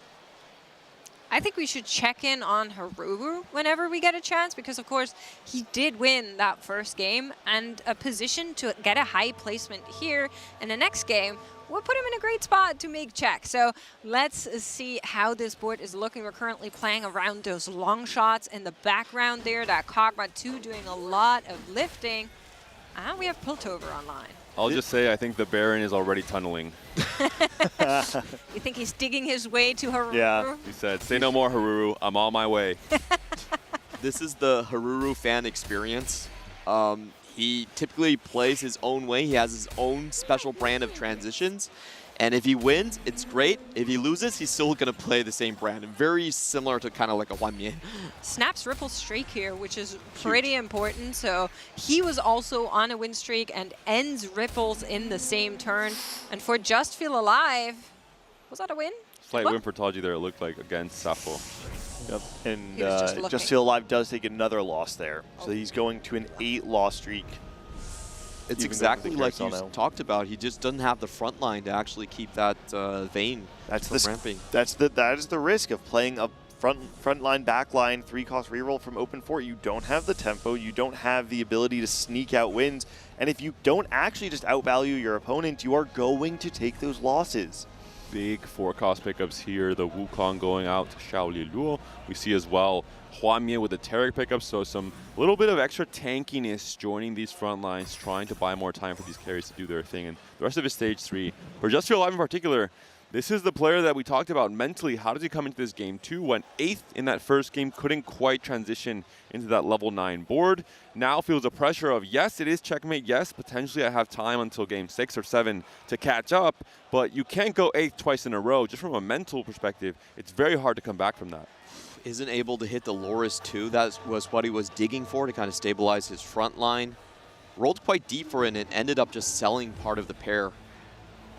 Even if you hit Vayne 3, if it's too late, the tempo window in which you would dominate is going to kind of start evaporating. It has to be maybe start of stage 4, where she should be coming online at the latest. One of the problems with these 3-cost reroll lines that have a 4-cost front line, like the Garen, for instance, is that it's very unlikely that you're going to 2-star that Garen on level 7. It's possible, of course, but it's certainly not guaranteed. And with Vayne, you need a strong front line. If you do not give her time to ramp, if you don't give her time to kill things, you just have no way to kill units. Just Feel Alive was actually rolling for the Galio to come down right there, because he was fairly close on the pairs, had this double 4-cost that he needed, but couldn't find any of the critical pairs to actually make that happen. 31 HP now. I feel like he's just is kind of forced to dig. Oh man, he's 6 copies of Vayne. the Vayne. No has a drop-in upgrade as well. Well, at least J4 is there. That's one tiny upgrade to our front line that might help just a little bit, but I do kind of see him writing on the wall as well, and the fact that he's actually refusing to go deeper here makes sense with walls around the corner, but that also means you're essentially putting yourself on your last life if you can't find a win here. He's missing 3 upgrades towards Galio, so these rolls have been absolutely brutal. He found the 4-cost necessary, wasn't able to even get the Sona 2. And Poppy, Xin Zhao, and Sona would be the 3 that can get it for him, even without finding the upgraded Lux or Garen. In the greed of going for the Galio, he had the Loris carrying the item, found a Loris in the shop, didn't buy it, rolled, and found the next Loris, so potentially could have had a Loris 2 to win this fight at the very least. Potentially could be. This is where you gotta tell yourself. You just feel alive when you're on the edge, when you're on the last life. So I want to see a bounce back from him. That's so funny, because I feel the most alive when I'm Ripple in this spot. And I'm 92 HP and rich and streaking. Strange how that becomes. So funny. There's Well, the Lux 2 upgrade, the key upgrade that actually rolls and now the Vayne 3. already before the PvE round starts to make sure he has enough time to get it all sorted out. It's got the Galio next round. This should be good for at least the start of Stage 4, hopefully the end of Stage 4. He has to turn this 10-loss streak into at least a 5-win streak if he wants to have any kind of positive projection in this game too. He also needs really good items. Still missing one bow. He gets the double Kraken. The bow that was taken away from him in the Stage 3 carousel. He doesn't find it. Items are pretty hard to... You have a declaw for Galio? 2 more to go. He does get a dupe, so I guess the game plan is 1% second Galio, Galio 2 stabilize. You guys with me? I think that has to be the plan. I feel like if do you have I the dupe- love the plan? Not really, but Item what grab else bag, can you do? bow, rod, bow, then we're talking. Oh, okay. Yeah, I mean, I think the item problem is pretty severe for Just Feel Alive. I do think that even just using the dupe to guarantee Garen 2 might be reasonable. And Diana is unlocked for Taji alongside the Infinity Protection, so interesting variation that he's going for. I've seen a lot of Slayers with this augment. In this case, he goes for Diana, which will also benefit from that extra survivability, that extra 20% max HP shield. And Taji did play 4 games of Diana across days 1 and 2, so one of the players who was heavily leaning on this comp to find those points. Takes a long time for Taji to actually find the Vayne backline, and Just Feel Alive will get a sigh of relief here. Taji hasn't rolled yet, still sitting on 60 gold on level 7, so we'll see him try and spike now on 4-2. Yeah, I think that was a favorable matchup for Just Feel Alive, as we do get our golden augments here. As Taji hadn't rolled it, you kind of had a good chance to beat that board, maybe even without having unlocked that Galio, but it sure didn't hurt to have it there. But let's see what our players are going to be picking up from the augments. Safo had a Belveth 2 in the shop with 1 Belveth on the board. Didn't end up going for it, sticking to the Bilgewater board for now, it seems like, with the MF as his main carry. In the meantime, Haruru did get the Kaisa unlock on 4-2, just rolling down for the extra copies. And this is what I've always really enjoyed about Haruru's play, is that his level 8 is fairly flex in the Void line. I like the Swordsmith pickup as well. You really want to itemize as many of your Void carriers as possible. The Void mod acts as kind of a 4th item, so the more items you can get onto Belveth and onto Kaisa, the better your overall game plan will be. And there's even good BF sword items for AP Kaisa, like the Gunblade, for example, coming online. And this Derek for the Rift Herald. I mean, you can make use of so many of those options fighting against that variance. Xiaoli Lu has got a lot of stuff online, though. We do see the Yunara 2 in the back line. It's going to make sure that we have a lot of damage, and this is the board that has the front line with the Light Shield Crest, meaning that the front line should stay alive for quite a bit of time, allowing the Yunara to scale up. And even with the Void online, the Kaisa board is strong, but the Yunara seems like it's going to be able to take it out here. Yeah, Haruru snap streak will be snapped there. We're seeing a lot of players rolling super deep for the Stage 4. Again, this encounter gives you extra gold when someone is knocked out, so there's a lot more emphasis around these 4-cost carries. There's a set unlock for Xiaoli. Well, one thing to consider is that the Wukong actually double procs the Light Shield Crest as well when he turns into his second form, the statue form. So really interesting little tech here from Xiaoli, taking full advantage of this artifact. And Spirit Link as well, just a really good setup overall. Yeah, should be strong for quite some time, but if you're looking at the overall picture of this lobby, he will need to continue to be strong to upset some of the boards that we are seeing build up and build out. Talking about Haruru, talking about the Ripple board, talking about Huanye. I am not sure in the long run this will be able to compete, but we'll need to see whether or not he's able to find those legendary upgrades he, of course, is going to need. Will be good enough against Safo, who he's rolling into right now. Yeah, the scary part is really just the fact that we have to be on 8 for quite a while there are other players like you're talking about with Haruru and Ripple who are free to level up. They can save their gold, they can try and go level 9 from here on out, whereas Xiaoli Luo is kind of stuck there until he gets Wukong 2 to truly stabilize him. I wonder if Taji uses this Diana just as a tool to make it to 9 with the reinforcement, kind of a tempo option, making use of Infinity Force. He doesn't have the typical Diana build, and Diana is much worse without exactly BT, Rageblade, and Titans, even if you're adding an artifact into the mix. So I'm curious to see if he ends up maybe going into something like the Aatrox. You can unlock it very easily on PvE with both the Gunblade and the BT slams. Huanmei picks up a spat there. I don't quite see. Does he have open tier? And Taji has a Rift Herald, so it would be a cool setup with the Bel'Veth as well. All right, we're taking a look at Just Feel Alive's board on the right, and I believe this is Huanmei on the left. Yeah, it looks like it is Huanmei. I was waiting if we see that spatula being slammed, but for now, we're just going to continue to roll to find those upgrades. First was, of course, correct order of actions being executed by Huanmei here. Has a lot of gold to roll, has a lot of silver to spend as well in the Bilgewater shop. You can see that spatula there on the left-hand side. What a TD roll for Fizz. I would say that's close to the Astral Abyss on Fizz if you can choose any items, the Rabadons and the QSS. Onto the Draven, might pop him on his second ult if he goes back in that direction. I really like this pivot from Huanmei. I think both players, Ayao and him, were looking like Draven rerollers, and he actually just chose to level up afterwards, knowing that there's 3 Bilgewater players in the lobby, going for the Fizz CN build instead. Does Just Feel Alive win this next fight? That's the big question we're seeing now here. It's going to be Haruru facing off against Taji's Diana. She's slowly morphing into her Biz. Now the Titans has joined the party. Gunblade moving onto the backline onto that Seraphine. And Just Feel Alive does take another win, so he's going to stay alive as the health totals get significantly closer together. You can see these very clear steps of 20 HP for Just Feel Alive, who's been below everybody. But once you get to 7th place, all the way up to about 3rd place, it's just 13 HP separating them. Everybody is still very much in this game.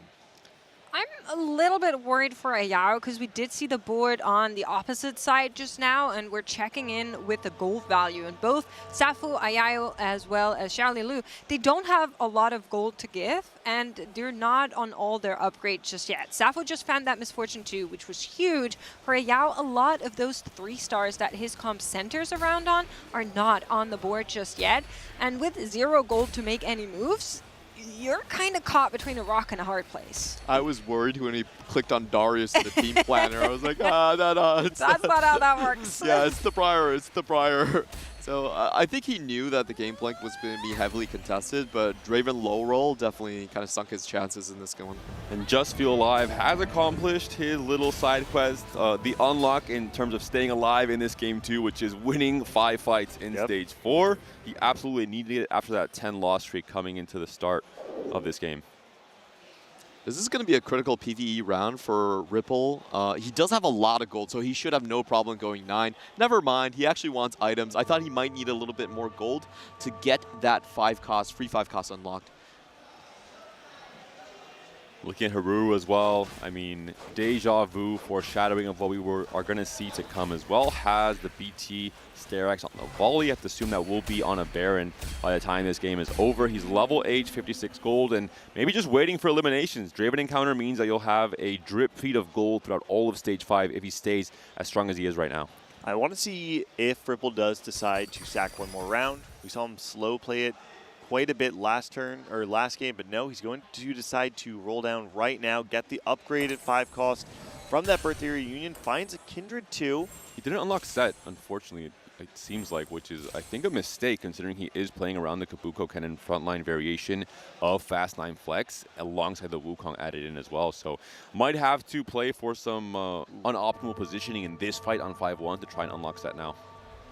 Doesn't look like that's what he wants to do, moves those units up front, so doesn't seem to care about that set. I do want to say that with that Kindred 2 coming around here for Ripple, that's really bad news for Sappho, who was looking for that upgrade, was sitting on, I believe, 2 Kindreds. He's going to have a harder time to find that last missing copy. Oh, that Kindred ult came in at the last possible second to stay alive from that Diana. It doesn't look like it's going to make a difference, but still, clutch. It was cool. Hyping that up, and there's like 8 units left alive. Yeah.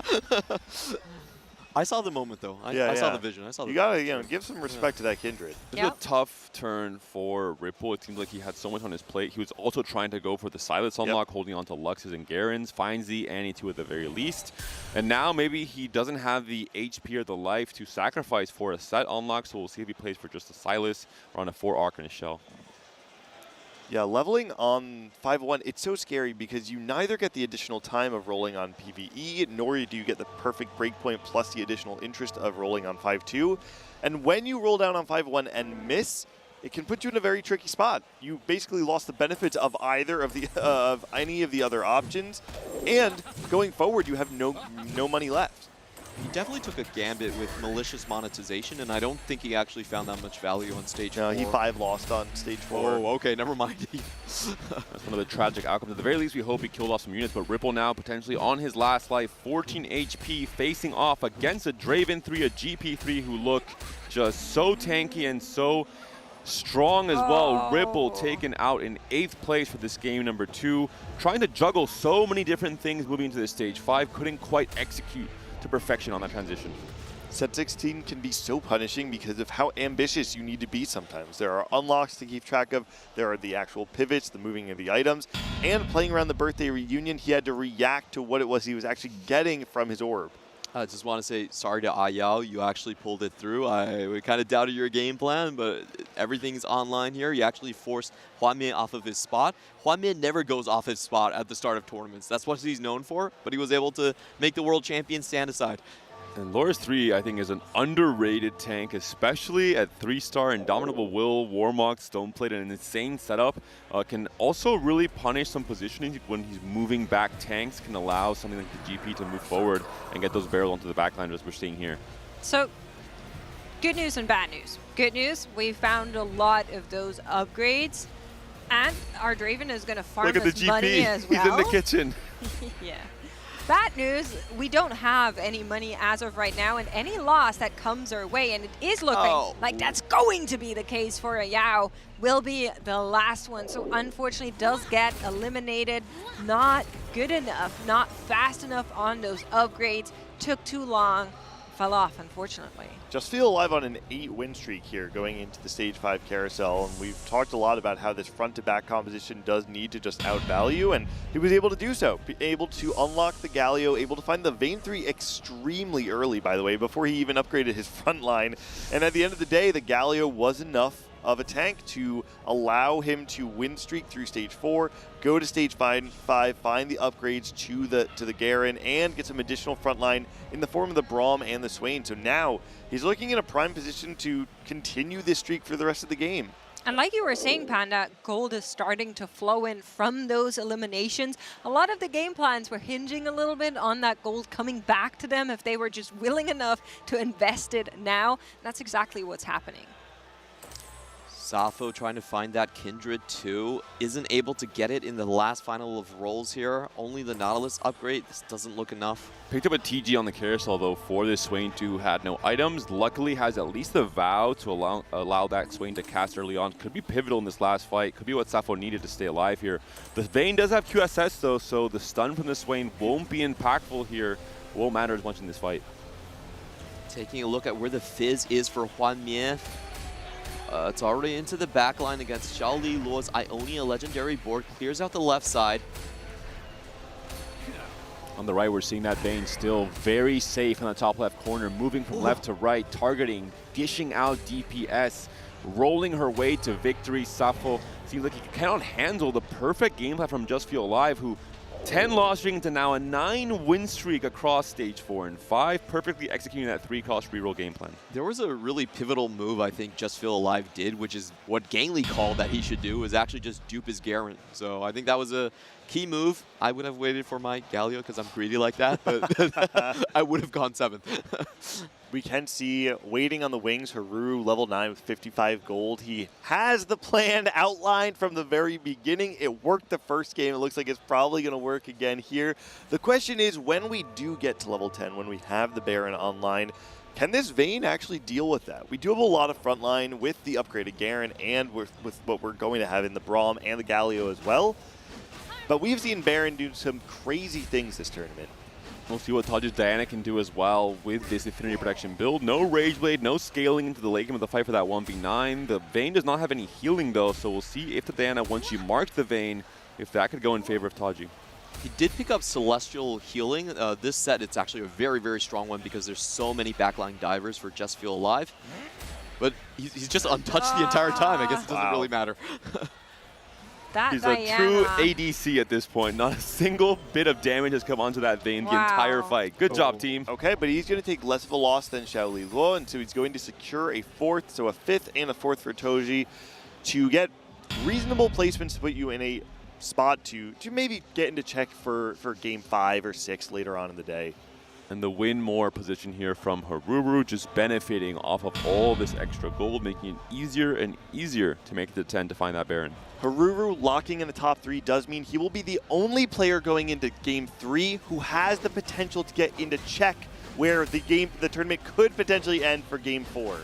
That's exactly it. Had that first place, is sitting on 8 points right now, and pending on how this goes, could be quite the big story. We'll need to keep watching as it unfolds. Baron not yet online, but we are on 10. Oh. Where is it? Volibear too is Tunneling. crazy. Right, already the first Baron online.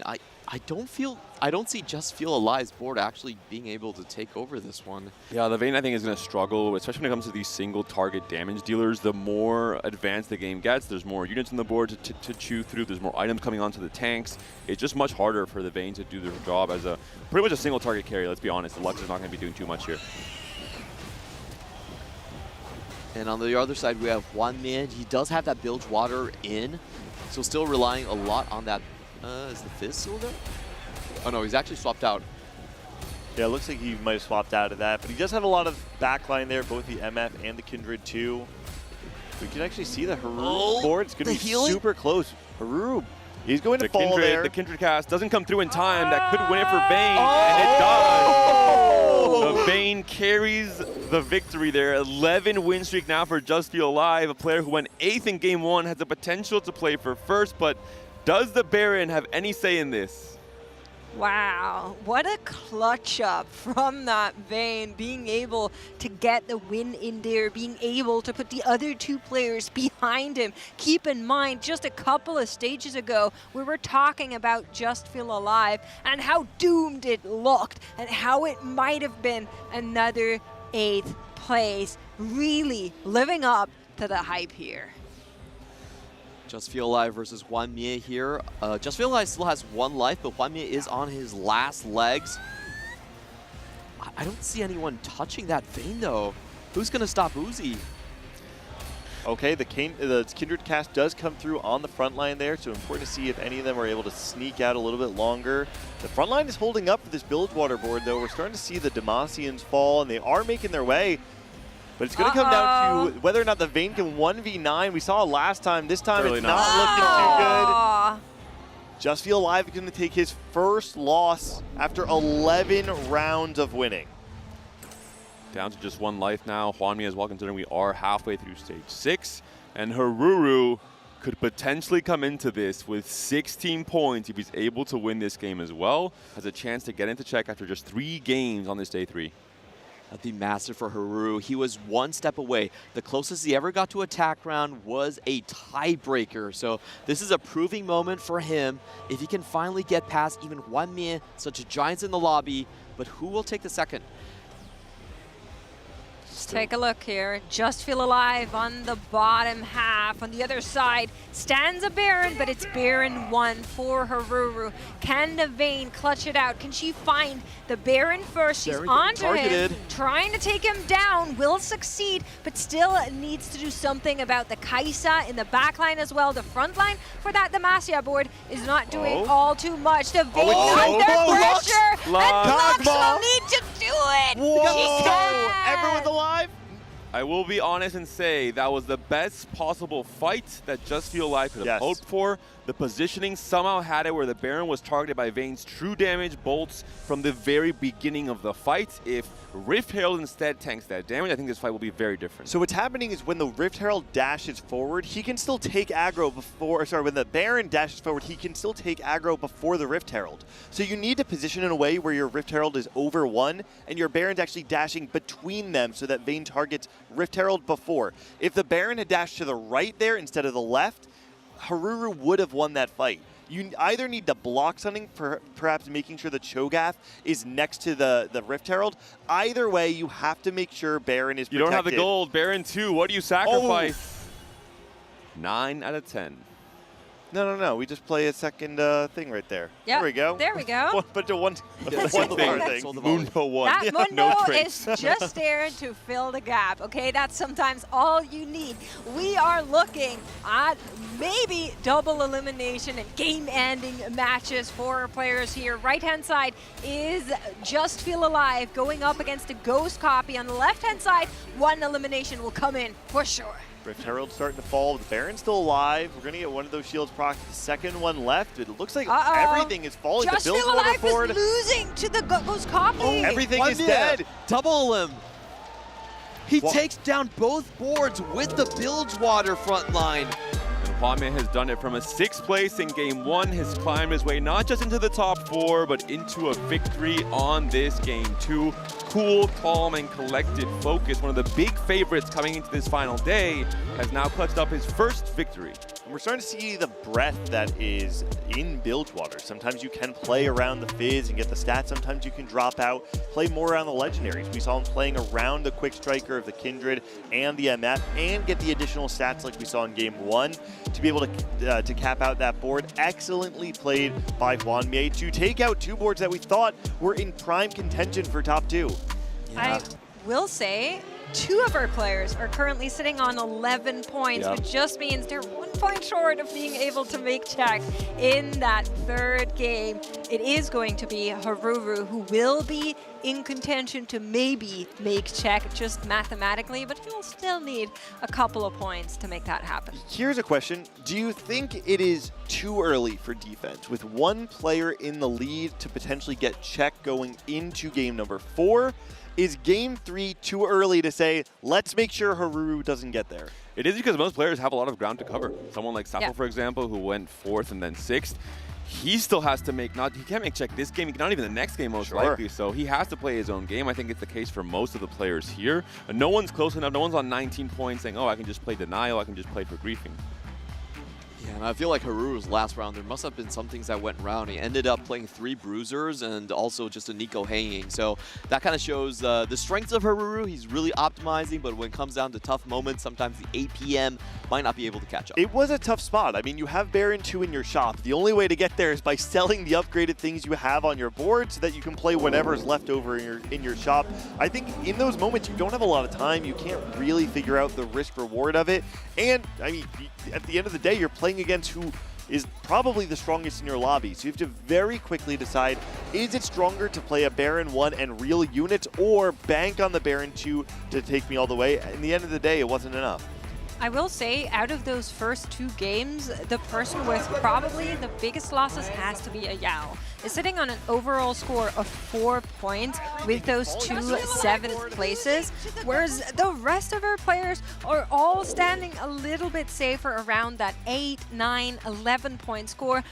Again, not going to be in tension for checking game 3, but very likely in game 4, right? Just not able to play his game because he really wanted to go fast on. He has the most Annie and Diana games out of the entire field right here and didn't find the Slayer line that he likes to pivot to, so just wasn't able to get his spots. Well, we have our tactical breakdown presented by HyperX ready, so let's take a look together at one of the closest matches in that last game. And we're seeing here the fights between that Vayne board from Just Feel Alive, the big comeback coming back into it, up against that Kindred, up against that MF, up against the Bilgewater Flex board on the other side. And you can see it's exactly what we outlined so much. This is a battle of value, essentially, right? You have the Vayne in the back line who can only break through the front line, but on the other side, you have the same exact thing. You have the Kindred and the MF slowly whittling down the front line. This is such a close fight. This is the one we saw the Vayne barely staying alive, just one more auto, narrowly takes it over the MF. Really cool play there from Just Feel Alive. And the Kindred was 1 auto attack away from reaching her mana bar filling out, from casting there and buying that invulnerability to maybe win the fight against the Vayne. So such a close fight at the very end there. Yeah, Celestial Blessing is definitely a must pick up right now. There's a lot of things that hit your back line, the Misfortune, and as we've seen, the Diana as well. So great way to round out that composition.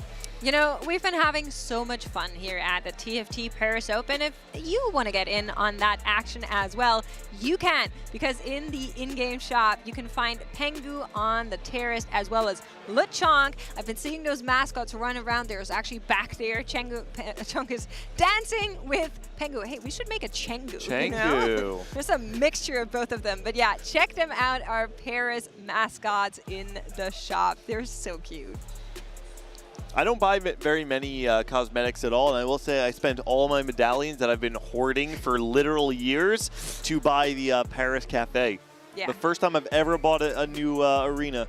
I have a Chibi Panda Annie, and I will never be switching off. I'm so sorry to the cosmetics team. I will be getting the Mime Pengu. That one looks... Oh, Mime Chonk. Sorry. Yeah, Oh, looks amazing. Nice.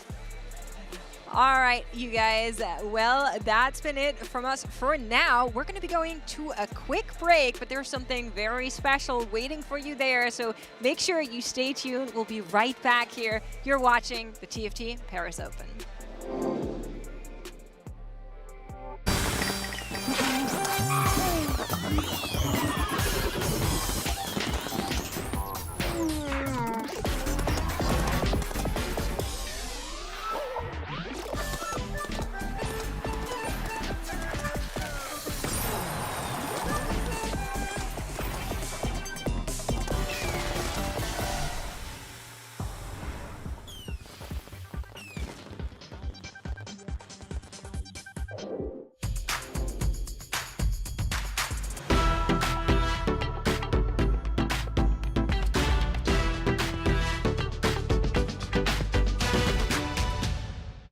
The next ultimate challenge for the world's best tacticians is waiting. Precision, dominance, unrivaled consistency. And it's one shot at this glorious trophy. 我觉得这个 MVP 属于我们 WBE 的所有人。 It's time to play for ultimate glory.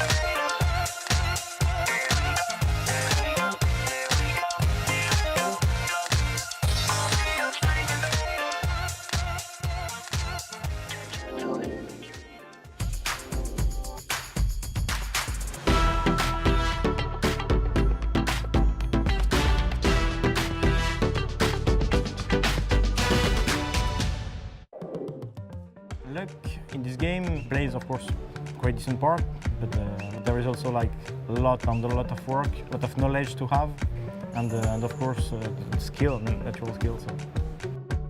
I'm Paddball, a French player. I've been playing since set 1. My name basically means no luck in French. I thought it was funny on the game RNG based, so I decided to go for it. So like my name says, basically I'm someone that doesn't have luck, so I try my best to compensate. I practice a lot, I study a lot of data, a lot of stats, and I think that's the biggest quality I have. I can also sometimes get tilted, but so I've tried to work on it, and I don't think that it affects my gameplay anymore. So. I think that in the past I've been playing a lot low streaking, very risky gameplay. In the recent set I think that it has not been working very well, so I tried to be more flexible and play any playstyle. Really want to see the Nidalee get hit here. There's the Vi. You could also Thieves Love the Vi. Oh, there we go. nice. That's big. Wow. I started playing in set 1, and at some point I had a good level, so I was like, okay, let's fully focus on EMEA and the tournament. It was in set 4, and I won. It worked. I went to World's Final, and then I was like, okay, let's commit completely to TFT. I've never stopped so far. Attends, parce qu'il y a le set qui va attraper, le set va attraper. Ok, il se fait cancel. Oui, lourd sur la backline. I think that it's great that TFT has the Open in Paris this year. It's nice to play at home because I think esports is really popular in France. France is the best EMEA country of TFT. Not the best in the world, but we're working on it.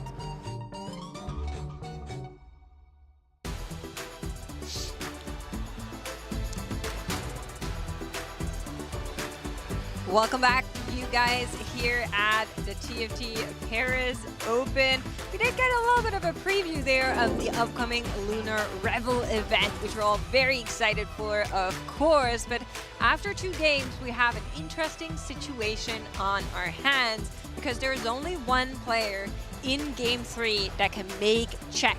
My name is Mix, and I'm joined here by Porte, Necra, and Clement. Clement, you've been here. Mort, how are you doing? Doing good. So far, the games have been really entertaining. We've seen some expected stuff, right? We saw Void win the first one, but we've also seen some unexpected. We've seen some 3-cost reroll really take off. We've seen Draven, we've seen Bane. That's pretty cool to see. And so generally pretty excited. And yeah, like you said, we're in this Game 3 spot now where it's going to be all about, just trying to get as many points as you can so that Game 4 you're kind of guaranteed to get in check and hopefully make sure that Hero doesn't get those 6 points. It's going to be tough, though, because I feel like being the only player in check can sometimes put a target on your back where people are going to end up trying to take your units, but I'm excited to see if maybe Haruru can actually kind of get past that, or if there's anybody that can also get themselves into a good standing position. It's interesting you bring that up because we were just talking about it a little bit, and I think the verdict is with how close some of these players still are in overall points. It doesn't make sense to play defense just yet when you also need to get to those points yourself. But if you are in a position where it becomes convenient, right, you definitely wouldn't be opposed to slow down Haruru a little. For someone like Haruru, he only needs to get a top 3 to get into check, and the extra points don't really matter. So something that's very stable like a Diana and just to get a level 8 and then you clock out is pretty okay for him. So it really changes the complexion of which type of compositions he wants to go for. Doesn't really need to go for the highest cap possible. I think with his position, though, knowing that everyone else is kind of playing for the same, I think it actually does make sense to kind of play for a big, strong finish, just so that he can make sure that he's there and get that cap. And we've seen already, like the last game, for example, the level 8 comps are starting to become more favored. And the worst thing you could do is try to, like, not play something that puts you in a bad position, and then you end up going 8th. Definitely not something too risky, but, he's got enough of a lead that I think he can play with that. Yeah, 4-cost carries I think are really good in this spot. That's why I kind of like the Diana. You can kind of just hit anything, play anything you hit because it's a Targon unit. So yeah, can flex out the board. Yeah, Diana's been pretty strong. I think generally though we've seen her kind of fall off into like a 3rd or a 4th, which is scary. Well, we are going to be going into our game number 3 right now, and we're of course wondering what our encounter going to come, and that will be Twisted Fade for our players here. Yeah, so this encounter is definitely something that the Challenger players really like. It kind of gives you that predictable gold thing. But one of the things we've seen is that there's a lot more econ options in the gold, things like advanced loan, stuff like that. So in a way, this one can actually be a little more inflationary than I think we've seen all gold be in the past. And so something like Baron can actually succeed even in an encounter like this. I do want to ask about a crowd favorite econ augment at gold, which is 21 gold. How is that one doing in the stats? Okay, you're going to laugh. I literally looked at this morning. We checked. It is sitting at exactly a 4.49. The most balanced ever. It is incredibly balanced, which is hilarious that it landed exactly there. What does that one do again? Yeah, so the thing is we had to do a lot of tech work to make this one work. It was really complex. And, I believe it, yeah. Yeah. So simple and straightforward. It's hard to go wrong. Yeah, but Haruru is starting with his favorite start again. We've seen both games, the Kog'Maw and the Defender start. Really, really strong. If you got the good front line, then you can shred continuously. Got an Ashe from that orb there. Is definitely going to keep that on his bench and consider it. Has another one in the shop, so could have a pair if he's comfortable on playing, and definitely does pick that up. So the big thing to call out here, though, is that we got a lot of champions, and you notice we're already at 10 gold, right? This is going to be a 2-item start, possibly even a 1-item start. Those are pretty rare. But we talked about the inflation. That already means there's going to be a lot more econ in this game. People who managed to get to that 10 gold. If you look on the right here, we see looks like 3 or 4 players that managed to hit that 10, while a few others are hitting pairs. So expect the people who held the pairs to try to play for those win streaks, hopefully hit their 2 stars. And that's going to be a big difference now compared to a normal game. Wait, that is another orb. So this is going to be it's a 2-item start with a decent amount of econ. Wow, I mean, like, I see the Gangplank and I immediately start to think about whether or not you can actually just go for the build water there. But this is Ishtal Expeditionist right now is definitely the augment everyone reacts to, and sure enough does take that. And so this has been an augment that we've seen at the start of the tournament was doing really well. People were like, oh, that just means they get a free top 3. He's got the alternate winning thing as well. That's a really hard one to play. But we saw later in the tournament, this augment really started to underperform. Kiting, for example, took it and went 7th with it. Brock just wasn't able to handle the Belveth, for example. So it'll be an interesting augment to see how well he can perform. But knowing it's an econ start, it means the boards will be weaker. And so he hopefully won't be able to lose as much health if he takes some of those riskier quests. Yeah, there's going to be a lot of players that are just kind of coasting around as well. And I wanted to point out the Haruru with the Ashe pair start. That's actually his most played composition this tournament. It is the Ashe Tryndamere line. Wow. Safo, though, I mean, Cho'Gath 2 and a Kog'Maw 2. This is a really great start. This is an insane start. You look at the augment, I forget the exact name of it, something evolution, but this allows you to get 10 even quicker. And with this start already having the Cho'Gath 2, probably a big favorite from this position already. We know that this caps out into the Baron. That's been a clear favorite this entire tournament. And so Safo looking in a really good spot here. Yeah, if I remember correctly, you get XP based on the number of takedowns the Void units Correct. do, Every right? 5 takedowns, you get 2 XP. And so early on, it doesn't really do a lot. But late game especially, all of a sudden, you're going to start getting like 4 XP a turn, which can be really powerful. Yeah, that's going to be nuts. Definitely something the rest of the lobby will need to look out for. The only representative from EMEA here trying to claim back that fame for us. I respect it. I'm hoping Safo can show up, but I think the player we'll need to look out for is Haruru, as we've been talking about a lot. We need to check in with how he's set up for this game and what can happen here. Whereas we're going to be seeing Safo and Yao go up against each other right now. Yeah, so this is going to be a clear win here. Other story to look at is if you look on the right here, check out the gold. Toddy right now already at 40 gold. That is a large amount of gold. Didn't exactly get to see exactly what augment he took, but that's going to be a clear sign of lost. Oh, so it is advanced loan. So we see the advanced loan. We were talking about that. The ability to get all that extra econ. And so Toddy's going to be very, very rich. That can allow for something like a fast 9 on as early as like 4-2, especially if he gets a second econ augment, something like gain 21 gold. Looking at Haru's board here, he got Birthday Surprise, which is a very, very good augment, and ended up getting a Rek'Sai 2. Yeah, so that's also good. Yeah, it's decent. Rek'Sai is an interesting champion in that if you can get some items on her and get her in the back line, she can do a lot of damage, but she's actually pretty fragile, can get bursted down, and so honestly not one of the more dependable 2 costs that you can get from Birthday Present. And in fact, you know, didn't win his first round, So a little bit disappointing when you take something like Birthday Reunion. I do think that I like when you get the Rek'Sai start, but then like let's say you also can put in another Vanquisher. I think that's where I actually see Rek'Sai doing a lot more damage. But unfortunately doesn't have that trait active right now. Yeah, the challenge with that is that the next available Vanquisher is Gangplank, and so that requires kind of high rolling pretty early. And so you end up not being able to build something like the IE and things like that. There are 3 players that are contesting Void right now, though. You saw that early Malzahar coming in from Hwamye, and so you have the early Void start for Ripple, Hwamye, Haruru, Safo. Actually, there's 4 players that have the Void package in early for Rift Herald. Yeah, that's the thing, is you want to get it in early so that you can have access to Rift Herald, even if you're not going to play pure Void. Like, I look at Hwamye's position, I don't know that he's necessarily going to play Void from the spot, but just having access to that Rift Herald can open up a lot of things. Rift Herald's also one of the better champions for unlocking something like Volibear, if you've got good items there. So definitely some interesting things there. And if you're somebody who's not in the Void line, this is pretty good for you because it's just going to mean great, some uncontested units that you can get going. You know, someone like Xiao Lilu can play, you know, like Ionia relatively uncontested, for example. Yeah, just going for the win streakers here on our screen so far. We have Xiaoli Luo just slamming that Deathblade because he does have the bin, so he can reforge his items later on. As I've always liked to say, really like these Ahri starts.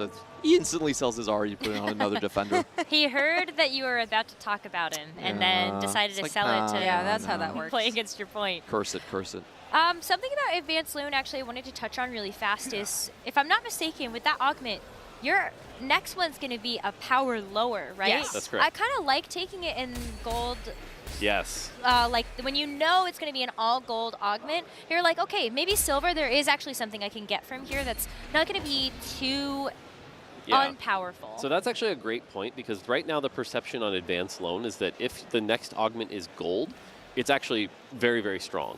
If the next augment is prismatic, that's a bit too much of a disadvantage to make it not worth it. But as you said, the fact that we're on the golden counter, that removes all the risk and makes Advanced Loan just a pretty solid choice here. So I agree. I think that's actually a really good choice for someone like Toddy, who's now probably been sitting at 50 gold for a while. Yeah, you can see 57 gold, looking very rich here. Unfortunately, Toddy did win, so isn't able to keep the loss streak that I think he was hoping for. Ripple looks like was able to break that streak.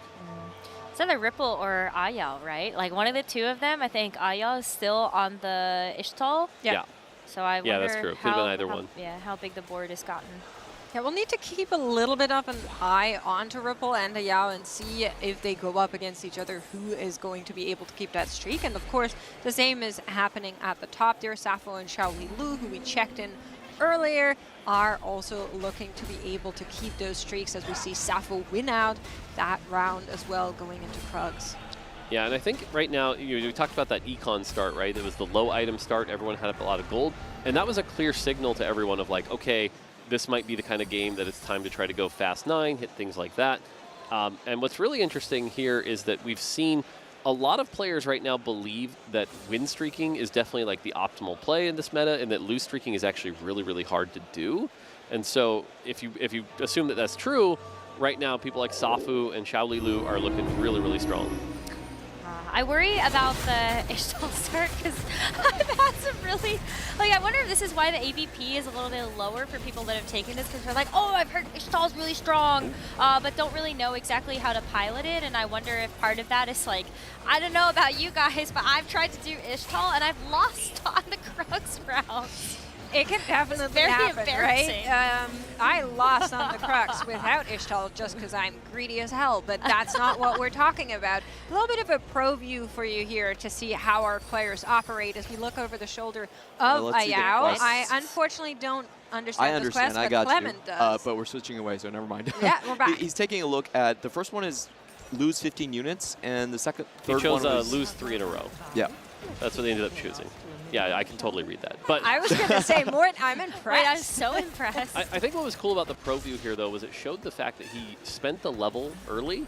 So he went to 6 early so that he could get that mission complete and get access to the next mission already. So highlighting that Ishtal really well. He's going with the lose 3 in a row. The lose 3 in a row is definitely the kind that gives a lot of points for your round time, but it has that risk. If someone is able to get you, to win a round, all of a sudden you're back a lot of progress here. So it's the kind of thing that just you really got to be careful to not mess up, but you're going to take a lot of damage. And he's facing up against the other lose streaker, Ripple, so he's taking potentially the weakest board off of the table right here. Should feel a lot more comfortable for him. Yeah.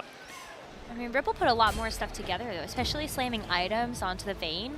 I think he is trying to turn around the loss streak regardless, because you have lost quite a bit of HP at this point. I agree with that. Looking at Ripple's board, looking at his gold spending as well, he also has gone to level 6, and we're now getting our second round of augments here. I think he wanted that lose streak to eventually end. Maybe would have taken another loss and been happy about it, but let's look at what we're getting from our golds. I want to ask about Ayao's spot a little bit, because we saw some of the items that came out, and I saw a lot of rods and a lot of cloaks. Do you like those items for continuing to play into Ixtal? Because I don't look at any of those and go, Brock. Yeah, it's not ideal for Brock here, but what you can do is just kind of play Ixtal, get Brock, and then pivot into some of the more AP things like an Annie, for example. What's interesting, though, is generally right now rods are kind of considered the weakest component. A lot of the AP casters this set are really preferring mana generation, things like Nashers, things like Adaptive Helm, and so there hasn't been a lot of favor for the things like Deathcap. Now, if you go on ladder, you could do something a little crazy with like Veigar, but like I don't know that we're going to see that here. Definitely not going to be seeing the Veigar crying sounds from our Yordle friends right here. Good hit for Toddy, as the augment isn't a prismatic on 3-2, so isn't really losing that much compared to the rest of the lobby. Well, we did know that because of the Twisted Fate encounter. Yeah, you're right, you're right. So Toddy here, by the way, is playing around Noxus, and Noxus is the kind of comp that, I think if you were to look at like, end game boards, generally perceived as pretty weak because Noxus falls off in the late game, but actually Noxus as a tempo play, now that he did the loss streak in stage 2, he had that high econ, and he also got a spatula. So that's going to allow him to hit 7 Noxus pretty early if he wants. Crazy spot for Xiao Liloy as he gets 3 Kabukos in the same shot, and he's also playing 6 Yordles to tempo. Very, very nice. Fish bones. That's fish bones on the Tristana. Yeah, that came from the second augment there, so Artifact Anvil doing its thing. I feel like we haven't really found those premier users of fish bones in set 16 just yet. In some of the other sets, there was like this, if you get fish bones, you immediately slam the Jinx or something like that. I feel like the jury's still kind of out on that. Saw the stats that Senna and Lucian had really, really good ones, but maybe it's just because they were 5 cost. So Fishbones got changed so that you don't get the extra range anymore, and so really it becomes much more of a front-to-back item. The thing is, it has a lot of AD and attack speed. It's 50 of each, and so it's generally just a high-value ranged AD item. And so someone like Tristana is going to use it well. Pretty much any, Senna, Kindred can totally use it. The actual unique effect of switching targets doesn't really do that much anymore. So there was 4 Heralds unlocked in that single round. That's kind of crazy. Everybody wants that Baron, Yeah, Rift Herald's just such a great tank. And the thing is, Rift Herald has like 1,200 base health, which is very good at 3-5, right? Being able, you see a lot of people switch their Cho'Gath 2 into the Rift Herald 3. By the way, looking at Io's board, he did get the 3 losses in a row, so now he's at 250 out of 300, working on his Ixtal. And again, the goal here is to try to get as high as you can, get that Brock. If you can get above 550, that's where the rewards really start kicking off. So we'll have to see if he can make that and what he can do with the rods. He does have 104 gold, by the way. Quick. So this one is EXP. Yeah, 68 XP, and this is why he was holding gold. The important thing was he had 104 gold, so he's spending it all, and being able to complete this in 1 turn, that is massive. That's insane. Yeah. That is very, very good for Ixtal. That's going to jump him up, I believe, to 375. And being at 375 already on 3-6 means we could see a Brock as early as something like 4-2, 4-3, depending upon what other missions he gets from this point. I'm surprised he didn't want to try to upgrade the Melio. Yeah, I think at this point he's kind of thinking level 8, I might just adjust. And so doesn't really necessarily want to waste the gold. That being said, because this mission doesn't require losing, I would prefer if he could try to preserve a little health here. He is going to drop down all the way from 47 down to around 35, 33, which is going to be pretty rough. So 36, yeah. That's why that's exactly what I was thinking, right? Like, but I don't know if you want to actually slam items on to the Melio, but I still feel like that might have helped you to get like 1 or 2 more unit kills. So we're going to see another mission pick here. He's not going to take the 280. That's way too risky. I believe it's 15 rerolls? 15 kills. 15 kills. That makes more sense, yeah. That's actually not Oh, he's that just bad. going to cash out. So this is interesting, right? Instead of going for the Brock, he's just determining, hey, you know what? I've essentially econned well. I'm going to be 8 early, and now I'm up 2 Thieves' Gloves, right? And this is something we expected, you know, some of our top players to do, is you don't need to greed for the Brock every game. Imagine if you just said, hey, early game, I'll just take 2 extra Thieves' Gloves. That's not bad. I have a question though. So to unlock the Brock, you need 500 shards. Do you need them all at once? No. So If he gets another 125, he will still unlock Brock. Okay, nice. Yep, and he can use this to preserve the health. Obviously, the cash out will just be much less. Right. But he could definitely still get Brock this game if he wants. And again, if you think about it, he took that gold augment, traded health, and got 2 Thieves' Gloves. That's a prismatic, right? So generally, he can be higher power at the end game state. It's just he traded 74 health to do that. Can he turn that around? And his 4-1 transition is going to be really important. Yeah, that's definitely one we're going to need to take a look at. But we've been focusing a lot on Yao. Just keep in mind he is unfortunately our player with the lowest point, so he does need those high finishes that he is trying to convert right now. We're going to be taking a look at how this PvE round unfolds for him, as well as for Ripple, who was also taking a bunch of losses and is one of our 3-4 players who are currently looking at that Void board, currently on 2 of those Heralds at least. This is tough though. I mean, like, you do have part of a Kaisa item with the Rage Blade, but He really needs to find some good items so he can unlock the Kaisa. He's already level 8, so he sacrificed a little bit of an econ for it. I wonder if he's already there yet, though. But I think that he's also holding things for the well, he will unlock it now actually, because you've got the 3 items from the Teemo, like the Thieves' Gloves count. But he's also holding Shen. But that's a huge hit there to get the here, Shelly. yeah, getting Rift Herald 2 on 4-1, that is a big hit. He's also got the set for a backup carry. If he can hit the Kaisa 2 before everyone else, I imagine it's got to be a little contested. A pair of Belveth and a pair of Kaisa. Yeah, needs to find some bench space here. A lot to do in a little amount of time, as we are going to be phasing into that round. Unfortunately, doesn't have more gold to roll with unless he does sell something off. And with Cluttered Mind, you do, of course, want to keep that bench space there. Something Ripple will need to navigate. But I agree. I think that Herald was a massive hit. And 2 pairs of Kaisa, 2 pairs of Belveth, if he wants it, are great in that contested scenario. Yeah, but he was also like, the reason why I was talking about holding the Shen and even just like the Ahri, I thought there was an opportunity for him to hold Yunari. He found a couple in the shop, but since he had the upgrades to Rift Herald and he also got the pairs of both of those Void units, I think that you can confidently go down the Void route. But I like that he had that plan B just in case you're like, okay, well, I could put Rage Blade onto Yunara.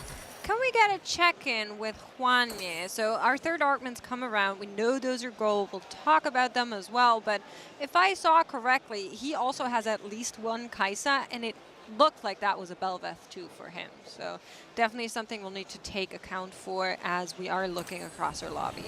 The Belveth 2 was from Ayao's board, I believe. Yeah. Oh, yeah. Ayao. Okay. So making the life harder for a lot of the Void players for Rift Herald unlocks. Just for fun. I mean, why not? There is so here's Fanme's board. He's got Kaisa pair. Okay. Yeah. The Mittens isn't bad here, but the Edge of Night I'm not a big fan of, and still on the Rift Herald 1. But he's got plenty of health to work with. The other thing to note is he got Mess Hall. Mess Hall is a very good augment if you can stall the fight that first 10-15 seconds, and who better to do that than that big Rift Herald. So generally an okay spot, but now we know Kaisa is going to be really contested this game. I do have a question. Is this AD or AP with the items that the Kaisa has? Yeah, so generally the way you know this is all of these items, like Mittens, Gunblade, and Edge of Night, I believe have equal amounts. And so when it's equal, it always ties break to AP. So this is just going to be the AP. And now, by the way, you can see the biscuits being thrown from the mess hall. Yeah. It just looks hilarious. And that's actually a pretty solid amount of damage because it's just based off AD. So we were talking about the Kaisas being out. There's another player who has picked up Kaisas, which is Haruru, who we just saw on the other side there. So that is 2, 4, 5 Kaisas out of the pool, at least from what we've been seeing. That's a lot. Oh, but this is interesting. It's actually a full pivot from Ayao. He's not actually even angling for the Brock anymore. No Ixtals on his board. So full pivot into Slayers. This is his one of his go-to plays that we said all players have their pocket picks. This is his. I wonder if the cash out's actually just enough. Oh my gosh, he's even holding an extra copy of Belveth. I think generally that You can be a monster. good play. The challenge is you really still need to get to 9. You need to get that Aatrox here. And if we look at these items, there is a Hand of Justice and a Gunblade, so that can get you the Aatrox. But our gold situation right now, we're just seeing the aggression from this lobby, that high econ start not translating. And right now, I think short of Xiaoli Lu, everyone else is down to 0 gold, right? This is starting to be a more traditional level 8 kind of game. And this is something I was kind of shot calling before coming into the event, is like, we knew at the start it was going to be a lot of fast 9, but as the skill gap started to close and as we got our players down, we're seeing a lot more of these level 8 boards to try to strengthen it so that you can stay alive and not take damage. And now players like Toddy, for example, are like on the back foot down to, 19 health.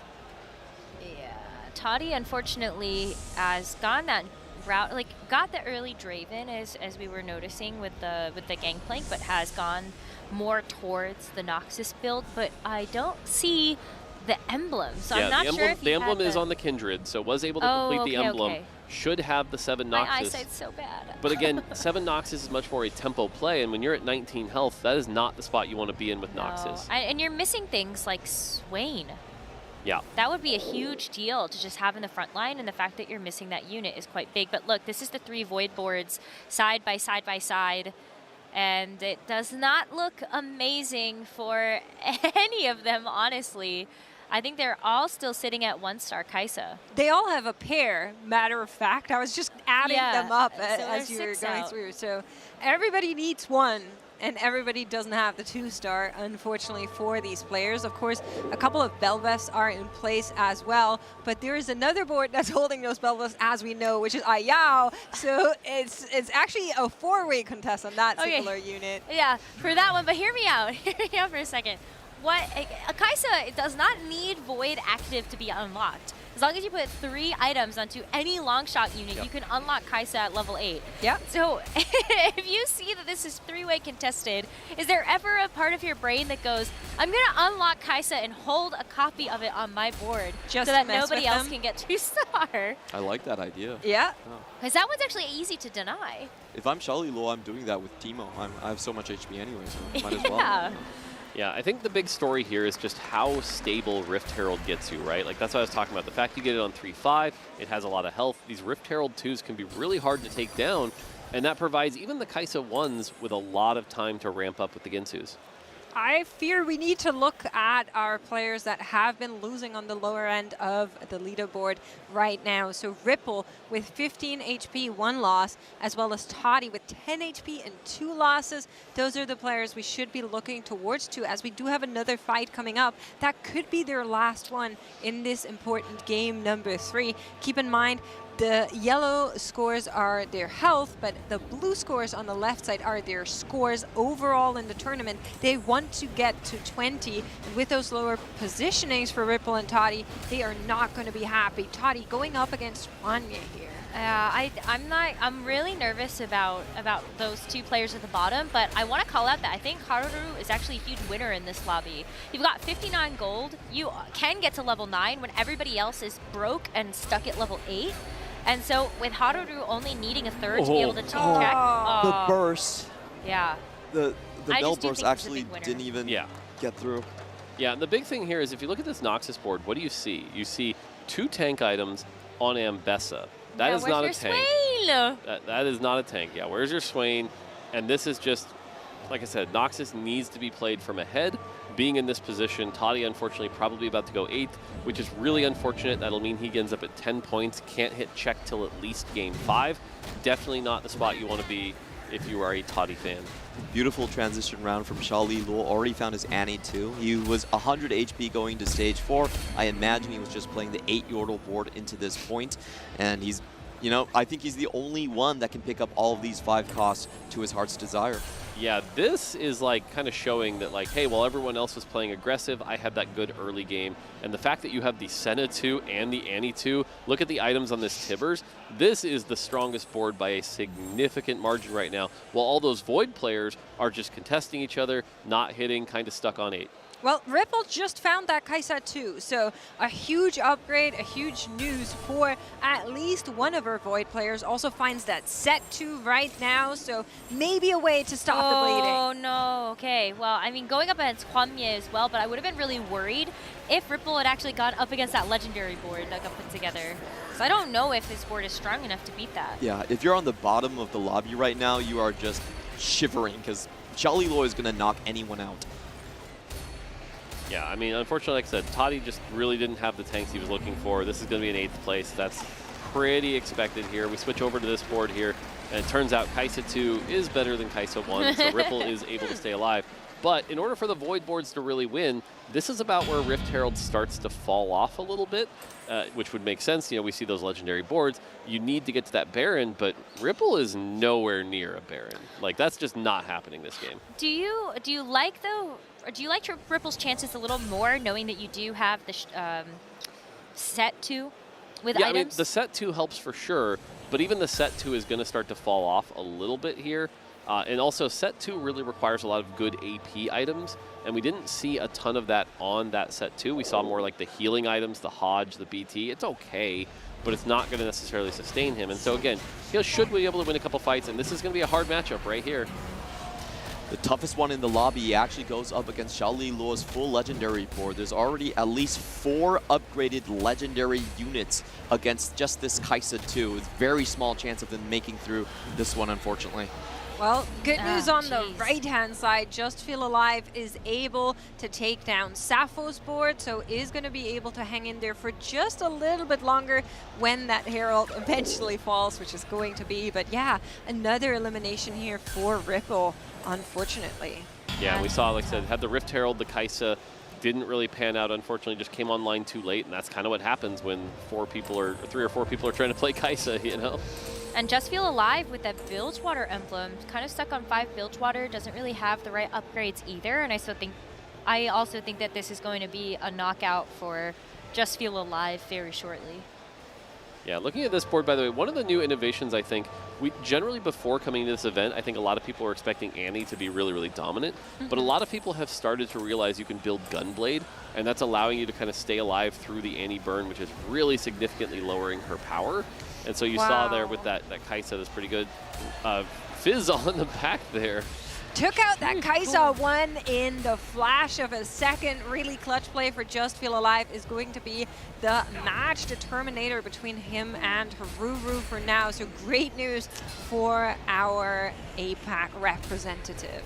Now, Haruru was in such a good spot at the start of this game, stage 3, stage 4. You know, was hopefully going to get into that check, but does need a third, and right now is on 15 health. Kind of in a rough position here, and so may not be able to hit check.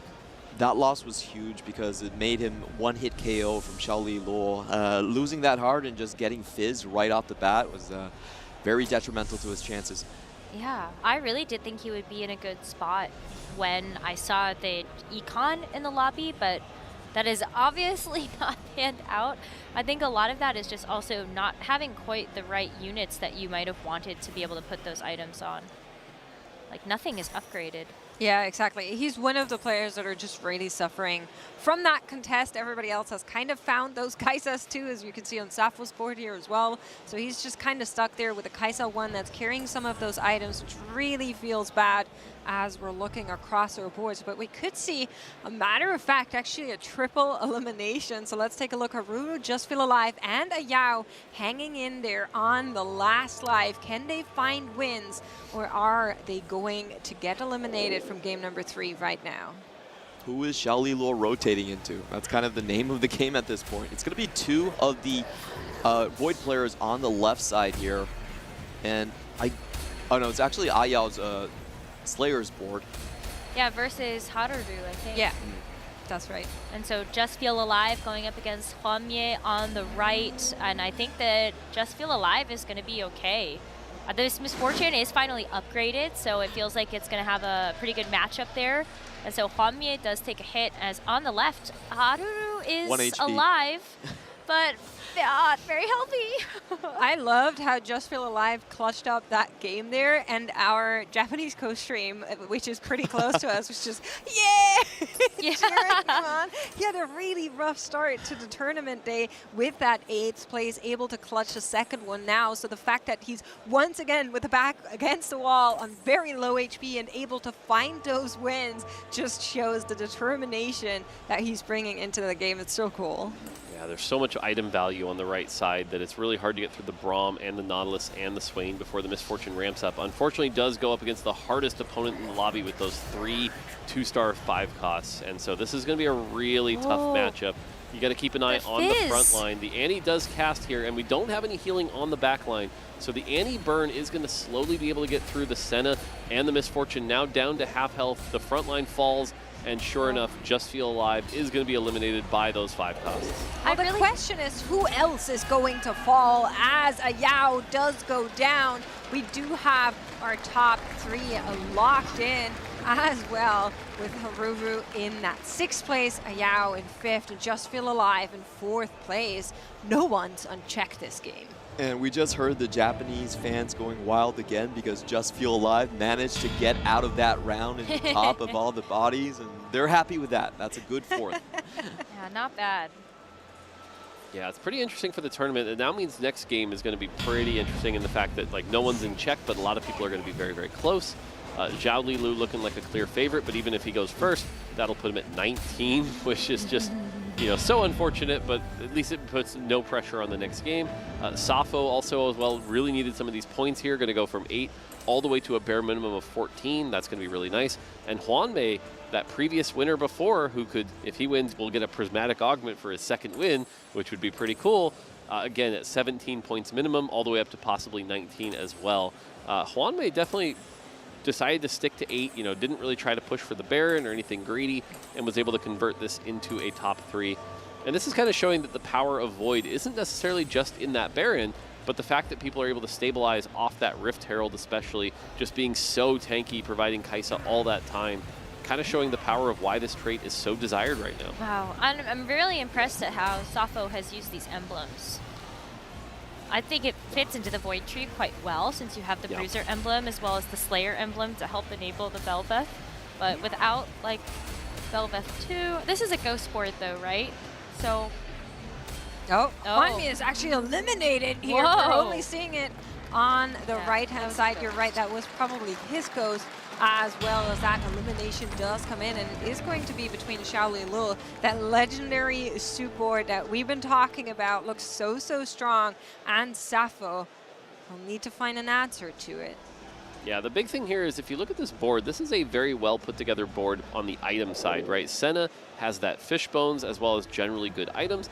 Annie has 3 mana generation items, the Void Staff providing that as well. The Tibbers items look really solid to keep it tanky. You've got that Thieves Gloves to make sure that Shyvana can actually do some extra work based on those Thieves Gloves rolls.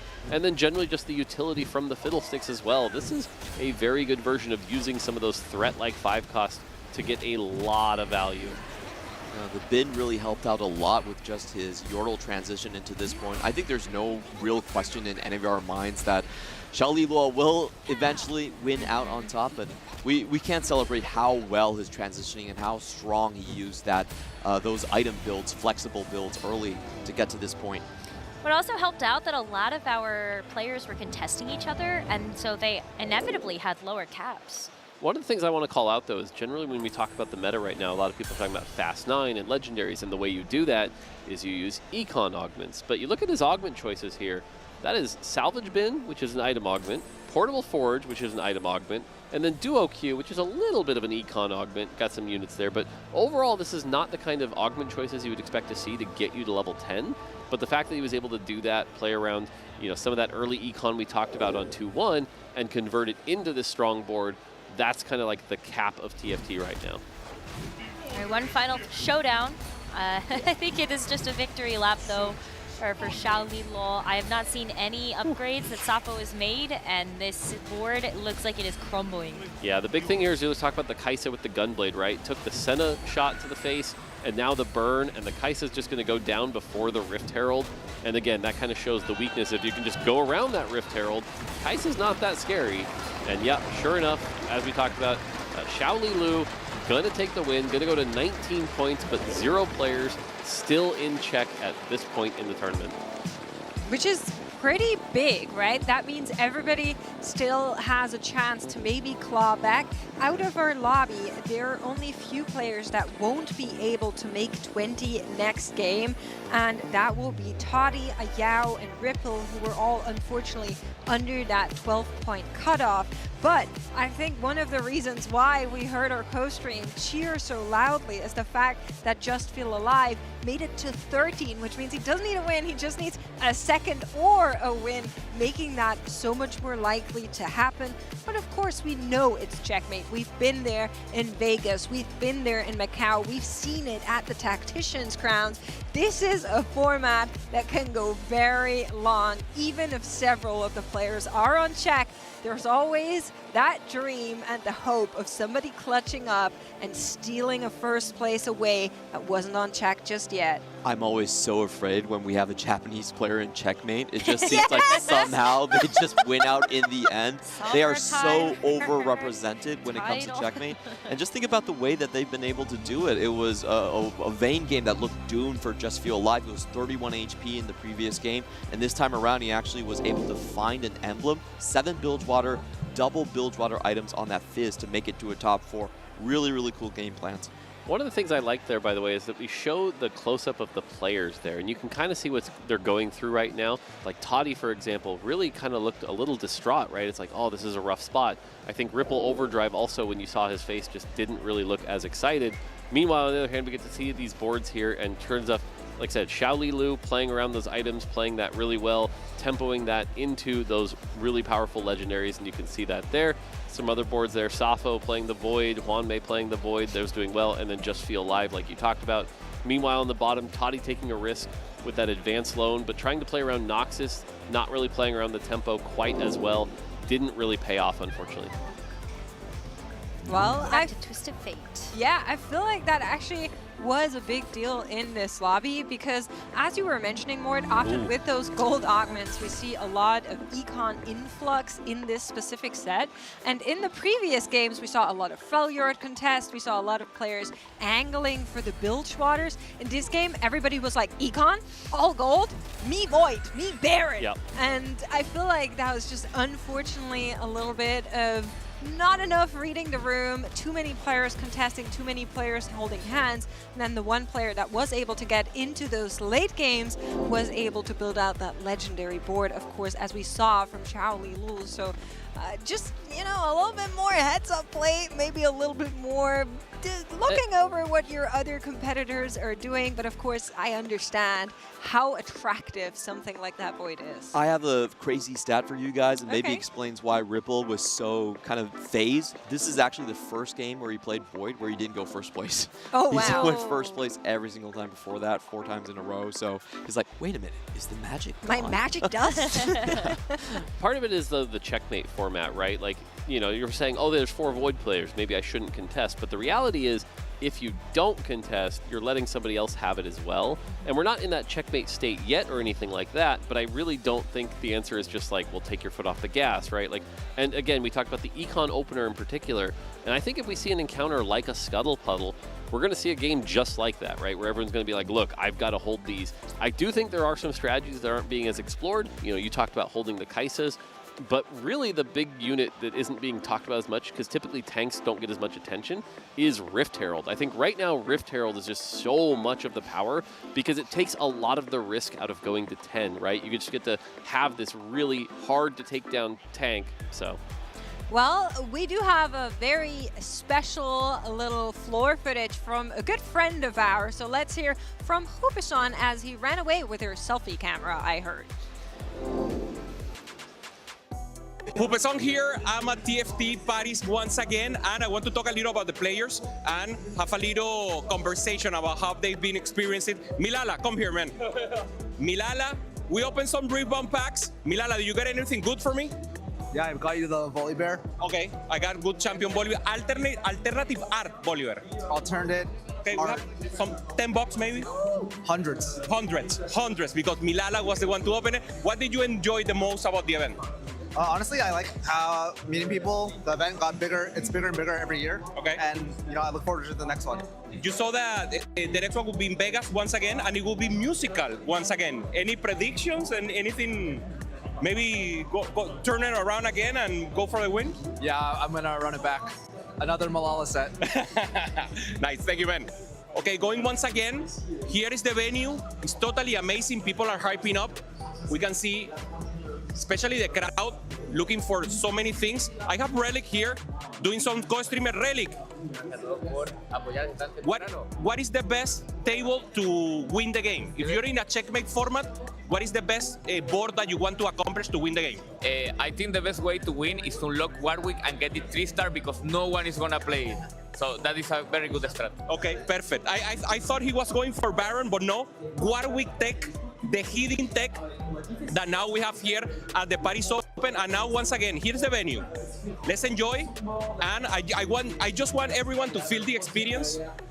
And let's just get closer here and try to see a trophy. Players are still trying to go for finals and trying to accomplish. And here's the trophy. Once again, only one will get this trophy, and only one will have the honor of being once again crowned champion. This is Hoopes for all. Let's enjoy the rest of the event. Surpass your limits in life and in TFT. See you in the Rift. Vamos! Wamo is, I think, the right word for Hoope there. I loved hearing from Malala, set 19, maybe. The music set, we're going to run it back there, our Vegas Open champion. But before we get there, we need to finish the Paris Open first. 3 games have concluded. No one is on check, I think, is the biggest storyline here. But plenty of our players have a good shot to get on check in this next game. So we're going to be going in right away into game number 4. Yeah, and so this is one of those low pressure games for a lot of our people at the top. They just want to secure enough points to cross over that threshold. We've got a couple people around that 18, 19 mark, so it's really just don't go 8th, which shouldn't be too bad. But for players like Toddy, for example, this is where you've got to really get a lot of points, so at least you can maybe get into the running and make one of those comebacks, right, where it's maybe 6 people are in check, 7 people are in check, so you're still not out of it. Really right now, I think only IO is really that 8 points. Those are pretty rough here. Ripple at 9. That's another really rough one to see as well. Yeah, 5 total players could get into check, and that would really shape up our potential final game next time around. If there's only a few players there, then it's easier to focus. If a lot of people are already in check, then everyone has to play for themselves and try to get that first place to deny and extend the tournament. Yeah, now looking at the start here, we have the Blitzcrank. Blitzcrank, kind of a champion that's not really preferred. Generally can do okay in stage 2, but the fact that he connects to Zon right now and Juggernaut, both of which not typically desirable in the endgame. So Blitzcrank hasn't been a favorable open. Whereas comparison here, Juanmei was able to get the Jarvan out of the encounter, and Jarvan, even if you don't use it, you sell that, could open up the Silas later. So definitely a couple options here. Now, Juanmei does have a possible Ishtal start here with 2 Nikos, and we know he's done well. Obviously missing the key piece here, which is the Milio, but, probably going to hold on to those at least to give him that option. Isn't buying the second Nico right now. Might still do it. So keeping some options. But again, if he can get that start, we know he's done very well with that and something he kind of prefers. Still gets value out of selling the Jarvan and then holding on to most of the Yordle pieces here. Haruru in the meantime, we should get a check on the Ionia. It is Prosperous, so this is that's the popular one. Yep. Love gold. Yeah, Prosperous just giving you that extra econ, and typically you can play this Ionia really aggressively because the gold is based off takedowns, so you want to make sure you're actually securing those kills to get that as we head into our augment here, and it's going to be a Prismatic. Now, looking at these, expected unexpectedness can be pretty variant, but actually has a lot of power. Forged in Strength, much less desirable. World Runes is an interesting choice. Right now, it's sort of become the trait tracker of this set, but instead he's going to roll past it, going for expected unexpectedness, which generally is just good value overall. I think it's hard to play. Oh, rolls past it and instead going with Band of Thieves. That is a really interesting choice. I like it though. I mean, like, it's just instant value for the it's items. definitely combat power, but typically kind of against the meta right now that we've seen. But again, He's rolling because for Bard? yeah, it's deciding to go for Bard here. Interesting. So a lot of interesting choices. Prismatic Ticket also being picked up by Just Feel Alive there. Oh, and what's that We s- augment? Yeah, what is Ayao's first augment? I've never picked into this one, actually. Is this, what is this, like? I actually don't even know that icon because I've never picked it. Yeah, I had been come back. Oh, story. come back story. There we go. There we go. Perfect. Thank you, Sorry to Observer. cut you off, Let's but I was play. like, what is that? Yeah, that's one that fell out of favor. It used to be really popular on PBE with Singed because you were able to lose streak with Singed and then play it to its advantage here. But overall has kind of fallen out of favor. It can be really powerful in the late game, but it requires you to lose a bunch to get the real power out of it. And so AO is going to play lose streak here. Clearly, he rolled to get the Bard, which is an interesting choice to do right away on 2-1, kind of lose that gold right away. But is going to be able to hit 10 and maybe try to convert that around with the Bard in the mid game. And just today, in these couple of days, we've seen a lot of these open fort-esque Bard type of compositions come out. We've seen the Diana, and we see earlier the Vayne, played by Just Feel Alive. So just banking on those rerolls and finding an off-ramp later on. Yeah, a lot of unconventional choices here. Right? Ripple, for example, taking the one that gives you an artifact, and when you get low, you're going to get 3 more artifacts, but they're random artifacts. And so the fact that you might get something completely that doesn't fit your comp can be really tough. Now, on the other side, Toddy taking the much more conventional choice here. This is upward mobility, going to allow you to reach that fast 9 quicker. If the second augment, for example, is also econ-based or XP-based, you can end up 9 very, very early. Yeah, and he's got the Yordles start as well, the 4 Yordles. Yeah. So that's a really nice early game. Okay, I know I brought this up before, but I would really like to know where Just Feel Alive is sitting with having picked up that Prismatic Ticket, because we saw that Vayne reroll earlier from him, and we're going to need to take a look at how that is going. But for now, Charlie Lu here with the extra influx of the Quick Strikers with an emblem. Yeah, so this is another rough choice here. We took the Prismatic Destiny, but unfortunately got, I believe this is hard commit, which is definitely one of those augments that can be challenging. Quick Striker Emblem can do a lot of good things, but there's only so many comps you can play around with that. You can play around the Yunara, that can be a possibility, and just take the extra attack speed.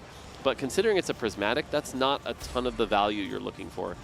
I really like the combat aspect of the emblem itself because it heals you for, I believe, 10% missing health. So you can kind of use it on your melee carries to rush to people a little bit faster and skip on sustain earlier on. Yeah, and so we get a good look at all of the augments here. Safo was able to get a Radiant item, took a Radiant Thieves Gloves. Yep. So that's generally okay. Huanmei also took Prismatic Destiny, ended up with a lot of Thieves Gloves. So there's just a lot of variance here. Choice. Honestly, if you look at all of these augments, traditional knowledge right now would say Toddy definitely got the best option. And everyone else kind of low-rolled a lot of their Prismatics here. Not a lot of like really conventional, just like fast 9, high econ kind of things. Just Feel Alive with Prismatic Ticket, but that doesn't come online for a little bit later. So really interesting game to see how this plays out. It's also the first game that our top 8 are playing that actually does start with a Prismatic Augment. All of the other ones were gold before. A couple of them had some silvers in between. And only 1 Prismatic overall in those first 3 games, which was given by an encounter as third one. Oh, this is interesting, though. Wow. Just Feel Alive unlocked the Orianna already. And so I wonder if this is a world where we actually see we see T-Hex. No, this is looking much more like the reroll Ishtal that we've seen like Huanmei play before. I think that's much more recent. We sold the Loris. We've moved away from that. As much as I would love to see the T-Hex, I don't think it's going to happen this game. All of us, really. Yeah, but I mean, to hit that, we talked about how Huanmei did it with like too much value. Having Prismatic Ticket is definitely a way to do that, getting all those extra rerolls, because one of the things you can do is lose a bunch with Bard to give you some banked rerolls, then use those to trigger the Prismatic Ticket again, get a ton of value, and hopefully hit a lot of your 2-stars. And so right now, he should be focusing on getting as much gold as he can. So. But is that a strategy that you think is going to actually net Just Feel Alive a second or a first? I mean, it can, right? We saw Hwanmei win with that as well. It's just you have to cap out. It just seems risky. It is risky, and Well. the challenge is in a prismatic lobby especially, that's going to be tough. Yeah, I think you have to go for risky though, right? If you know the mark you have to hit is second or first, you need a board that really can contest, that can go high. With prismatics in the mix, a lot of these boards are going to look maybe a little bit crazy as we move on through the stages. So while I'm with you, it's scary for sure, I think it's needed. Xiaoli Luo actually leveled all the way to Yeah. 6 right here just to ensure that he gets his win streak. So if he can run into Safo, this could be a pretty big pivotal point. Not going to happen. It's Yeah. Ripple Overdrive on the other side. Now, Ripple Overdrive, I think he'll still win this, but this is the hardest matchup since he is going against that armor artifact. And so if you could take a while to get through, but thankfully is able to go through pretty quick. Again, leveling to 6, kind of the expected outcome here, is able to win the fight. And both players are able to secure their 100 streak. So that's going to be good for both of them. And again, both of these players don't really need a lot of points. I mean, Oh my Xiaoli God. Lu doesn't really need much of anything. So Yeah, actually, it was a super close fight. I was watching. I was like, oh, Timo with 2 items and 2-star? That backline is only 1-star. Yep, I agree. almost melted it down here. Another thing worth calling out here is we have 2 Bard players in the lobby right now, which is something you haven't seen a lot of in this tournament. We usually see maybe 1. It's not like Bard is unplayed or anything, but you don't see a lot of like contested Bard. And so we'll have to see if Io goes a different direction with this. Now, Io in particular right now only at 8 points, unfortunately right now in our 8th place. So really needs a big finish. And I'll be curious what direction they pick to try to see if they can convert this into a high finish. Yeah, we have seen both the Vayne reroll and the Diana being played out of kind of like an open fort-esque Bard situation, but it really depends on what items he is able to secure here. So we do have the start of perhaps the Titans for him going into this one.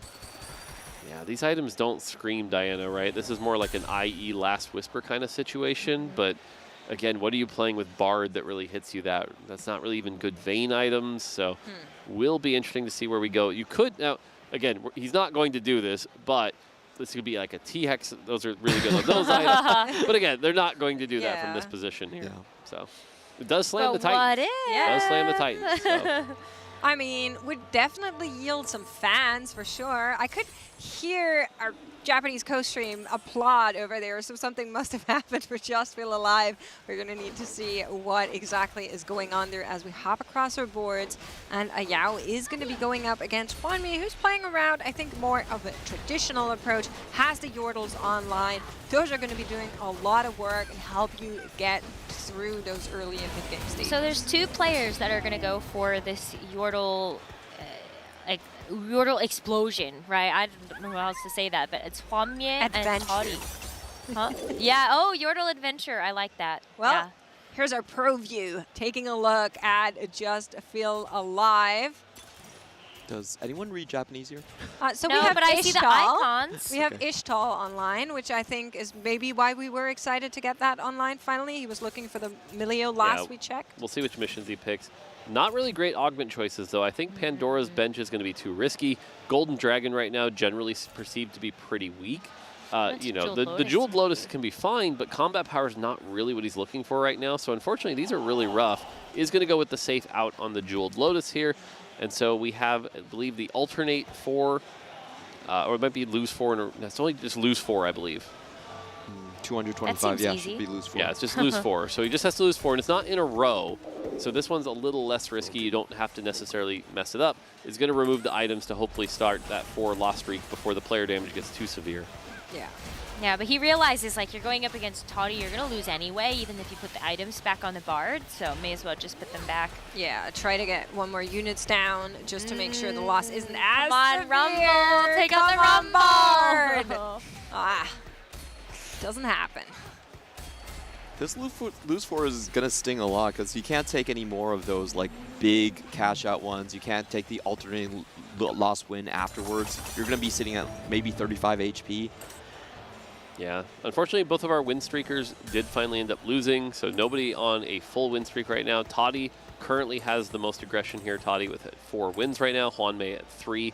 Hwanmei in particular has those Yordle board. He was able to get a lot of the 2-stars and then have the Thieves' Gloves to put on them. So Toddy, by the way, took forward thinking here. So converted the fact he was at 91 health, take forward thinking and is going to be able to convert that. So we'll probably see a really good level 9 board a little bit later. I saw a very interesting augment choice from Haruru when you, I believe that's like the Ionia defensive augment. You get durability if you have Ionia active. I think it's like 12%. Yep. Yeah, generally just a good combat augment that all it says is play at least 3 Ionia. And considering we know it's prosperous, 3 Ionia is just valuable to give you a decent amount of econ anyway. So generally just a solid combat augment. But are you going to keep it for the whole game? Like, is there ever a point where you just go, I feel like I don't need it anymore? I think late game you can run, you know, Wukong plus Set and then throw in like a Yunara, and that's totally fine. Generally just some powerful units without necessarily having to go into the vertical. Now that being said, even at this tournament we have seen Prosperous 7 get played and do very well, because if you can get a lot of gold, the 7-piece can be as much as like 80 AD and AP, which is actually quite over budget stat-wise for a 7-piece on top of that 50 gold you've earned. That would be crazy. We're a long ways away though, I think, from being able to get to those kind of higher levels. Now, one thing to note, again, in this tournament, in the current meta, is that spatulas and frying pans off carousel have pretty low desire. Vertical traits not necessarily excelling, and even the ones that are don't really need that spatula. So seeing Hwanmei actually take the spatula while he's playing Yordle, obviously he's not going to use it for a Yordle spat, but will he, you know, possibly reforge it into something like Arcanist, or what does he do with that, you know? Are you Clement, sure why are it's you not laughing? a Yordle emblem? Huh? You were laughing. What's going on? So he found that 1% Annie, but he looked at his board and was like, oh wait, Doesn't I actually fit. can't play this. So he actually ended up selling it, going for more immediate combat power across. And I'm still looking at where this Titans is going to go, because he doesn't really have a carry for it at the moment.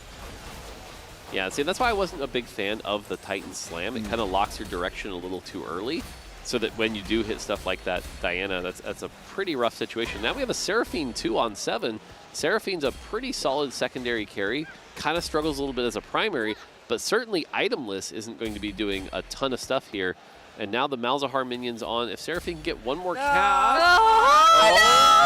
Oh my goodness, that is a close fight. Wow, that feels horrible. You have a 2-star forward cost versus a Kog'Maw, and you can't beat it with Radiant items. Listen, Kog'Maw is a items. really good unit. I'm going to continue saying that. This is so funny. One thing that's nice here, by the way, is Care Package. You've kind of removed some of the negative here by being able to take it late. And you also get the cute little You do messages, get to do right? your best. That's also, you Yes. know, removing the negative. I like just the smiley face. But like, we're already going to get the second Care Package on 4-1, so the fact that you got that as your Indecision augment kind of raises its power just a little bit. Hopefully the mental fortitude also. Safo right now, at least in a decent spot here, only needs 5 more points, which is just top 4. And so as long as he can play pretty well, has got that Rift Herald, which again, we've talked about Rift Herald just being so strong at this point in the game. Unfortunately, Kog'Maw is your backline. Now it does have a Radiant, you know, Archangels, which is going to give us some AP. Finally starting to get through their front line. The Kog'Maw is ramped up with that Radiant Archangels, gets through the Taric, and so, yeah, the Radiant Archangel's going to do some big work here and get the win, and that's good for Safo. As well, you know, just a little bit of rewards there. I do want to take a look at Hwanmei's board. As, Yeah, I was thinking that. It's been win streaking the entire check time. in with Just Feel Alive first, just to see what we're going to be going for here. And he actually does pick the cash out right here. Yeah, again, the cash out right now, we've seen this just be used to get extra power, keep your health up. And now that we're at the 76 gold, we have that prismatic ticket. Now's the time to do some of this roll down. I mean, look at the banked rolls. We have 10 rolls. So this is going to be one of those high skill roll downs. Using some of the time in the PvE round here is at, you know, looks like 6 bards, 5 bards. Still rolling a lot. Has 70 gold though, so we'll have to see what he can hit. It's a bit too many Nico players in the lobby, so he's not going to be able to unlock the Nidalee, which is what you usually want to do in this PvE round. Needs to pick fast here. A lot of things will need to happen. Still has 3 more bench bank locked rolls. right now. Yeah, Oh, there's at least okay, Kiana nice. comes online. Bard up to 6 copies now.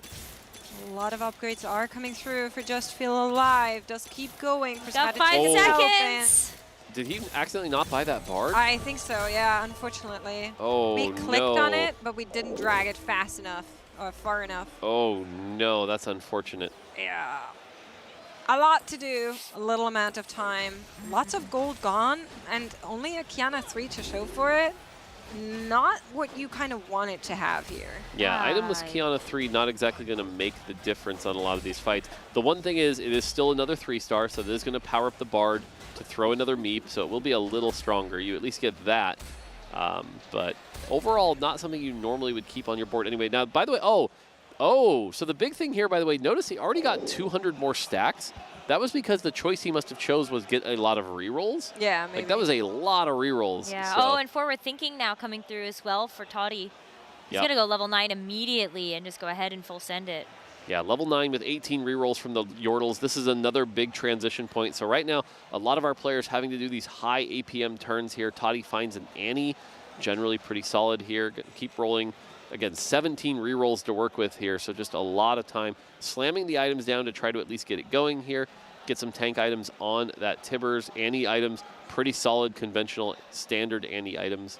But now you really need to find that Annie too, so you can spike that Tibbers tank. Finds a second Annie. That was pretty quick. Wow, that was just 3 rolls, 2 Annies, and then he can sit around for, I believe he's getting his set online here just with the positioning. So he's going to wait another round before he rolls it further. That makes sense, though, because like you don't want to use all your rerolls and then realize, I wanted the set this whole time. And he's healthy enough, he can still take another loss.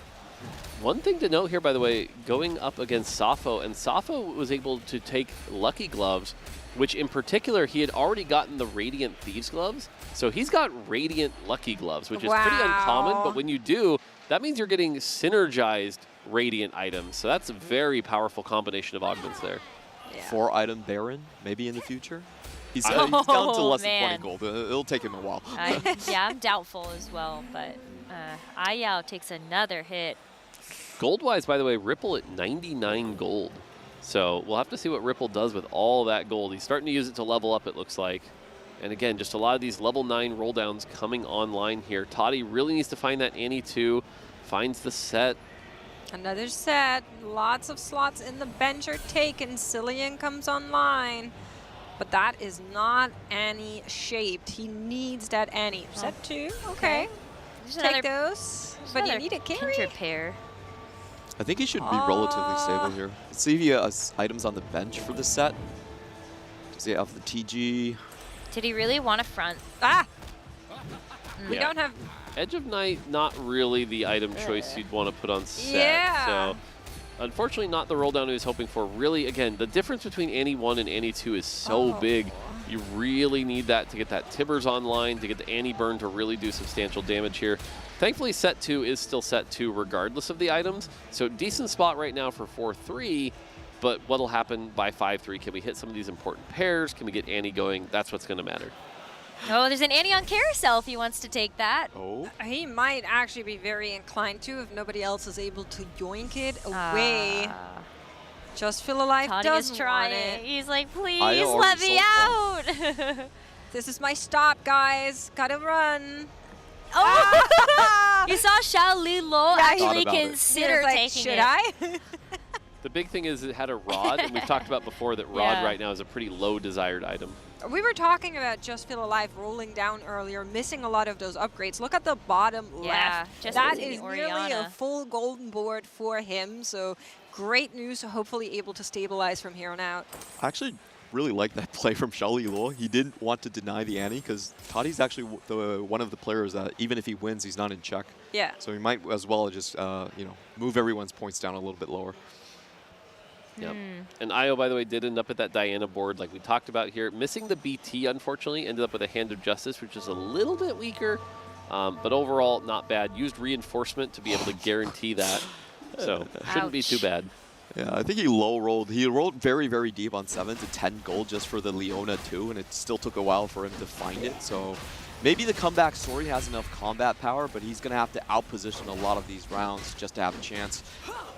Yeah, well, here's the problem, too. I mean, other people got to pick 2 prismatic augments this game where he took advanced loan, and that's exactly going back to the conversation we had just last game, where you didn't know the variance that was going to be involved in this game, and I actually think this is quite the low roll for everyone else to have had another prismatic augment, and you don't. Yeah, I mean, the good news is he has the Diana too. He's got the Shyvana, so it's like it's not a terrible board.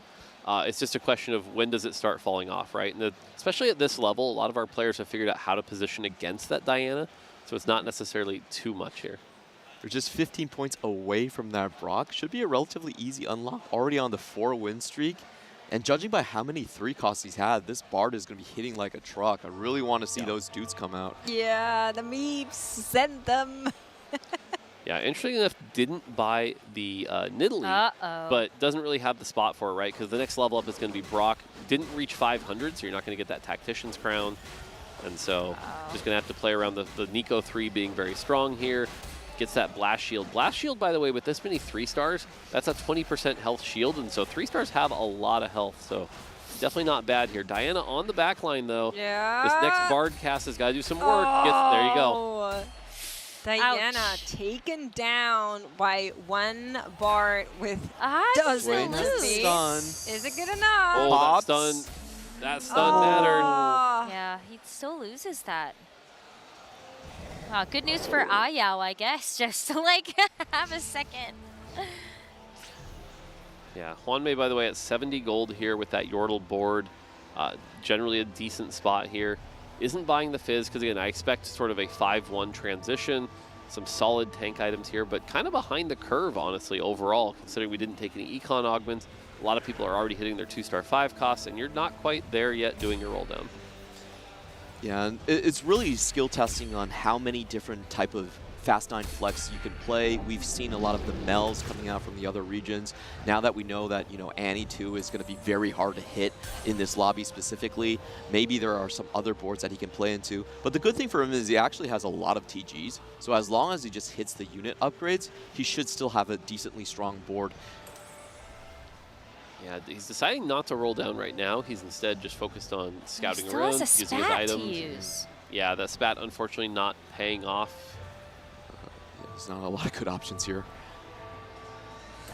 Maybe some frustration if he was looking for a particular component to go with that spat that didn't come. I think that might have been just exactly what happened there, but we'll need to look at some of our players as the lobby is getting closer and closer here and see how they are doing. Just feel alive on the last life as well, as we take a look at Hwanmei and Ripple to see if their upgrades were worth it for Ripple. Everything is crumbling. That's a massive hit he is going to take from Sappho. Same thing happening for Hwanmei on the left-hand side. And this is the potential round that Ripple can come back because he took Fortune Strength 2-1. It's going to proc 3 artifacts. I want to see like the Aegis combination. I've actually never seen it in the game, but we'll see which one he get.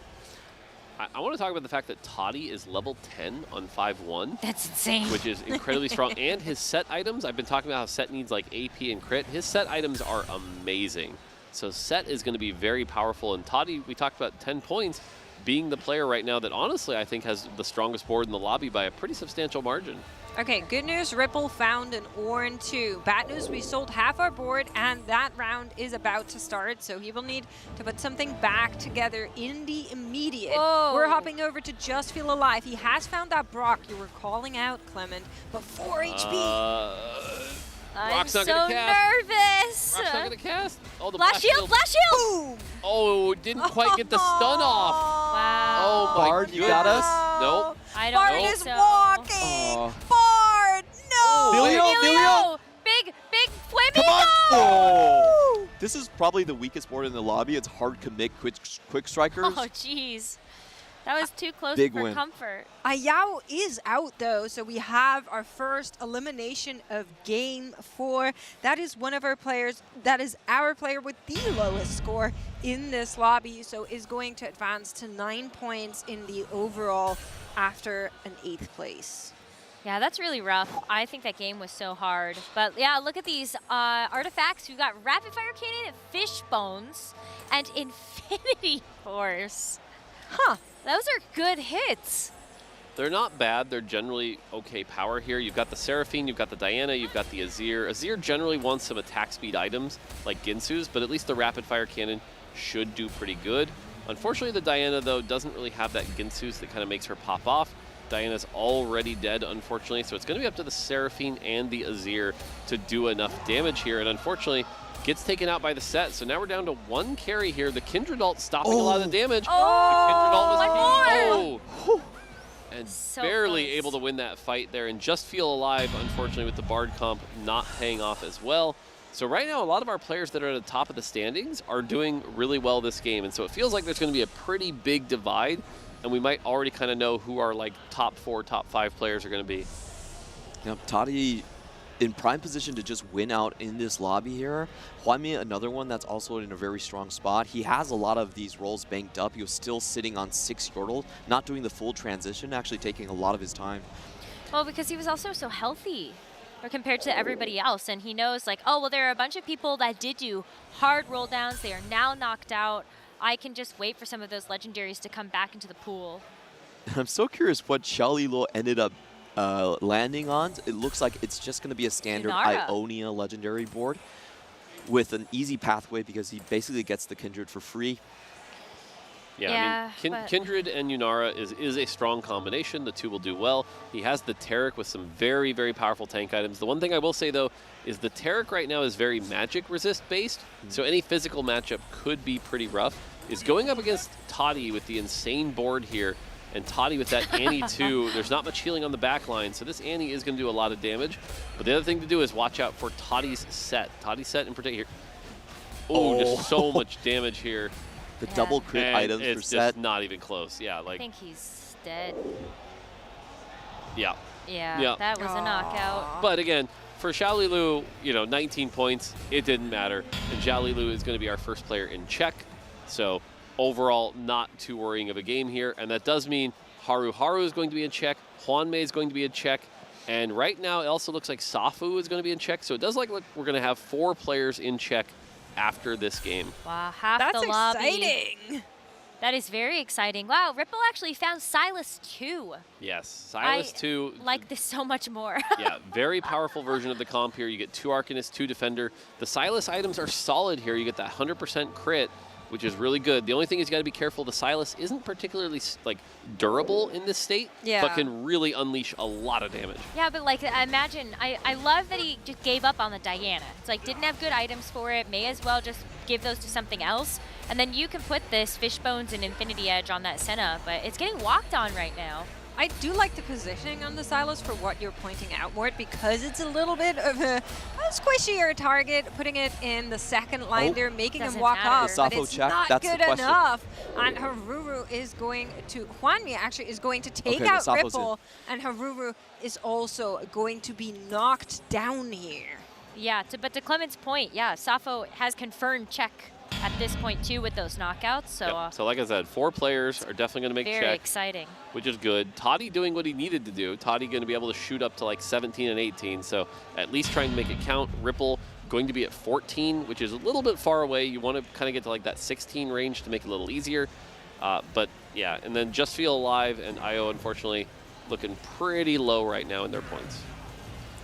Really hype game from Just Feel Alive, but I feel like not having, I always feel like the Kiana 3 is a bit of a bait. I really don't see a lot of players going for that one. Caps your bench space a lot. I think for Safo's spot, he's pretty happy he's already in Czech, but no real chance of contesting against Hwanmi or Toddy's board, stuck on 9. Yeah, I mean, Toddy right now on an 8-win streak has just kind of been the dominant board in the lobby. We talked about the fact that he was level 10 early on. And remember we talked about the 2-1 augment picks, right? We talked about how unconventional people had. He had upward mobility into forward thinking. That is a combination that is pretty gross. And so I think this is the kind of combination right now that players are like, wait, why does he get to be level 10 while we're level 8? That's a little weird. Well. But again, Toddy really needed these 8 points, so that's going to be good for anyone who's a big fan of Toddy right now. Yeah, it's just really natural when you're playing the Yorick and there's an econ start, you want to get the cannon early, and then you just happen to be level 6 with forward thinking. It's a really fun sequence to get into. Well, elimination has come in here for Safo, actually, is going to take that 3rd place, but like we were talking about, good enough to make Chet nonetheless. 3-star 5 cost. We do have a 3-star 5 cost line, but the big story here is that Toddy lost, right? Like, we were expecting the level 9 versus level 10, but Hwanmi was able to secure the win. Now, again, not a huge difference for our overall points, but the fact that Toddy's been level 10 for so long and is starting to lose a fight means, do I have my items in the wrong spot? Because, like, looking at this board, there's nothing tanky on this board, right? An itemless Shyvana, an itemless Wukong. There's a lot of damage, but if that damage misses or hits the wrong thing, it doesn't matter here. So the Set is going to run off, do his sit-ups, get those crunches, get that true damage, and what is the Set going to grab here? And so it looks like he's going to be able to grab the fiddle, and boom, big damage, hits the back line really hard, but wasn't the key tank. It wasn't the key tank, and so Swain stays alive. The Zillion bombs are on the back line here, and Toddy is able to secure that victory as we head into stage 6-3. And now Hwanmei down to his last life. Toddy has one more life to work with here. Can he pull something out to really make that board extra strong? I wonder if he's going to switch the positioning around from solo tanking the Set right here. He could get, because a lot of times when you do this, you actually get sent to the corner before you get an ult out, and that's kind of a detrimental to the game plan here. I actually disagree. I think that's good, because what happens is you come back, have your mana still very high, and you get the big true damage ults, and then you might be able to get a second one out from at full health. So I actually like this positioning a lot. Again, the big thing right now is just doesn't have a secondary tank, right? The things are going to crumble really, really quick. I do like the positioning for Hwanmei here. It's going to be away from the corner that Set comes back, so you don't risk getting grabbed. And again, Set is going to be the story here. Comes back, is going to grab the fiddle again. Boom. Big damage. Wow. But it dies before he can get that second cast off. Swain goes down again. The Zillion bomb. And he gets it. Yep. That's going to do it. Toddy takes the first place now. And again, 4 players in check as we head into game number 5. That is so exciting. I'm absolutely ecstatic, and I was looking at our checkmate combinations. 3 of our 4 players that are on checkmate are sitting on exactly 21 points. The only player that has more is Hwanmei, who has just moved up to 24 points. But we are going to be hearing from our players as we have Laura on the stage for an interview. So let's hear from her. Welcome back here to the stage for our grand finals, and I'm going to check with Safo, who just made check for the first time ever as he is representing Spain here. Safo, thank you so much for joining me. I want to interrupt you just for a bit. First things first, congratulations on making check. How are you doing? I think I'm doing good. I mean, things are working. I tried to play these first games with just getting top 4s, keep getting these points, and now it's time to gamble it and try to win. Slow and steady and trying to gamble it and win, but like it is the first time that Spain gets to a representation in an international finals. It's the first time for you as well. Tell me about playing against these guys. Tell me about the pressure today. Yeah, you just can feel the pressure all the time, like the crowd, these guys are all so good. I'm not nervous, but I'm like I feel the pressure. It's just a weird feeling, honestly. It's just you and yourself for the next game in the hope of winning the title. What advice are you going to give to yourself? Just stay calm and collected to keep on doing your thing. I have to trust the heart of the cards, that's all. Trust the heart of the cards. Thank you so much. Wishing you the best of luck for the next game. And that's all for us here.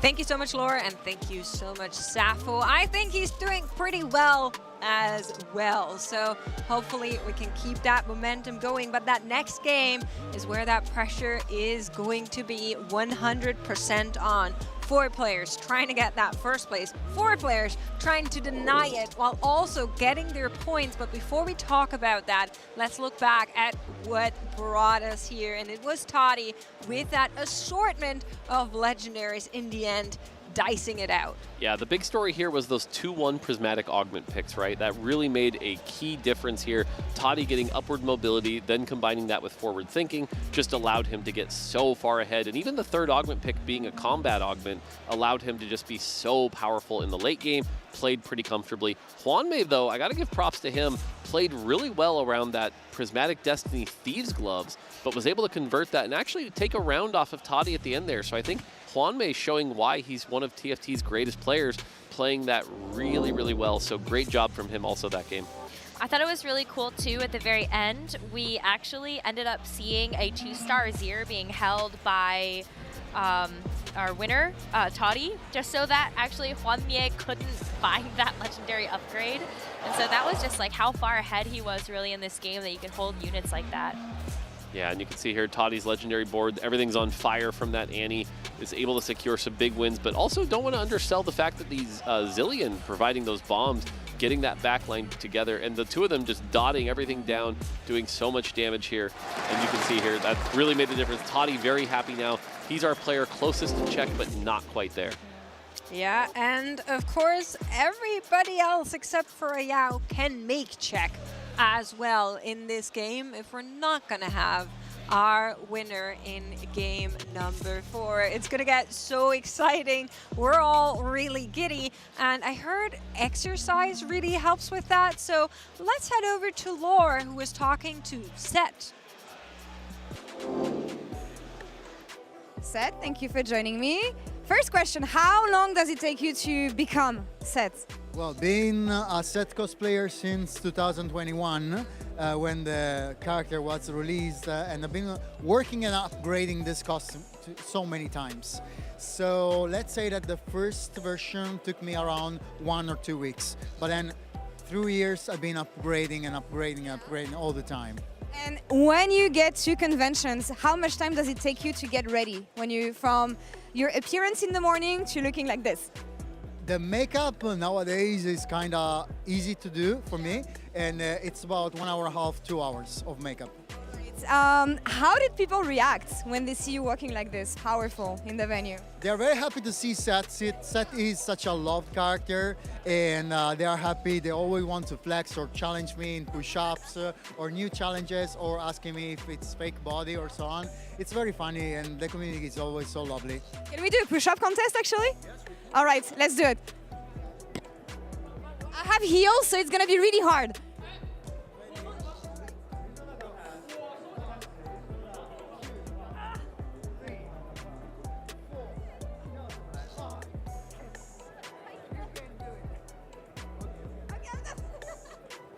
Thank you. I did all I could. Thank you so much. Listen, I think Laure did great. What can you do when Set flexes on you? She didn't look bigger to me, though, Mort. I mean, working out with Set does make you bigger. That's what I hear. Okay, so maybe we'll see it take effect in after this next game. Yeah, it might take a while. we're gonna need to check with her. It would have been funny if she took the shoes off first.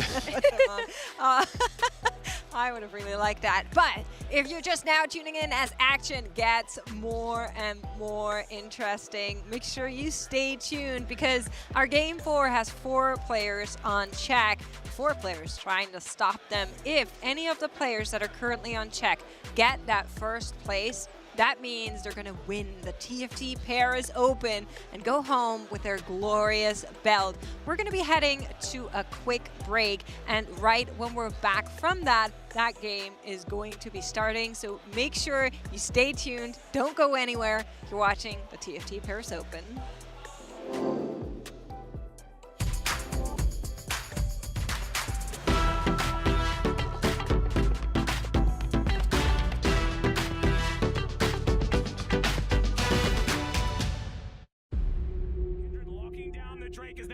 Decent position, double break down my walls, but I won't rise again. Cause I stand tall in my environment. How could I ever close my eyes and stay silent since they try to take me down with their violence? Oh, they go back in. Bishop flashes in, and down goes Light.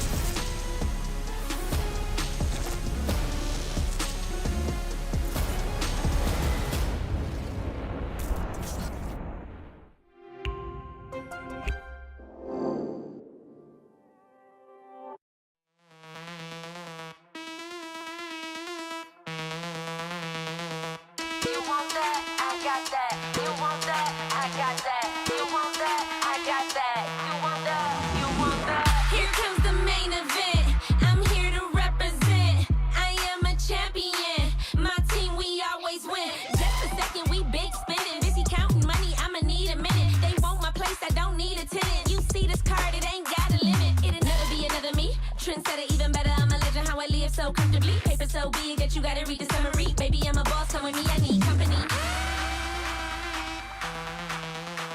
For a couple hours, maybe a day, we'll be okay if I lead the way. We'll be okay if I lead the way. We'll be okay if I lead the way. If I lead the way, if I lead the way, if I lead the way, if I lead the way. I'm the only option. I'm the only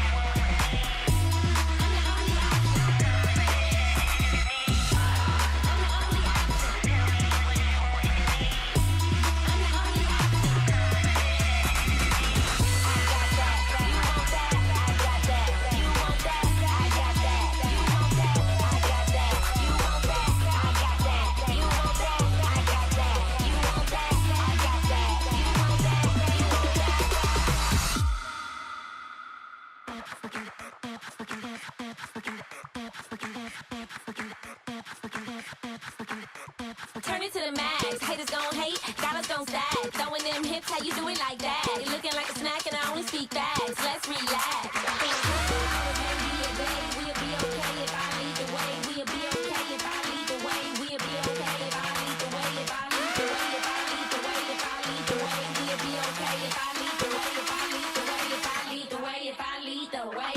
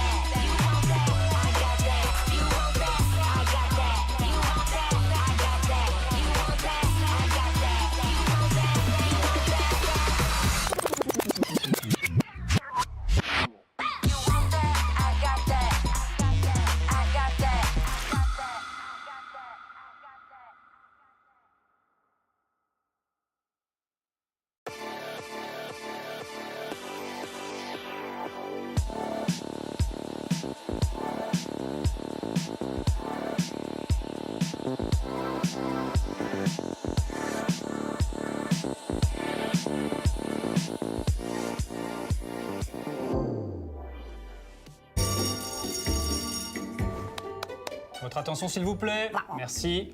Répétez après moi. La compo des Masia est très forte. La compo des Masia est très forte.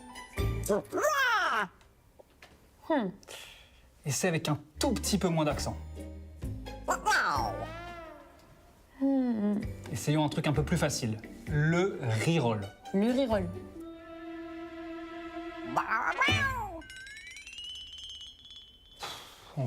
Allez, on va essayer de trouver. Oh! Voilà, super, parfait.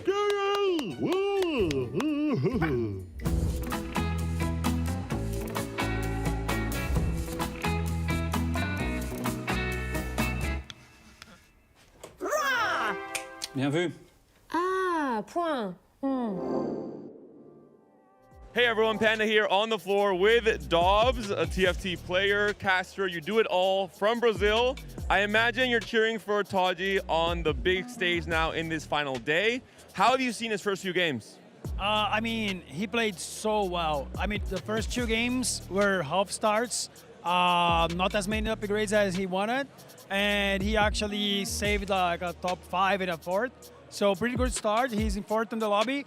And this is checkmate format. He won 4 out of 5 games yesterday, so he knows how to win games. So we hope that he can win it all. He also played in that first game, Astra Namir reroll. I saw it was the first time he played in this entire tournament. Do you feel like Taji is a player who is not scared to take risks? He's not scared to maybe go out of his comfort zone and still find new ways to play TFT on this day 3? Well, as I know, Taji as a player, he doesn't like rerolling too much. He just knows certain spot that you can play it.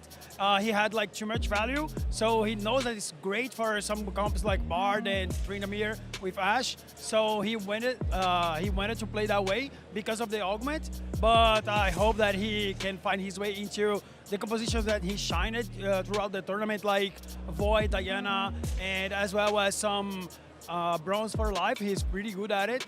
So hopefully he can pull it off on the more important games throughout the series.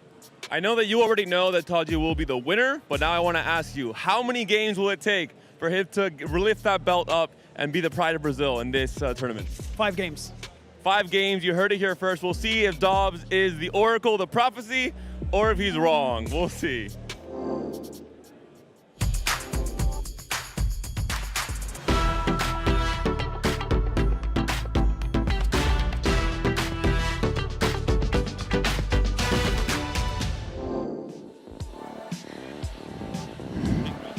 Hello, everybody, and welcome back to the TFT Paris Open. We have allowed our players to take a quick break, and then we will be underway with game number 5. Ahead of this game, we have half of our lobby that has hit the 20-point checkpoint, and I'm excited to also get a little bit of a check-in with our analysts that have now joined me on the desk.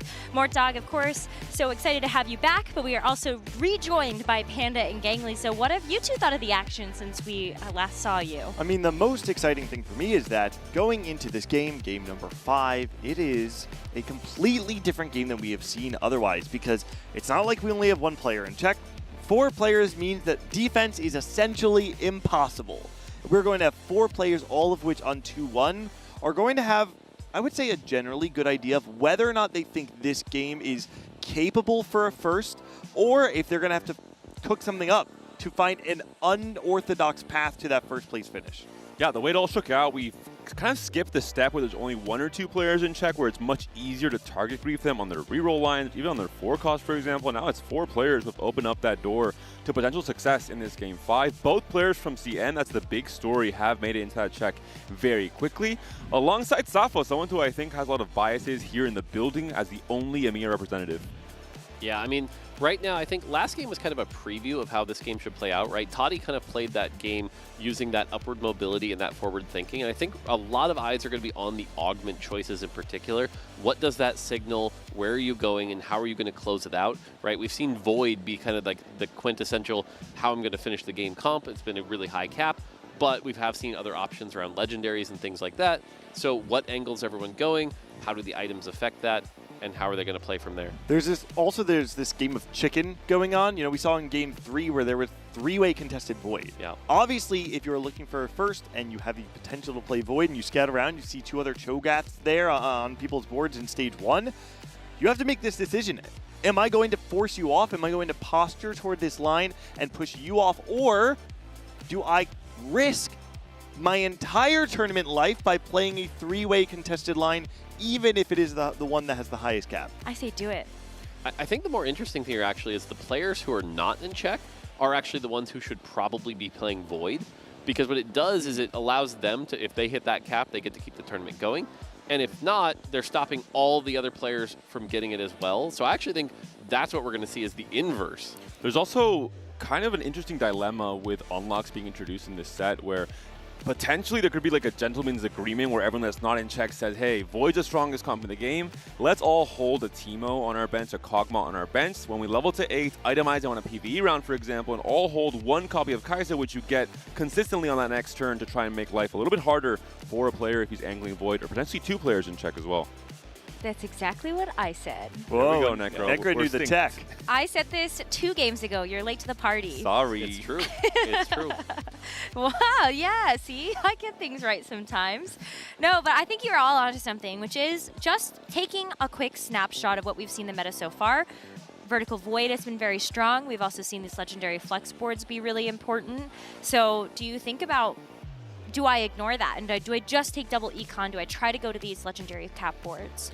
I think the legendary cap board it's almost less risky in a way. I think by nature it is more risky in terms of getting there and stabilizing, but it's significantly harder to grief because most of those legendary boards, you can slot things in and out depending on what you hit. Most people, of course, they could just load in a team planner and just click on the units that are highlighted, but you can play very flexibly and build interesting boards on level 9 that fit the items that you've already been given. It's one of those situations where you can high roll based on what you get by recognizing what the high roll looks like in the moment. You don't necessarily need to have a strict cookie cutter plan and play solitaire all the way up to level 9. There's also, I think, some level of consistency with some of the unlocks, like set, for example. You're guaranteed at least 1 copy of that set, which you can pair alongside other 4-cost upgrades you already have with things like Swain or Frontline, and that can be good enough. It's very hard to contest a full Fast 9 pivot in that way. Yeah, I love the focus here on Toddy. Again, right now he's at 18 points. Really, he's one of the players that's rooting for the bottom 4 to win the game, because as long as that comes true and he doesn't go 8th, he'll be able to join them in check and make that kind of big comeback that he's hoping for. What a story Toddy has had over the last few sets. He's someone who, at least from the outside looking in, if you were really closely following Brazil, I think you would have seen some of the high highs that Toddy had earlier on. I believe set 7 was when he narrowly missed making it to the set championship. But once set 11 hit, I think players from North America at least realized that this guy is not just an influencer. He barely missed out making it to the set championship in set 11, going 8th when the top 7 players all made it in.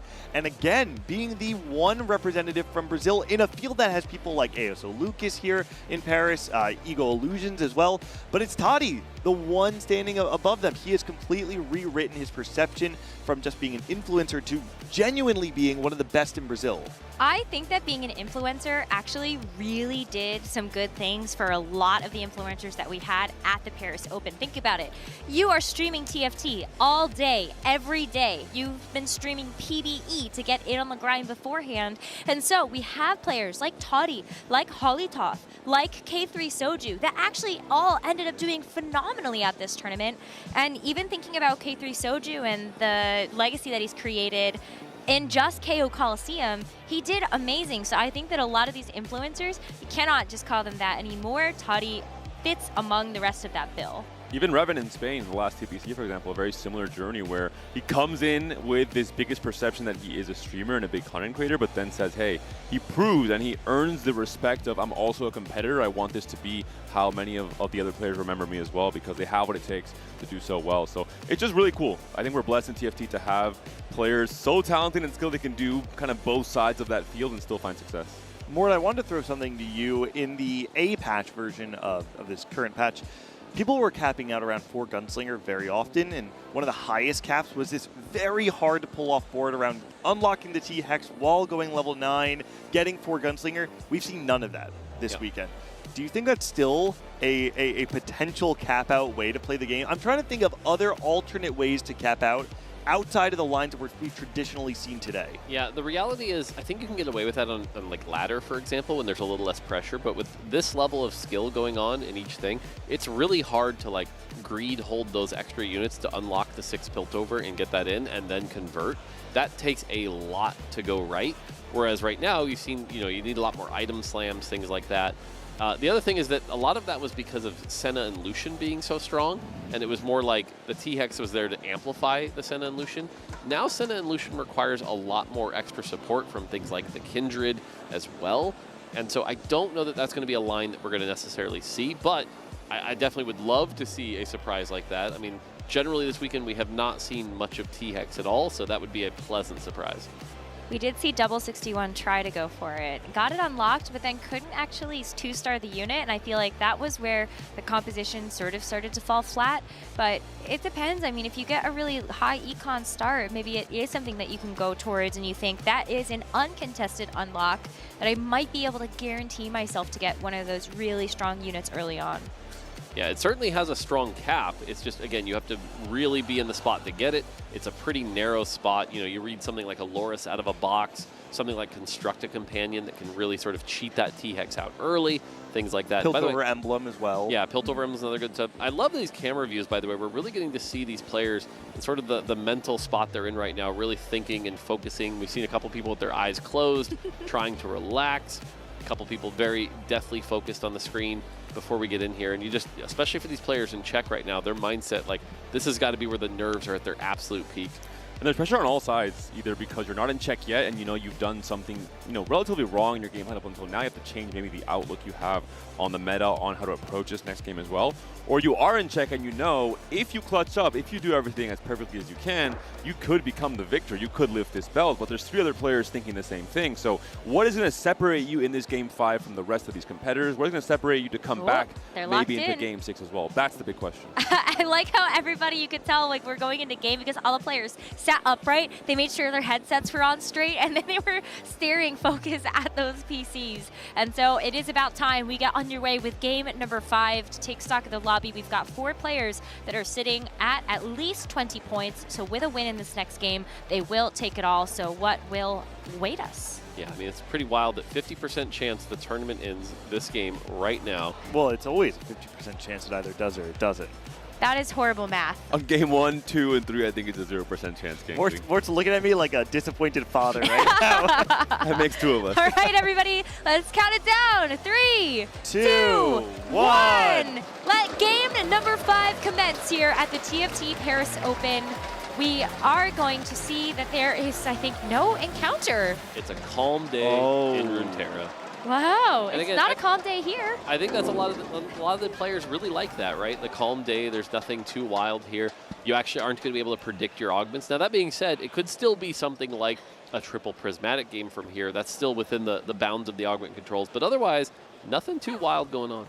We're going to be kicking it off with Haruru, one of the players who started off extremely hot on the day. And coming into this event, Haruru is one of the players with the highest first place rates in the field. And in this top lobby, you compare him to the next highest first place rate among the players in Czech is Juanmie. If we're talking about career since set 11, Haruru has a near 5% better first place rate compared to Juanmie. He is a significant favorite if we're just looking at the odds of him going first in any given game.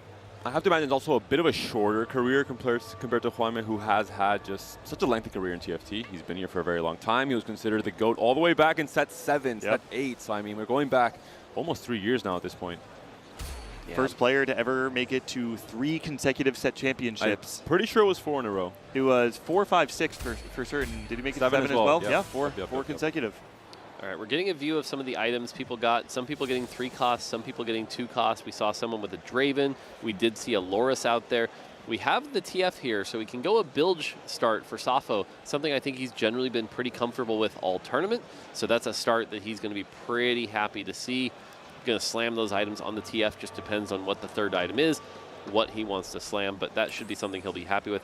Just Feel Alive hitting the Caitlyn too, but otherwise, again, nothing too crazy right now as we head into the augment round. I mean, as we talked about before, this augment choice could matter very heavily. What's going to happen? Do we see a lot of tempo? Do we see a lot of econ? Where's it going to be? And that's going to be a Ginsu's for the TF, which is very good. Yeah, I mean, that's such an easy start there. I think I was really worried in case we were actually going to see another component, because then you're delayed in actually getting the Graves out, but worth the wait. All right, Xiaolilu's going to go with Slammin'. That's going to be some XP to get to Fast 9. Haru going to go with Cluttered Mind. That's another one. I'm going to be going with Epoch. Could use that to play the Bard, or just generally use that for extra XP and strength as well. Safo is going to get Hustler. This is a very powerful augment that allows you to both tempo and Fast 9 off of. That's going to be good. Juanmie going to be able to get the quick double kill here, getting the extra Ginsu's. We see a Salvage Bin. Toddy going with the very greedy play here. Savings account. Savings account, going to get that extra gold here. And again, Toddy just needs to not get 8th. So that generally should be an okay choice. And finally, Just Feel Alive going with the Bruiser augment. That's a very interesting choice. Lifting competition usually paired alongside the Bard for that Scion Bard reroll in most cases. It's really the only viable comp we've been seeing in the meta for Vertical Bruiser, with the Volibear being a way to cap that out at the very end. I mean, I think what I'm worried about is that actually going to be powerful enough to keep up with some of these other comps that are going to be going for 4 and 5 costs. But especially when Just Feel Alive is hoping to play Spoiler in the lobby with only 15 points, doesn't have a chance to actually win the tournament right now. Yeah, I agree. It does not feel like a composition you would generally be playing if you're trying to contest for a first place finish. And that decision might end up actually being one of the reasons that the tournament could end right now. Oh, and this is really tough because Ayao actually has the Bard unlocked. So if you wanted to go for the lifting competition and you go for the Bard reroll, it's contested. I would love to see Ripple play into Shadow Isles. I know it's not the most popular comp this weekend. I think it's a very strong comp from tempo. I think if you never really lose your tempo advantage in the game, it can be incredibly strong in terms of getting out Souls early, getting Callista and Thresh early on as well. And there are some really cool boards you can cap around with Thresh, with Vertical Wardens, with Ornn farming artifacts, even Fiddle coming in that late game to help the Callista for Vanquisher. The problem is if Ripple plays tempo, Ayao plays Bard, Just Feel Alive plays Bard, who is stopping the players in Czech from winning the game? Because it's not those 3. Yeah, that is a tough question to answer. And especially when you look at somebody like Juanmie, who has the Rek'Sai 2 already, on top of the fact that you've got the Kog'Maw to get the Void active early. That's the player that I'm looking at right now to take it. Even Royal Husk early on, I think, is really good in Stage 2. Just an extra body historically in TFT has been just a very strong part of win streaking in Stage 2 in particular. Yeah, I agree. And also, by the way, he already got the first gold from Draven. He's not going to buy the Darius because pretty clearly Hwanmei is going Void right now. This is a very clear Void angle, using the Ginsus to just play around that Kai'Sa, using the Draven to farm the gold. So generally a solid version of the comp. That's going to put him pretty far ahead. And so, yeah, generally looking pretty good. And his augment choice, not bad. If he can stay alive before 2 people, that extra 40 gold will be a great way to get to the Baron. Especially because this is a no-encounter portal, right? So it's not like we have excess resources being put into the game. 40 gold will go significantly farther. Oh, look at you, We do Panda. see Edge You of get your Night, wish. Jewel Gauntlet on Viego. I'm curious to see where this ends up going because it's not an item slam we see of often, especially not going towards the AP tree. Gwen reroll. It is salvagement, and that's the big thing. So he has a chance to pivot out of this if he needs to. I think that plan B option is definitely going to help Ripple here. No Gwen reroll, no. I think the fact that he had a 3-item Viego, though, and then still lost the fight was definitely not what he was hoping for here. Viego 3-item usually can get you that win streak early, but goes up against that Ginsu's on that Draven, and unfortunately ends up dropping it. So that's not what Ripple was hoping for. Couple of options though on the carousel. I think like the Melia looks very appetizing, so does the Nautilus, if you wanted those outside of just the item component. But how far will the spatula go? And Haru does have the Kiana 2 already. There'd be an interesting line for him to open up Ishtal as a plan. Oh, Sappho gets a Bilgewater emblem. This is actually really important. Sappho got the Bilge emblem. He already had the tier ready to go. If you can get 5 Bilge on this early, that is a great way to snowball the game. So we'll have to see. And he's got the Nautilus, but that's 5. That is big. He even leveled the 6 for it, which I actually think is 100% correct here. I think being able to get that turned on early, the amount of extra Serpents you get from 5 can then lead to 7, can go really, really well here. So Sappho also putting on a bit of a show here. The question is, will the aggressive Bilgewater be able to outcap possibly Hwanmei's Void board? And right now, they're kind of looking like the 2 favorites. I think it can, and something that we've already seen is, especially when you are able to get the Bilgewater to the maximum cap, if you get that Tahm Kench early, especially with the Bilgewater 5, as you were saying, once you can spend those 500 Serpents so much faster.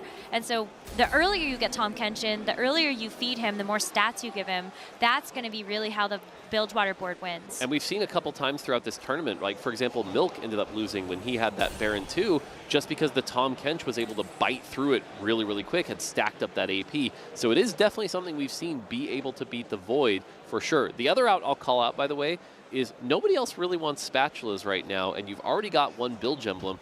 If you can get a second, you can hit 10 Bilgewater, and that would be a wild way to end the tournament. Wait, what would you even do for an augment? That's true. A special there'd be item maybe there. inside the shop.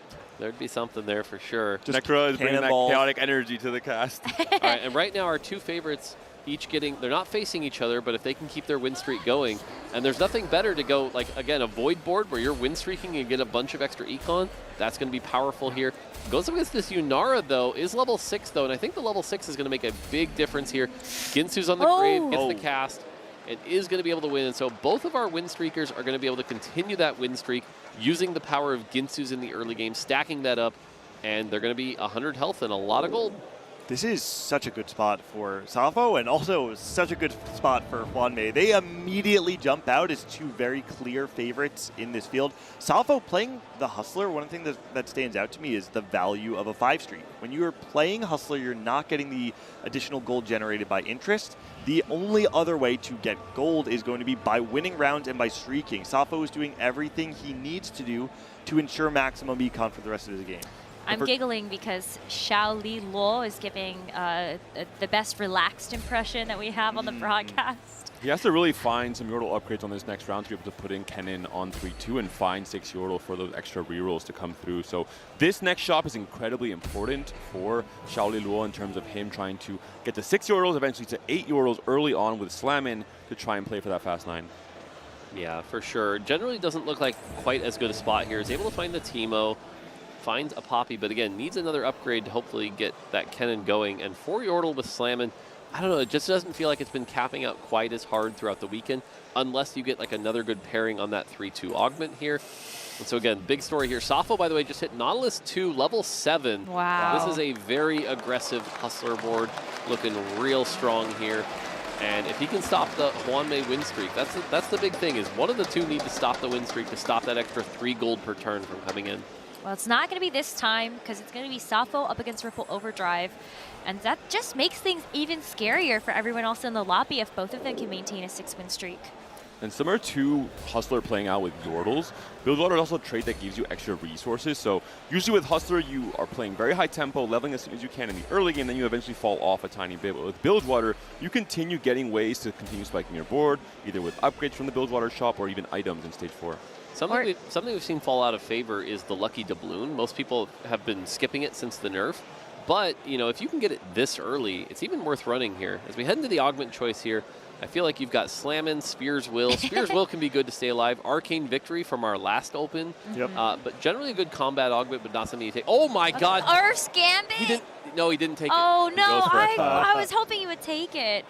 I actually am surprised he didn't take it. That would have been quite the play, and I think considering he already had an emblem, I almost wonder if that was like, I don't know, maybe he just wasn't thinking about it. But Exiles is going to allow him to win streak. I do like that at least. It's a lot of combat power. The Nautilus 2 with the extra shield is going to be a lot for people to be able to handle at 3-2. I think the Exiles pick makes the most sense with the current tempo he's playing at, right? He understands that generally speaking, Hustler's going to fall off as he approaches a little bit deeper into Stage 4. He's kind of indexing more on ensuring he gets the win streak. I think the worst thing that could happen to Safo right now is that he loses his streak on Stage 3. To me, it feels like the primary objective, if you're picking an augment on 3-2, is how do I ensure that I'm getting enough money right now to make sure my top end is still safe enough? I mean, he has Fizz at 3-2. Yeah, I'm almost going to push back on that a little, only because that feels like more like old Hustler, right? Hustler got changed to be that 4 per turn, which is actually pretty high value. I think he can be pretty aggressive with that, and the Earth's Gambit does provide combat power. Remember, it's the people wearing the emblems get that extra attack speed and monitor. Oh, they gen. do. You're right. So I don't know. I think it's a fine choice, but I do think there's like pros to both sides here. And right now, again, it doesn't really matter. He's so far ahead due to the Hustler tempo. The big story, though, again, Safo and Hwanmei haven't fought each other. This is where I start getting the Twitter posts of like, why aren't these two facing each other? But again, two clear favorites coming out swinging with 100 health that haven't faced each other. And if they do, we're really going to want to see that fight to see who can stop the win streak. And I think one of the bigger storylines of the lobby too is that I have not seen anybody actually contesting either of those comps. It's going to be very difficult for anybody to pivot into the Bilgewater when we have seen Safo get it so early. And they're not facing each other again. I want to call out that Hwanmei did get Portable Forge as his second augment, ended up with Ludens. That's actually not as good of a choice here, right? I think that's definitely not something he was looking for. It's fine. It's good AD and AP on the Draven right now, getting some kills, but it's not like he's synergizing with some big casts. And even when he goes Void, it's not like it's a great Belveth item. It's not like it's a great Kaisa item. So overall, I think a little bit less of an exciting choice than the Exiles, which is just generally good power for Safo's board.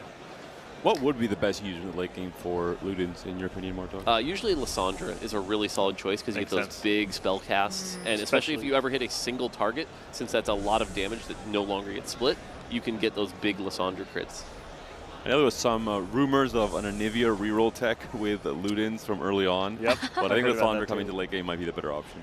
Yeah, Lissandra just feels like it's not going to like break the game like an Ahri from last set, but it's just like a solid, you can get some big Ludens procs and maybe hit a couple people off. And with a Rage Blade Slam, he could potentially angle that Freljord Yunara for Lissandra tech in terms of that Stage 4 board at the very least. I don't think that beats Bilgewater though.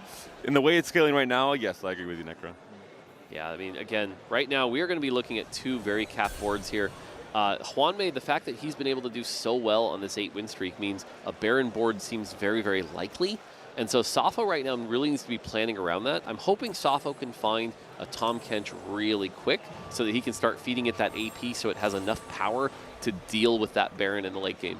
And Aya will be playing for the Diana, has fully itemized the Leona for this turn, so Unlock coming in next turn, has a Rage Blade Slam available, plus a Hodge and a singular PS sword for now. We're still hoping for those best-in-slot items coming up with his next PvE round. Yeah, on the left side, Safo right now, his carry is still a Graves, has the Ginsus, but is starting to fall off a bit here. Is going to struggle to get through the Leona, for example. Leona kind of is able to prevent a lot of the damage from the Graves, but thankfully there's enough value here.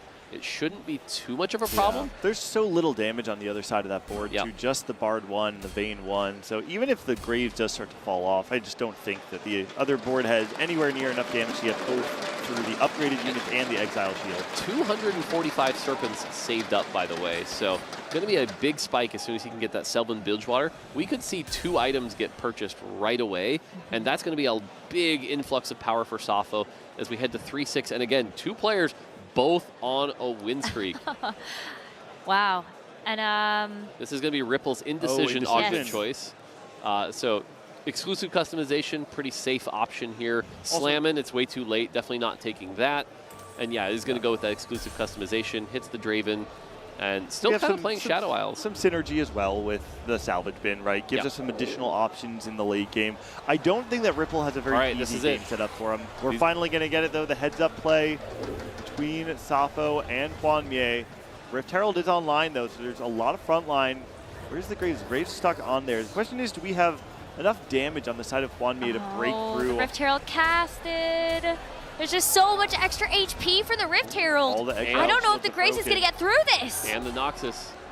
Oh, this is huge. And Safo is going to lose his streak. Hwan Mie going to 10 streak all the way through stage 3, and this is going to spell huge implications for the rest of the game. I wonder if we could also at some point reforge this Ludens, because there are so many good hits, right, for the Void Comp as a whole. You have a great melee bruiser type unit with the Belveth that can use so many great artifacts in this set. You have the Kaisa as well that can utilize both AP and attack speed, and Rift Herald will use any tank item as well. Yeah, to me what this says is Baron is happening, right? Now, it's silly and hopefully not a problem, but one thing I will... Oh, no, he's got the Rek'Sai, so we're good. Should be able to get that going. We'll need to unlock Kaisa at some point, but this is going to be a Baron board, right? We're so healthy. And wants to unlock the Skarner here as well. Is level 7, slams the Stone Plate onto the Ashe in that backline. So just, I think it's the same thing I mentioned with the sets on level 8. You're trying to guarantee a strong next in onto this board to continue the win streak. So really min-max TFT here from Hwan Mie. Yeah, I agree with you, and I'll call out here that the big thing is like, this isn't just vertical Void, right? We've seen a bunch of different versions. This is like strongest board into Void later, which is a really cool iteration of it. And so that's cool to see. On the left, we're going to see Safo finally hitting that 7 Bilgewater. Going to spend his tokens. Is able to find the Citrus Fruit. That's a very powerful one. That's going to get 20 Serpents per turn as well. So that's going to inflate that even more. Is able to get an item on Fizz. So big spike on the left there. It's just too bad it couldn't have come online in that last fight versus Hwan Mie, so you could have kept that win streak. But that's going to be Hwan Mie on the right facing off against Haruru.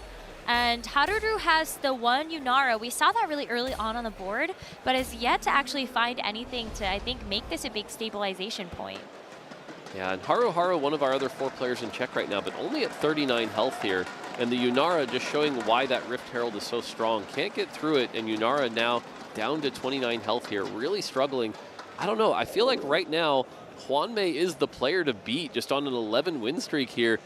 It's looking real good and very likely that we might see the end of the tournament right here. You have to imagine that Safo, after getting 2 additional Bilgewater items, has probably been able to bridge that gap between he and Hwan Mie, but because they just played each other, we're not expecting to see them play anytime soon. Yeah, the real question is, can anyone else slow down Hwan Mie?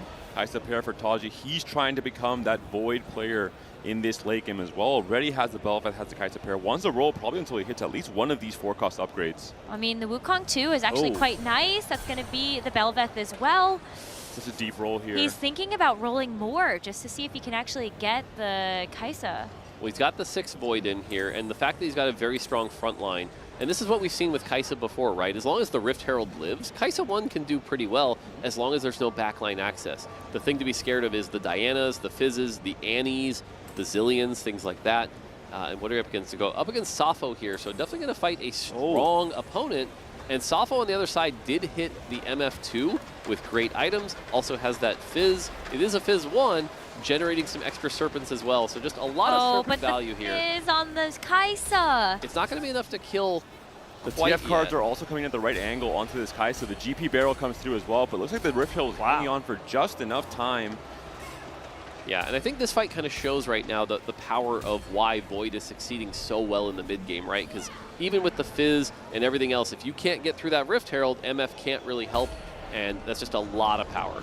It is important to note, Hwanmye is leaning into this Void line, right? He's going to be contested by Toddy, and something that Safo has going for him is he's uncontested. And even if he were, one of the benefits of playing builds is having the access to units from the additional shop. I don't know if Safo sees it here, but he's got enough tokens to unlock Tahm Kench this turn, right? He's only 79 off of Tahm Kench. He's got 131. The question is, does he save up for his third item, or does he make the purchase now to get that Tahm Kench? And I feel like you want to get that Tahm Kench out quickly so that you can start generating the AP value you need to scale in the late game. The other thing to call out here is he has the Duplicator. The Duplicator will allow him to hit that Tahm Kench too quick. And the other part about Tahm Kench that often we don't talk about as much anymore is every time he gets a kill with somebody on an item, he'll generate more items, which can allow you to scale really well. If all your champions are on 3 items, that's a lot of power. So a lot of key decisions right now are going to be the difference between how well they scale into the late game. That's a greedier path, but maybe the path you need to take if you're trying to win this game to end the tournament in this Game 5. Wow, I mean, but this is the problem. Hwanmye is still fully streaking. I think we did just actually see Safo re-roll the shop so he can buy something and get that Tahm Kench unlocked, but it's also tough when you don't have gold. Pan. Yeah, the other big story of this lobby right now is the fact we were talking about how 2 players have been dominating all, but what that does is that applies a lot of pressure to the rest. And if you look at the health of the rest of the lobby, we've got people in the sub-20s right now. Most of the lobby sitting at like 40, right? So the other thing is the game's going to end quickly. And in some ways, that can be bad for Hwanmye because it'll mean you're starting to have to fight that one-on-one fight to win the game before you've spiked into your Baron. Also, do just want to note, Just Feel Alive, who has the Bruiser Augment, picked up a pan with an open belt on a Volibear right now, so he should be able to get a Bruiser spat online. You're imagining as well the pressure that's being felt by someone like Haruru in particular. He's someone that maybe wants to go 9, but he can't do it. He's losing every fight still in stage 4, has to roll very deep on level 8, and this essentially brings down your cap. It lowers your potential for the game as a whole. Yeah, I don't love that Safu is not, he's clearly saving up for his third item. His third item will cost 260, so he'll be able to get it next turn. But I don't love the 2-turn delay on the Tahm Kench. That makes me a little nervous to his cap. Hwanmye did finally lose a fight, by the way, so the win streak does finally stop here. But again, Haru at 18 health and Xiao Lilu at 25 health. So our other 2 Czech people are very low right now. See already an early Kindred to pair alongside this Yunara for Just Feel Alive. Is that going to be enough to stop Safo's board here? Looks like it's just a very meaty front line. You can't really get through it. So maybe missing that Tahm Kench cap, maybe missing that next item in particular, 1 turn away, could be the difference maker there. Yeah, we'll have to see here. On the other side, here's Hwanmye's board. The backline did get hit. I do like the Renekton, by the way. Renekton is one of those champions you don't see a lot of, but when you do, very, very powerful here. So 318. I have to imagine we buy the item here. Yep, there's the Tahm Kench. It's going to buy the item. There spends the reroll, gets the Tahm Kench in, and that's going to allow him to start feeding. Hopefully we get some AP on that Tahm Kench and can get that going. Yeah. This is actually great with Cutter, with Hustler, with Bilgewater.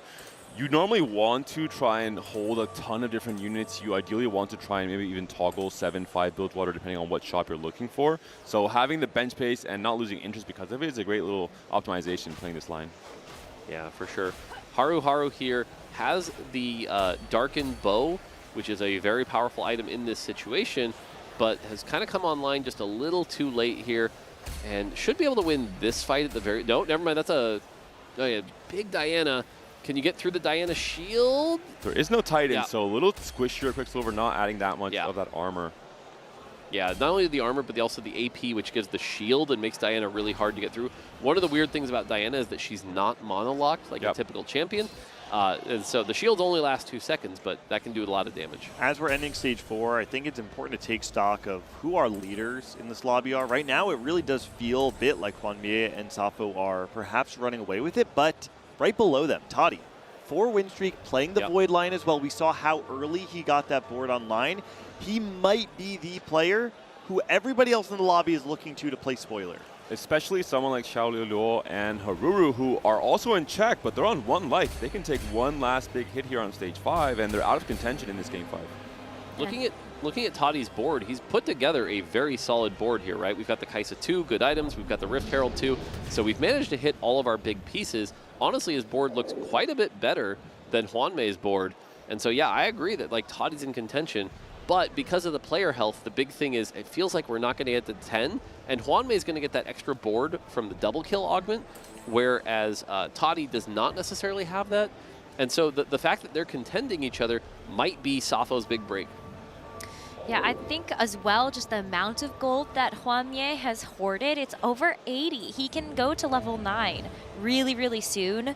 And so that's something where I'm like, I don't know. But, I mean, Xiao Li Luo on the other side and Haruru, one of these players is probably going to get knocked out here. The last stand for 2 of our players who are in check. Capped out boards, Kindred fully itemized, Annie 2 on the other side alongside Azir. That front line is falling. It is Tibbers just trying to hang out for so long, but the Yunara with Dark Bow is a really strong combo. There's just too much to chew through. Haruru is out of contention in this game 5. Only 3 players now in check remain trying to end the tournament here. You can see it, hands on his head. He's feeling the pressure of the moment right now, knowing that his tournament life is no longer in his own hands. And Haruru had the best start to the day. He started off, it looked like it was going to be 16 points in 2 games, ended up being 14.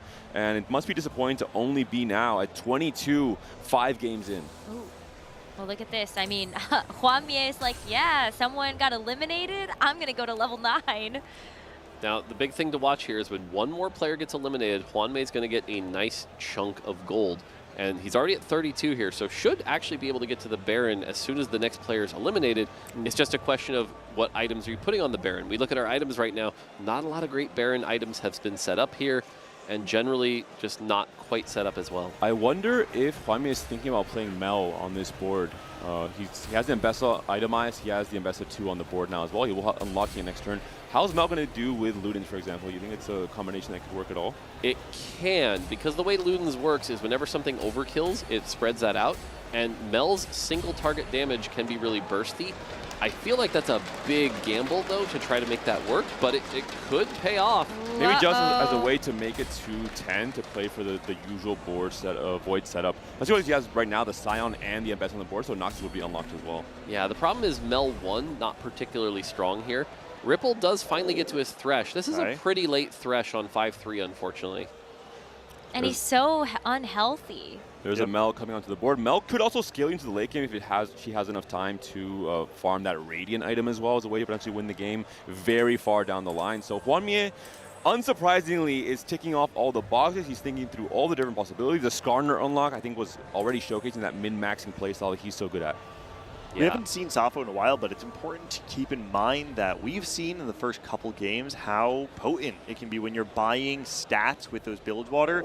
I believe he already had gone down to 5 Bilge, but you can just play 5 Bilgewater and buy a bunch of stats for the rest of the game, essentially, and cap out. There's a big fight. Diana trying to fight for Ayao's life in this game 5, trying to slow down Hwanmei's ascent to level 10, slow down his dominance of this lobby, and she's doing a pretty good job for now. Only the Rift Herald left alive. He can't do it by himself. Question is, does anybody else die in the wings, right? Because that's what Hwanmei is really looking for. It's okay to sack these, right? Oh, Ripple's dead. Ripple is dead. That means Hwanmei is going to have a ton of gold. He'll be able to, on perfect interval, go to level 10 now.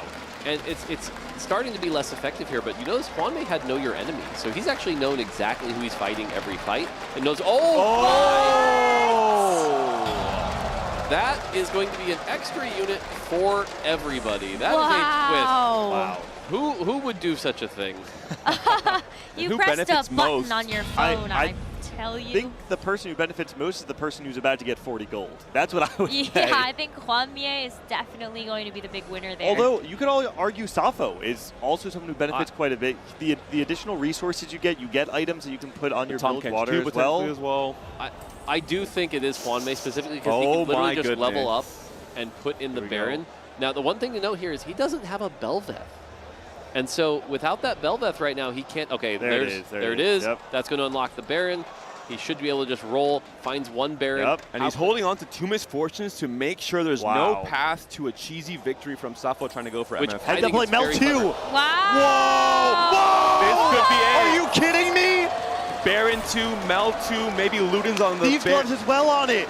And Hwamie, I mean, the signal was clear. He feels blessed to have hit this power spike this early into the game. We're not even in stage 6 yet. He has so many 2-star 5 costs.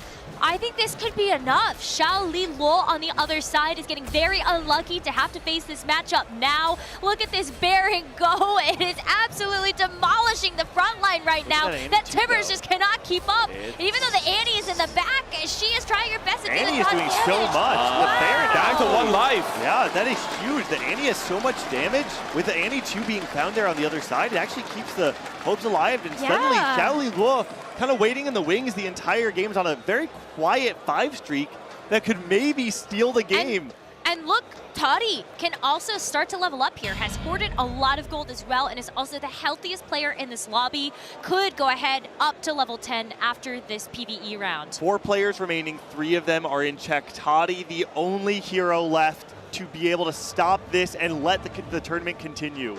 Yeah, Safo did just hit the Tahm Kench 2. That is going to be a big spike here. We're going to see Toddy versus Xiao Li Lu here. Again, Xiao Li Lu at his final life here, but on that 5-win streak. The Annie just doing so much work here.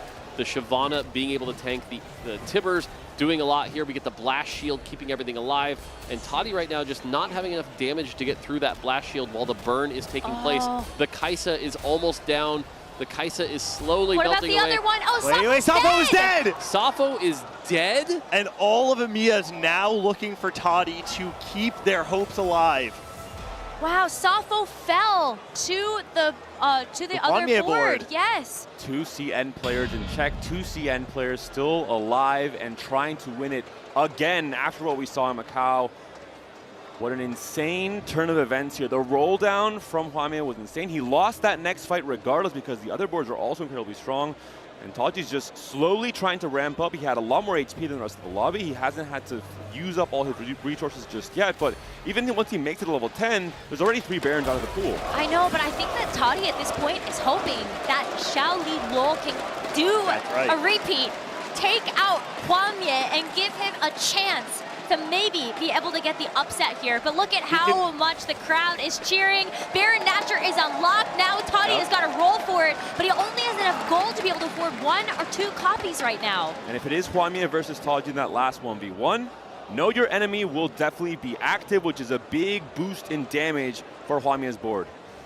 Yeah, I mean, the fact that it's Baron 1, we do have the Kaisa 2, we've got solid items here. Here's going to be the matchup. It is going to be... All right, it is going to be the Baron versus Baron. Wow, it's Hwamie on the left. Could actually deal a pretty big blow to Toddy, as Xiao Li Luo on the right-hand side is going to be facing off against a Ghost. But I think this Hwamie board is just too strong, especially because that Baron 2 is itemized, and you're going to be doing that extra damage. Toddy does actually take a hit here, but Xiao Li Luo out! Toddy's down to his last life. The Mel has the Ludens now as well. The full cap has been reached by Hwamie. Can Toddy do anything to change the outcome of this next fight? Unfortunately, the items are looking really rough, and it is the Mel and the Baron 2. Unfortunately, at this point, is not looking great for Toddy. Is there some positioning he can do? Is there anything clever he can do to save this game? Or are we about to see Hwamie be a 2-time winner and win the Paris Open? Look, we have to watch to see if the Rift Herald or the Baron Nashor on the other side gets targeted too early from the Kaisa.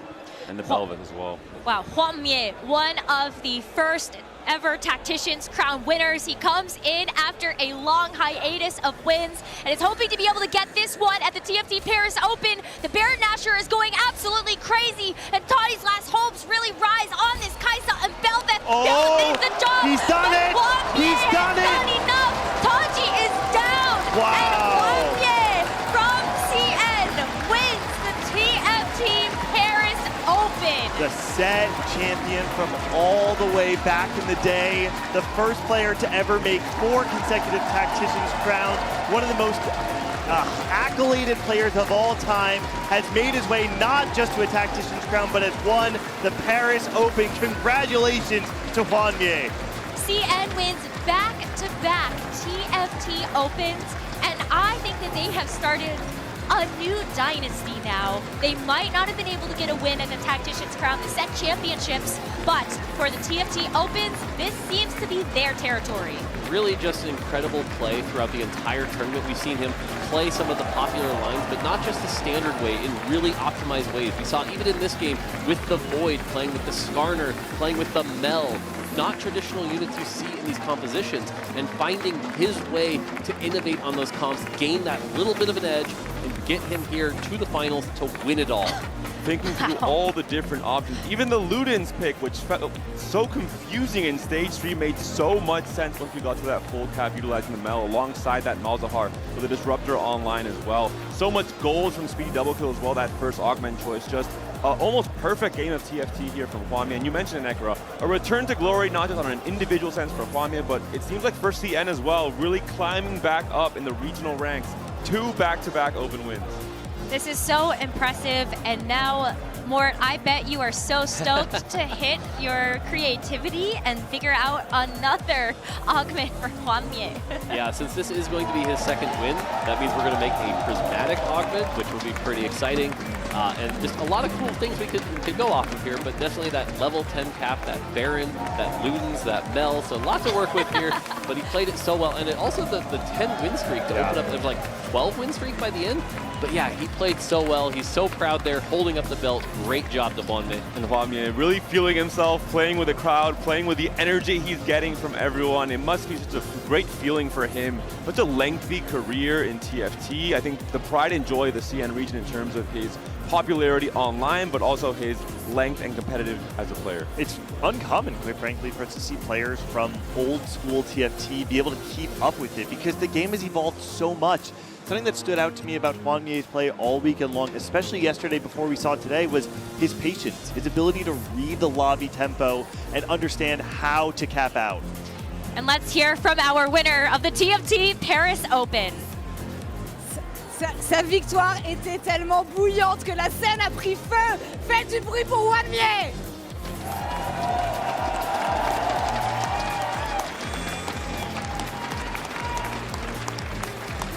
Please, if you would join me here on the forward stage. Wow. That was an absolute domination. Once again, congratulations, félicitations pour cette victoire. À quel moment as-tu su que tu avais gagné celle-là? Il y a eu énormément de retournements de situation dans la game. What moment did you know that you were going to take this one? 你是什么时候知道自己会赢下这次冠军的？首先那个什么。欧洲选手应该那个20给我了非常大的压力，他开2阶段的5B2 吉沃特，但我的走位其实很好，走着一个非常大的连胜。当我规划的就是5-1解锁住没有，然后最后完成没有将大石男爵的最大成的虚空95。5-1那波递完2金安贝萨之后，其实就已经有点机会了。最后上10那一波直接2金大龙，感觉就其实已经够了。Safo gave me a lot of pressure early on because he had that bilge water on stage 2, but I was very lucky to avoid him the entire stage. My game plan was to go for Mel and Baron Nashor as the max cap, and once I had that Mbessa 2 on stage 5, I felt relatively comfortable, and when I went to level 10 and hit Baron 2 almost immediately, I knew that was going to be enough. Il y avait Mel et le Baron Nashor évidemment comme condition de victoire. Safo lui a fait un petit peu peur au début, mais il a réussi à le dodge pour la plupart des stages de cette partie-là. Et enfin, dès qu'il a hit le 10, il savait que de toute façon c'était fini pour les adversaires et qu'il allait remporter celle-ci. Hier en interview, il nous a laissé une quote un petit peu mystique mais qu'on va expliquer ici. Il disait qu'il avait peur de perdre sa constance à cause du format checkmate. J'aimerais savoir s'il a adapté son jeu par rapport à ça. Yesterday in interview you said that you were afraid you were going to lose your consistency maybe because of the checkmate format. Do you feel like you adapted your game for that? 昨天你有说过，因为你在这一次的这个登顶赛制当中，可能会比较失去一些稳重的方案这样子。那你在今天的比赛有做什么样的调整吗？其实我今天玩下来就感觉跟前几天一样，都是把都是奔着上线在打，有点没那么注意狗分其实。I feel like today's games were relatively similar to the games before that. Every single game, everyone was going for the maximum possible cap, and no one was trying to just get a certain amount of points. Il trouve que les games étaient assez similaires à ce qu'on a vu jusqu'ici. Les gens essayaient de caper vraiment au maximum sans vraiment variété pour changer dans leur composition. Donc c'était relativement facile pour lui, entre guillemets. Moi, ce que je veux lui demander par la suite, c'est... Il était champion du monde pour le 7-4. C'était il y a longtemps, une éternité sur TFT. Et aujourd'hui, c'est le Paris Open champion sur le 7-16. Qu'est-ce qui lui vaut cette constance pour rester toujours au top? You were the world champion for set 5. Today, you're claiming the belt here for set 16. It's been a while here in TFT. How do you claim your consistency? What makes you so consistent in this game? 你之前曾经在第5个赛季的话夺下世界冠军，那现在的话已经来到了 S16， 经过这么长的时间，你是怎么样让自己保持这么稳定的发挥？对于我来说，其实也已经打了4、5年的云顶之一了嘛。其实有过很高的起点，但其实低谷的时候我也一直在努力，只是可能关注到的人就比较少吧。这次也是感觉重新证明了自己。I've had a very good start and my peak was amazing, but when I was in my valleys at my lowest, I also had a lot of people just stop checking on me and stop caring about me. But this time, I feel like to be able to reclaim that summit, I have proven myself. Il a réussi à pic très tôt dans sa carrière, mais il y a eu beaucoup de moments de doute et beaucoup de moments pendant lesquels les gens l'ont un petit peu abandonné, mais lui n'a pas perdu foi. Et aujourd'hui, le fait qu'il arrive à avoir ce titre, ça représente énormément pour lui et sur ce qu'il est capable de faire. Est-ce qu'il a des conseils peut-être pour tous les joueurs de TFT qui sont présents ici et aimeraient être capables d'atteindre les sommets? Do you have any advice for any TFT player watching you over the world so that they can become maybe as good as you, but at least as consistent? 你有没有什么话想要对可能刚开始在玩云顶这款游戏的这个玩家说，让他们可以希望变得更靠近你一点，变得跟你一样，至少没有一样强的话，至少一样稳定。希望都在玩云顶之一的兄弟们都玩得开心。I hope everyone that's playing TFT is gonna have a good time.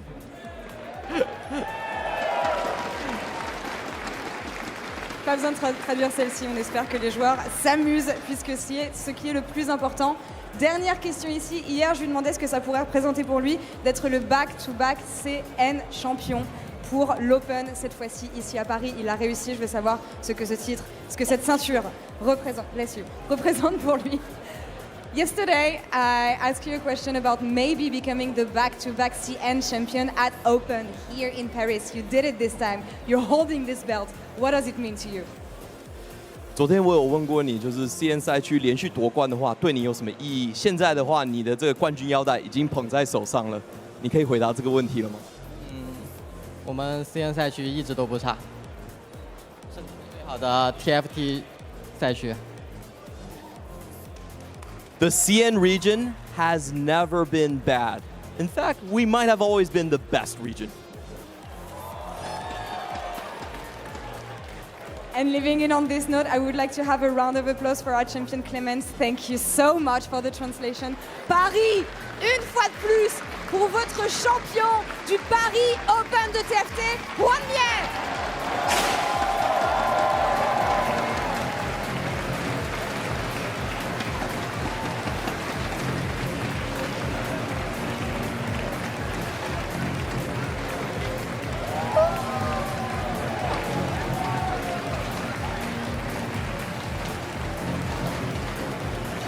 Merci à tous, merci à toutes, merci à la communauté, merci aux joueurs, merci aux équipes de Riot, merci à toutes les personnes qui ont fait de cet événement un succès phénoménal.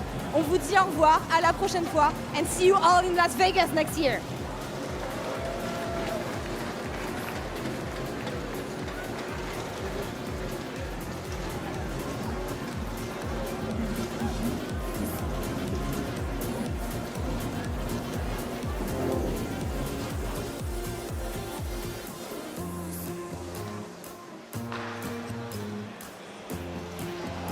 Some great advice out there for everybody watching. Play TFT and have fun.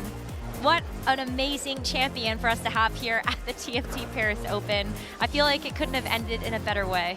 Yeah, I mean, he talked about it there, right? He won in set 5, and, you know, some people will talk about, like, are you on the decline? Is he not living up to that? But I think this puts a lot of doubts aside, right? He's now somebody who's won across multiple years, multiple events, and will go down as one of TFT's best, and that's gotta feel good. I think it really happened with CN moving down in the list of priority, with Americas being stronger, with players like Dish Open title rising up, winning 2 different crowns for themselves. Hwamye kind of exiting that Go conversation altogether, with only really title Dish Open double being in contention for many viewers, especially from the West. And that might have hurt Hwamye, but he's come back stronger than ever. He's reopened that conversation in a big way, I think. And I think this set fits him so well that I would not be surprised to see him come into Tactician in dominant fashion. I love this. Yeah, we've got Malala and Shichu, of course, our previous Vegas and Macau winners. They all have Someone their put the belt on on. him. I love it. Oh, what a cute moment. So cool, and it's crazy. You know, just a couple of years ago, we didn't have any of this here, right? The Opens weren't a thing. We didn't have these international champions on LAN, and here we are, right? Years later, TFT has come so far. To see 3 LAN champions all standing together on a stage is such a beautiful thing. It's so cool. Oh my gosh. Yeah. What a magical tournament as well to showcase this set, right? It's a set that is introducing so much flexibility to TFT. I think it really pairs so well with Hwamye as a player. I think this game was a great example of all the micro optimizations that 99% of the player base would never even think about. Unlocking a Skarner on that round, unlocking the Mel, playing around as early as stage 3 to try and have that capped out forward. It's such an important thing for people to take away from this tournament. It's so easy to say, oh, you know, Void won the tournament, big shocker. No, man, you put so many players in that spot. They're not looking for the Mel. They're not unlocking the Skarner. Hwamye is really nice. Wait, what? Is that 1, 2, 3? Yeah, they were trying. Wait, why are there 2 3s? 1, 3, 2. They don't know the order. Now they got it. No, You're 2. Yeah, Malala is the first winner, and then of course Shichu on the left is the second. Oh my goodness. Oh, that was really funny. Took a while, but they got there. This is such a cool thing too, though, right? Like for someone like Malala, right? He gets to be here for each of these, and so as we move forward in the Opens, again, this is part of history. You're part of this long-standing tradition. You're going to go down as one of the greats, and that's just a really cool feeling. Not to mention, you know, the prize money, the belt. You're going to get the augmented game. So much positivity from winning this event. And again, for someone who's been part of the TFT community for so long, that's got to feel so good. Yeah, I think pull the streamer. History is being rewritten, but it's not forgotten. I think that's the best thing about this. Every single Open is still here. We still remember all those victories and how they've come and seen TFT grow all up until this moment. Well, especially because you immortalize them now in-game with those augments. I think that was one of the things that stuck out to me the most for this set 16, where it's the lore and legends of the Legends of Runeterra, but it's the lore and legends with the legends in TFT. Yeah. And so it's just so great to be able to see them get their glory like that. And all the belts look so good. They all look so different as well. And so I can't wait to see what y'all are going to cook up for the Vegas Open next year.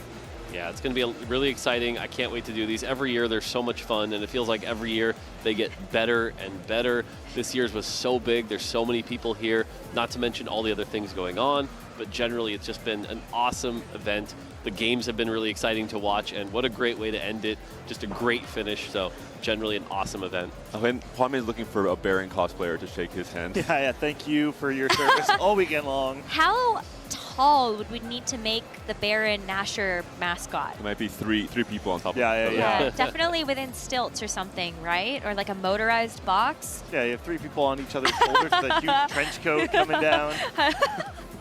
I love it. Well, I think what's been so exciting is to watch Hwamye's growth. Of course, starting off as that champion in set number 5, and then to see the legacy that followed. We literally had little Lilo in this game, in this grand finals, but after Hwamye, it was Lilo and Shunga who both actually won Tactician's crowns back-to-back after that. And so that was like the triple CN winner dynasty that we're talking about that might continue now with this TFT Open trend. Well, and, you know, we kind of glazed over it, but there was a part of his interview where he says, Cien was never bad. In fact, maybe this whole time Cien was actually the best.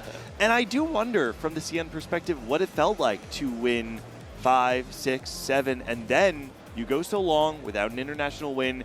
Everybody is saying how every other region is better than you. So a lot of people are going into many Tacticians crowns considering Cien the weakest region. And all this time, Hwanmie and many other Cien elite players are sitting in the background having to sit on their hands because they don't have the accolades to prove it anymore, but they know that they're still capable. You have to imagine back-to-back open wins means so much to the region.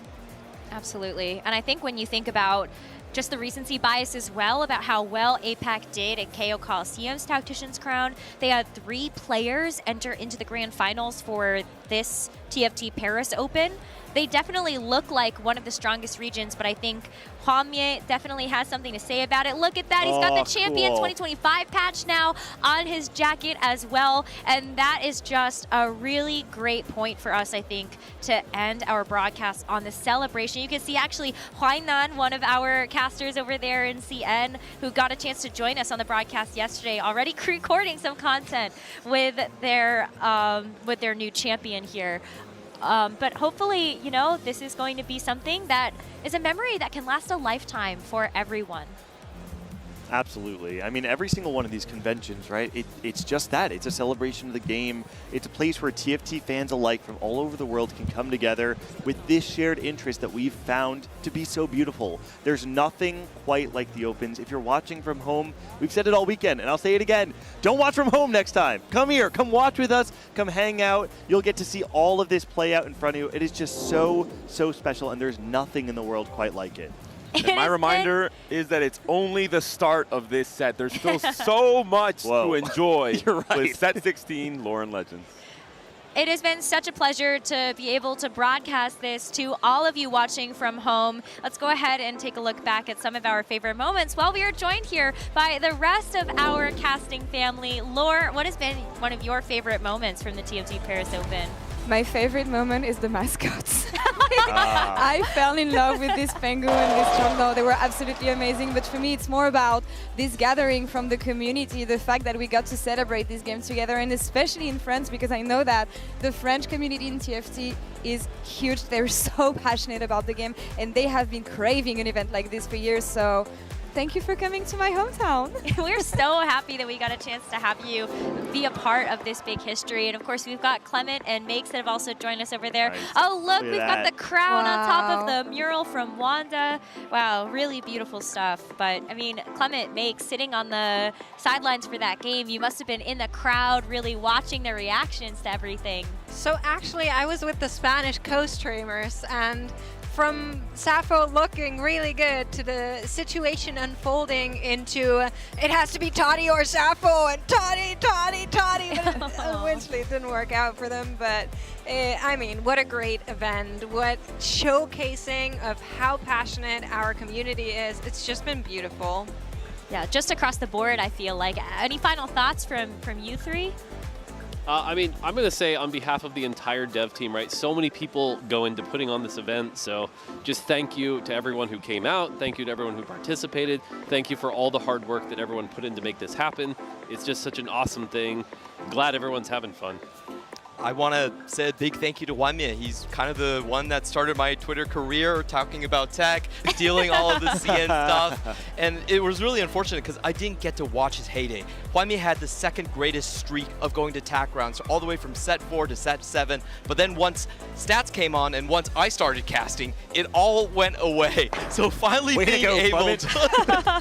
finally able to congratulate him and see him win on stage. This has always been a dream come true moment for me.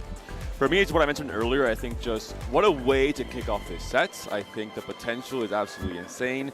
As a player, selfishly, I've had so much fun on ladder this last week. I can't wait to compete. I can't wait to watch and cast so much of the rest of the circuit in all of our regions. And the culmination as well in TACRON a few months from now is going to be absolutely magical. And I'll be a broken record as well, but there's something so special about coming here in person and having this shared interest with people that you don't know, right? We all are connected to everyone in this room in ways that are so far beyond just having a conversation.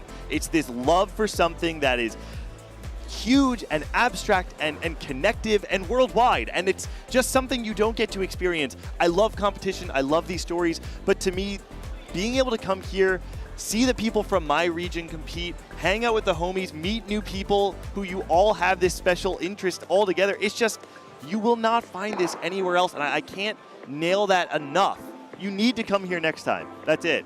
We definitely hope to be able to see you there in Vegas at the TFT Vegas Open in 2026, but that's going to do it for us here in Paris. We hope you have all enjoyed the show. Thank you all so much to our competitors who came out and were a part of this big celebration, to all of our spectators that came out to cheer them on, for all of you viewers that came to actually watch our show, and of course to our wonderful TFT dev team for giving us a game that we all know and love. That's going to do it from us here on production. But we are so excited to see you next year at the TFT Vegas Open.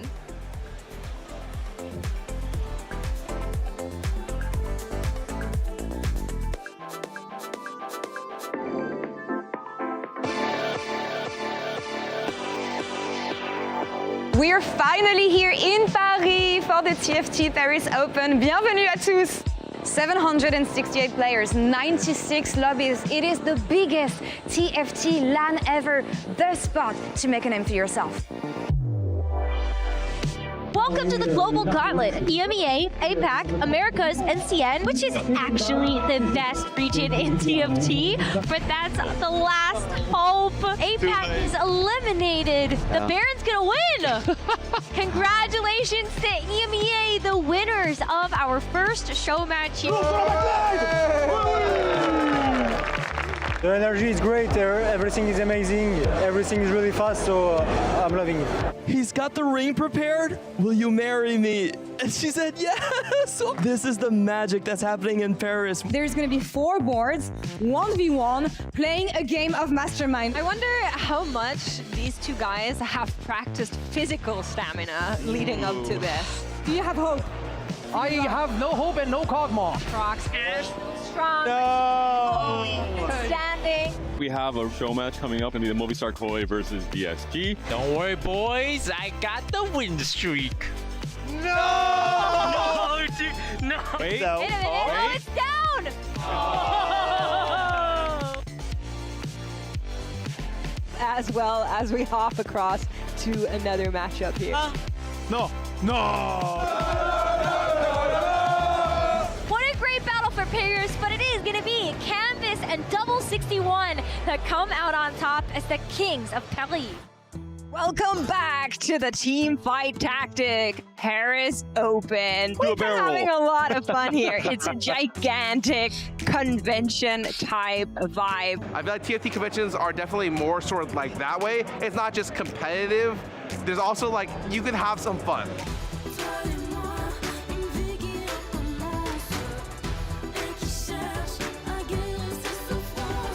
Who would win? Pengu's 1,000 Malzahars or Chalk's single Brock? The Rocks are doing a lot of work. Oh, there's 2 Malzahars left!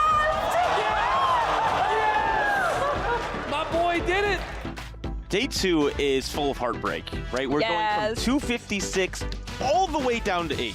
Wow, and Diana is down. That's gonna be it. Psycho with the win in game number 1. Like alive, but not for very long. Snowy Santa takes her down, and just a dominant Bilgewater snowball game from Snowy to take on this board. We're seeing the dash there from the Belvet. The big win from Hanmie taking over. Oh my gosh, does he hit the choke at 3 as well? He hit Santa 3! Look at how much gold you get from every single fight. That is just insane. And to do it against YBY1, taste of his own medicine. Whoa!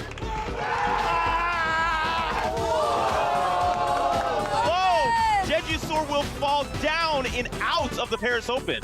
Wow! Yo! Look at this celebration here, jumping up. Oh! The wrap, though, and everything's going to fall. Zafo finds a representative for Spain.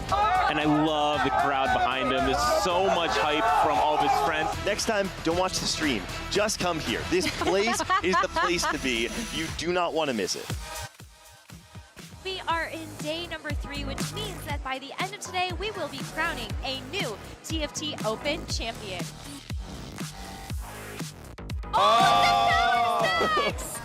Is Whoa, Is wait. Remy gonna Is he about to lose? lose? I think he's fine on this path. Okay.